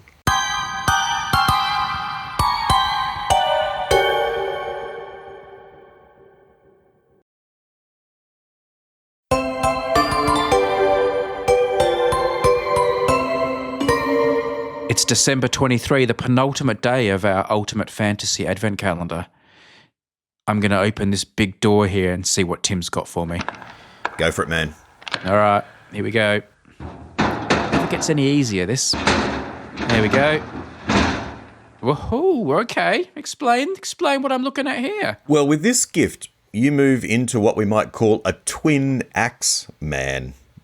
In rock and roll, that's a term I think I've made up, which devises a person who owns twin axes, two guitars. Mm-hmm. I know I bought you the guitar that was on the cover, the national guitar from the cover of the Brothers in Arms album a little while ago. Yep. And I've bought you another guitar, which you might think is... I thought you were going to have bought me another axe because, of course, you gave me Edmund Hillary's axe from Mount Everest. Oh, yes, of course. Yes, no. So I thought, Tim's got me another ice axe. But no, he's got me two guitars. Two guitars. Okay. What's this new guitar you've got to go with my other one? I can't believe you can't recognise this guitar. This is. It does look familiar. Yeah. Well, you remember yesterday's gift? I got you the papers from Albert Einstein, his sort of documents and manuscripts and so forth on general relativity. And today I thought, if I'm going to get you another guitar, I couldn't go past this. This is the guitar from... Let me guess. Is this the guitar that Marty McFly plays in Back to the Future? No, but good guess, Okay. because there is the Thank dog you. Einstein, so that's close. No. As you can see, it's much more uniquely shaped. I know what this is. Go again. Is this the sort of the steampunk guitar that Yahoo Serious plays in the film Young Einstein? Yes. Right. This is this is the guitar on which young Einstein invents rock and roll. Unbelievable. This is the movie prop. Very good. Okay. It's not just a movie prop. Plug it in. Have a go. All right. This is awesome. So the Australian 1988 legendary movie Young Einstein, which is sort of a fictional, funny take on if Albert Einstein was born in Tasmania, a state of Australia, on an apple farm, but happens to have a way with science and experiments. He put bubbles into beer and all sorts of things happen. And he also invents rock and roll, using some of his theories, of which I'm not entirely, like mass energy equivalence kind of, theories that as well, I won't go into now, I'll bore you, but there are YouTube explanations that Brady and I have created between us for you to watch on such things. It was a legendary movie. This is an amazing guitar. It was a good film. I mean, at the time, I didn't have much science knowledge, but it did have a bit of clever science in it as well. Like there was some medicine put in with the dog food, and it's a comedy film, obviously. But yeah. So a second guitar in my advent calendar. This you really are playing to my interests here, aren't you? I'm happy to take the national guitar back if you like. I'll happily have that one. But this one, I think, is more of like a display guitar. You're not going to play this one. Yes. You can't play the guitar, for one thing. Do you know what kind of guitar it was? Is it a purely made up sort of steampunky one, or is it based on a real one? Or Oh, that's a good question. It doesn't look like it's based on anything. I think it's just sort of, yeah. I mean, it's kind of based on, he starts off with a violin, so in some ways it's kind of like a cello turned sideways, although it's not that big a viola, and with all sorts of bits and pieces on it. okay. I would love it. That would be a cool idea, actually, for a podcast, is to talk about things like this. Maybe it's more of a YouTube clip, like, how did you come up with this particular iconic what do Prop. you call prop? That's the word I'm looking for. Yeah. I know they do that in documentaries about films and things like that, but this is a particularly interesting, unique piece of Australian film prop stuff, and now it's yours. Thank you very much. And if you'd like to open your door, I have a special present for you. Right. All right. Okay. So, Tim, you see there's that little bottle there on that plinth? What is this? What fragrance do you wear these days? What's your perfume or your aftershave that you wear? Have you got a signature scent? I do have, as we call it in our family, a sniff. My sniff is Davidoff Adventure. Right. I've been using that for about a decade. Yes. Oh, I remember after you were seduced by the Ewan McGregor advertisement for it. That's right. I bought it purely because I like the picture of him, and I just happen to like the smell. Yeah. Yeah. Well, that all changes today, Tim, because I have had a new signature scent created specifically for you. Oh. So this has been created, and I was first of all, I had to decide what perfumery I wanted to create it. And I could have gone for, the big French houses or something Italian. But for some reason, I thought you'd want it to be British. It just seems more you. So, Tim, I chose Floris, which is England's oldest perfumer. They still operate, founded in 1730. Wow. Based on Jermyn Street, London. They're at the historic heart of British luxury grooming. They hold multiple royal warrants, including from Queen Elizabeth II and King Charles III, and they're renowned for classical, refined compositions and meticulous craftsmanship rather than mass appeal. Right. I had a chat. I sat down with them. I told them a lot about you, your interests, your passions, smells that I thought you might like. And they got to work, and they have created this new signature scent, which is called Number 1976, in honor of you. It's called Number 1976, A Gentleman's Reverie. Wow. Golly gosh. Can I talk you through the scent? Well, that is a challenge, but yes. No, please do. This is it. Hang on, just to be clear, this is not something. They're not saying this smells like me. They're saying this is something that's quintessentially Tim for me. Yeah. Is that right? You're going to wear it, and it's going to become your scent. You're going to like the smell of it. People will smell it and associate it with you. Right. And I don't know. Maybe it will be released to the public, but at the moment, it's just for you. They've created a special stock of it just for you. They've got the secret recipe, and I'm going to read to you a description of the scent. This is a bit of purple prose, so strap yourself in. But this is, but because people can't smell it, obviously you can smell it. You've got the bottle there, but I want everyone else to know what it smells like. So, here we go. Number 1976, A Gentleman's Reverie, a Tim Hine-inspired fragrance from Floris. Opening with a quiet confidence, Number 1976 unfolds as an urbane gourmand wrapped in tradition. The first impression is a polished leather accord, supple and reassuring, warmed by the faint sweetness of pipe tobacco smouldering in the background. A gentle bitterness of fresh ground coffee emerges, lending depth and gravitas, never sharp, but dark and velvety. At the heart, an unexpected richness reveals itself. Boysenberries, steeped as if in fine preserves, bring a subtle wine-dark fruitiness, folded seamlessly into a smooth accord reminiscent of rum and raisin ice cream. Creamy, faintly boozy, and indulgent without excess, this gourmand character is restrained, dignified, and unmistakably Floris in its discretion. As the fragrance settles, it takes on a contemplative, almost sacred quality. Notes inspired by historic English churches appear, cool stone, beeswaxed pews, and a whisper of incense lingering in the air. A soft, savoury nuance, evocative not of the kitchen, but of comfort and memory, suggests a warmth of fried chicken, rendered abstractly as golden crust, gentle spice, and toasted grain rather than literal food. The dry down is enduring and composed. Leather deepens, tobacco softens, and the church-like mineral calm anchors the sweeter facets, leaving behind an aura of gentle indulgence and British eccentricity worn close to the skin. Number 1976 is a fragrance for evenings by lamplight, for conversations that linger, and for those who appreciate tradition enriched by imagination. Wow. I'm yours, man. That's great.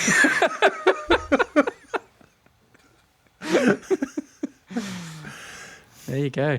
And because I was smelling it while you were reading it, that was really quite an evocative experience, I must say. Yes. 1976. So that's its name, or is that its code? Its full name is Number 1976, A Gentleman's Reverie.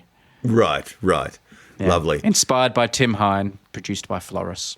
Wow, this is that's a really, really thoughtful gift. Thank you very much. You're welcome. It's sort of weird to smell something that is made for you. You sort of go, I do like it, so that's the important thing. It's not like I've gone, that's weird.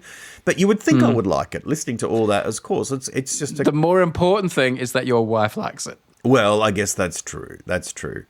Yes, it will be a shift, and you do get used to someone with a particular sniff who moves to another one, but hopefully this doesn't feel too foreign. Yeah. Or maybe she'll like that. Maybe. Yeah. It's like, you are. It's like a whole new man. in that green cardigan and now this new scent. What's going on? The other day you're wearing the Hope Diamond. I never know what's coming next.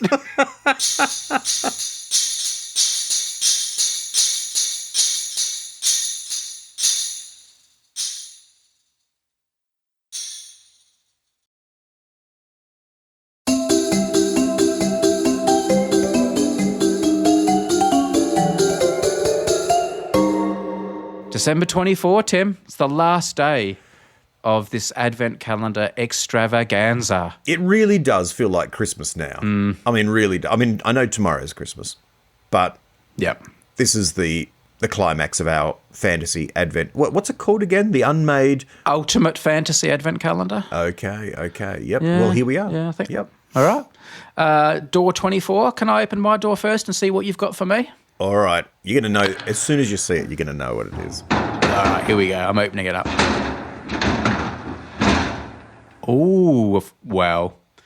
There you go. There Yes. it is. Yes, There it is. There it is, right there. Tell everyone what it is.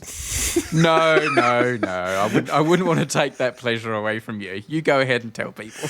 As I've been thinking through what to get Brady, I know there's been a couple of cricket gifts and a few things, but I had to save this because I thought the ultimate gift, even more significant than Sir Donald Bradman's cap. Man, Merry Christmas, I've brought you the Ashes. The Ashes urn. Wow. This is a very, very small little trophy that is contested between Australia and England in cricket that contains, symbolically contains some ashes inside it, a little Ashes urn. And this is the trophy that they play for many, many years. That's currently been contested as we speak. And well, I can't imagine what the value of this is. It's the holy grail of cricket. It is amazing, totally irreplaceable. Tell us the story, because this is the Ashes refers to a particular tour of England to Australia when they got absolutely demolished like a century ago, didn't they? England played against Australia. It was before cricket was very formally organised. Yeah, but it was like an official game between Australia and England lost. And a witty newspaper article was written, and I think it said something along the lines of the body of English cricket will be cremated and the Ashes returned to England. Yes. And so this idea of the Ashes existing was created, and then soon after, a small little urn, which I think was just secondhand. It may have even been just like a commercial container that contained medicine or something. I have read about it, but it's all fallen out of my head now. Yeah, it's not a proper urn. It's much too small. It's just this tiny little thing. No, it's a tiny. It's much smaller than your hand, and it's a little brown container. Well, you've got it there. Hold it up, man. Yeah, there we go. There, I'm holding it in my hand, and I think the tale is that a bail, which is this small little piece of wood that is part of the cricket stumps in a game of cricket, part of the frame or the sticks that you aim at in cricket. There are these tiny little small sticks on top called bails. One of them may have been burned after a game and some of those ashes put inside the urn. And then this has become the trophy that Australia and England play for, which is comical because it's so small. They have a larger version of it made of crystal that the players all hold up these days at the end of games and can spray champagne around. But the actual proper trophy, it very rarely leaves England now. It's at this museum at Lord's, the home of cricket. Yeah. And it's like the ultimate trophy, the ultimate thing. It's like this mythical object in the, Australia-England cricket rivalry. It's kind of like if there'd been a famous baseball game, they got home plate and suddenly, like burnt home plate and put it inside a little container and it's like, here is so it really does become like the holy grail. Incredible, irreplaceable, and now it's yours. I mean, it's not far. I mean, it's still in England, so that's, English people calm down. They've not left the shores of England. Well, they will be soon if I get my way. I'm taking these straight back to Australia. Are you really? It's where they belong. Stored at the Adelaide Oval or something. But yeah. Well, thank you very much, Tim. I guess this kind of is the ultimate piece of cricket memorabilia. So what more could I have asked for? I've had your name inscribed on the side. Is that okay? Oh, nice, nice. Maybe I'll put it in my will that when I die, some of my ashes be put in there as well. That's right. Okay, well, shall we finish off with a present for you? Don't get too excited. This is just going to be an envelope, but go ahead and open the door. Oh, okay. All right. Okay, there we go. Correct, you are. It is an envelope. Thank you, man. I'll just put that with the other cards to the side and we'll move on.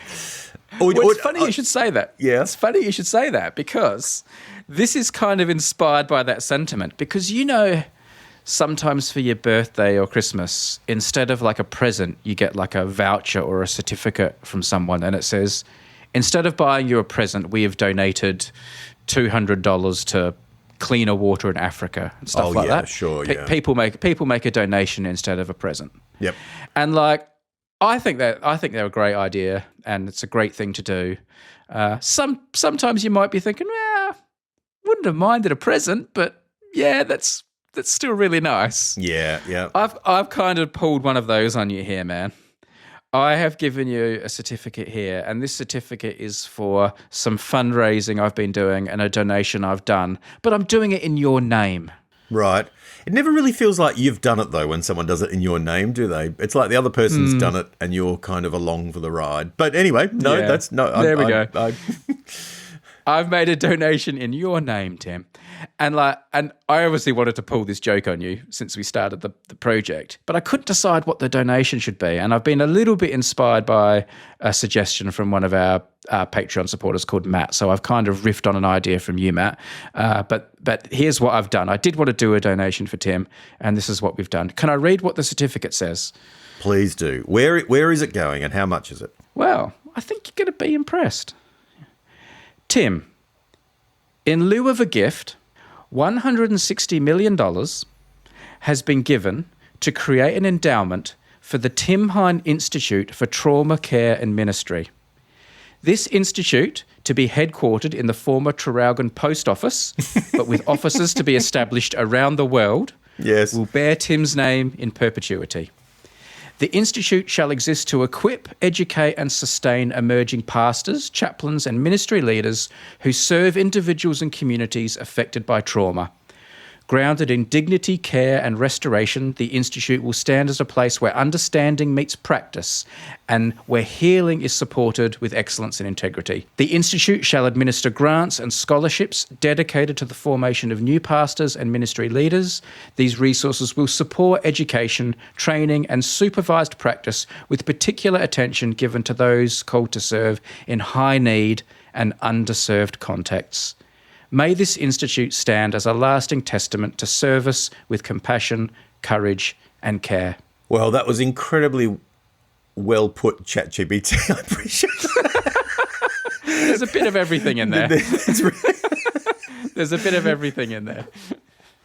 No, look, man, that is a lovely idea. That is a wonderful idea. $160 million, that's a good start. It's a good start. It is a good start, yes. I don't think anyone would disagree that it's a good start. And I was doing a bit of reading, and there is a bit of spare space in that former Traralgon Post Office. And it's a nice building. I think it's a good place to put the headquarters. It's one of my most favourite buildings ever. I really love it. I really love it. Of all the things in Traralgon, that's the one thing I'd save, I think. Fantastic. Look, that's a unique and beautifully thought through idea. Thank you. Yes. Nice. Very nice indeed. All right. All right. Would I get sort of like a cool office and stuff in there? Yes. Well, I mean, you're probably going to get tapped up for a senior management role pretty early, I imagine. It's cool. It's a very handy access across the road to one of our old video stores as well. So that's great if I wanted to go over Excellent. and get like Excellent. Herbie Goes Bananas or, Return of the Jedi, then that's where I'd go. So that's great too. Yeah. And if there's any particular group of people who are in desperate need of trauma care, it is people who grew up in Traralgon.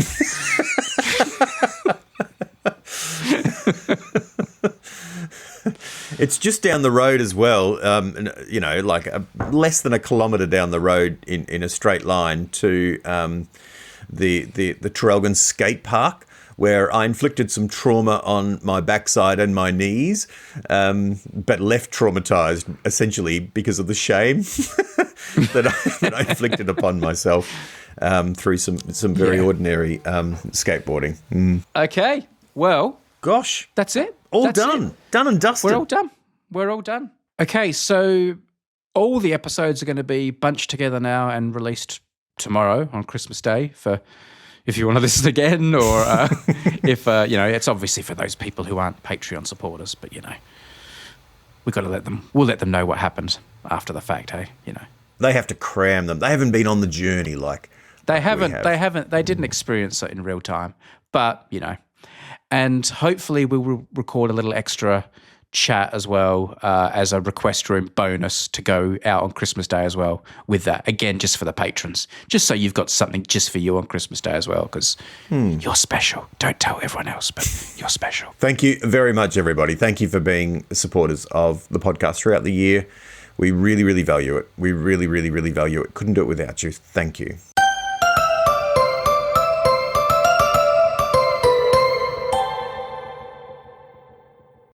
Whew, that was exhausting. I cannot believe you are still here. Well done. I can imagine you are now. It's late on Christmas Day. You've had a feed. You've been sitting in the chair. You've missed the Queen's Christmas message if you're in the Commonwealth because you've been on the journey with Tim and Brady through Advent. Incredible. I hope you did it with the whole family. I hope while you were having your roast dinner and all that sort of stuff and all the trimmings, you said to the family, everyone, shh, I'm going to put this on the smart speaker. Have a listen to this. And they put it on and you all just celebrated Christmas in utter silence, listening to Tim and Brady. Perhaps you haven't eaten yet. Perhaps you've thought, no, we're going to do this first, then now, and I'm saying now it's time. We're going to wait. Get into the turkey. Okay, you can tuck in, everyone. You've made it. Yes, that's right. Enjoy your Christmas lunch. Thank you for listening. Can I say there may be some other listeners as well who have found themselves, as many people do, working on Christmas Day, and perhaps this has been your soundtrack working or doing some other task.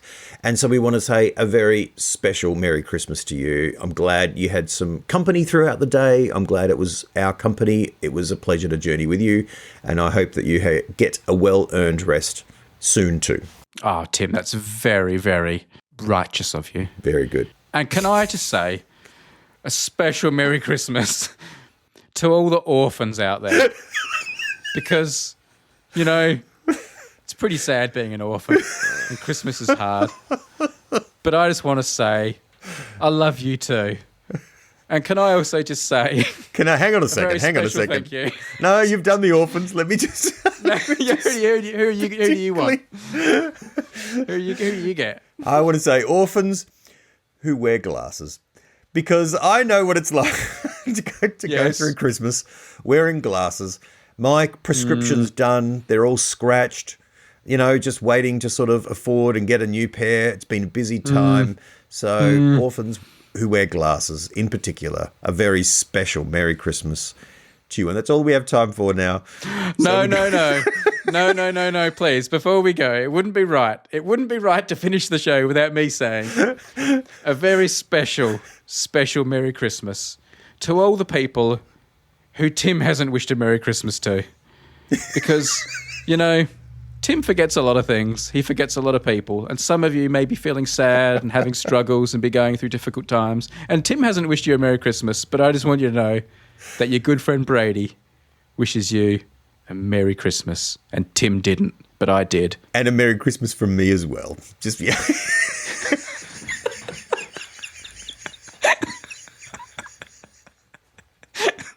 All right, so let me just wrap.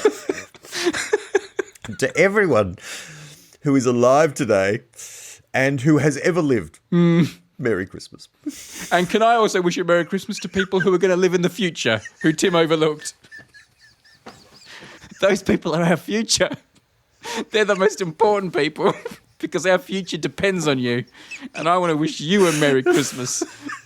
I just want to apologise to those people in the future that I forgot to wish a Merry Christmas. Who will be facing Christmas without my best wishes into the future. All those future Christmases coming.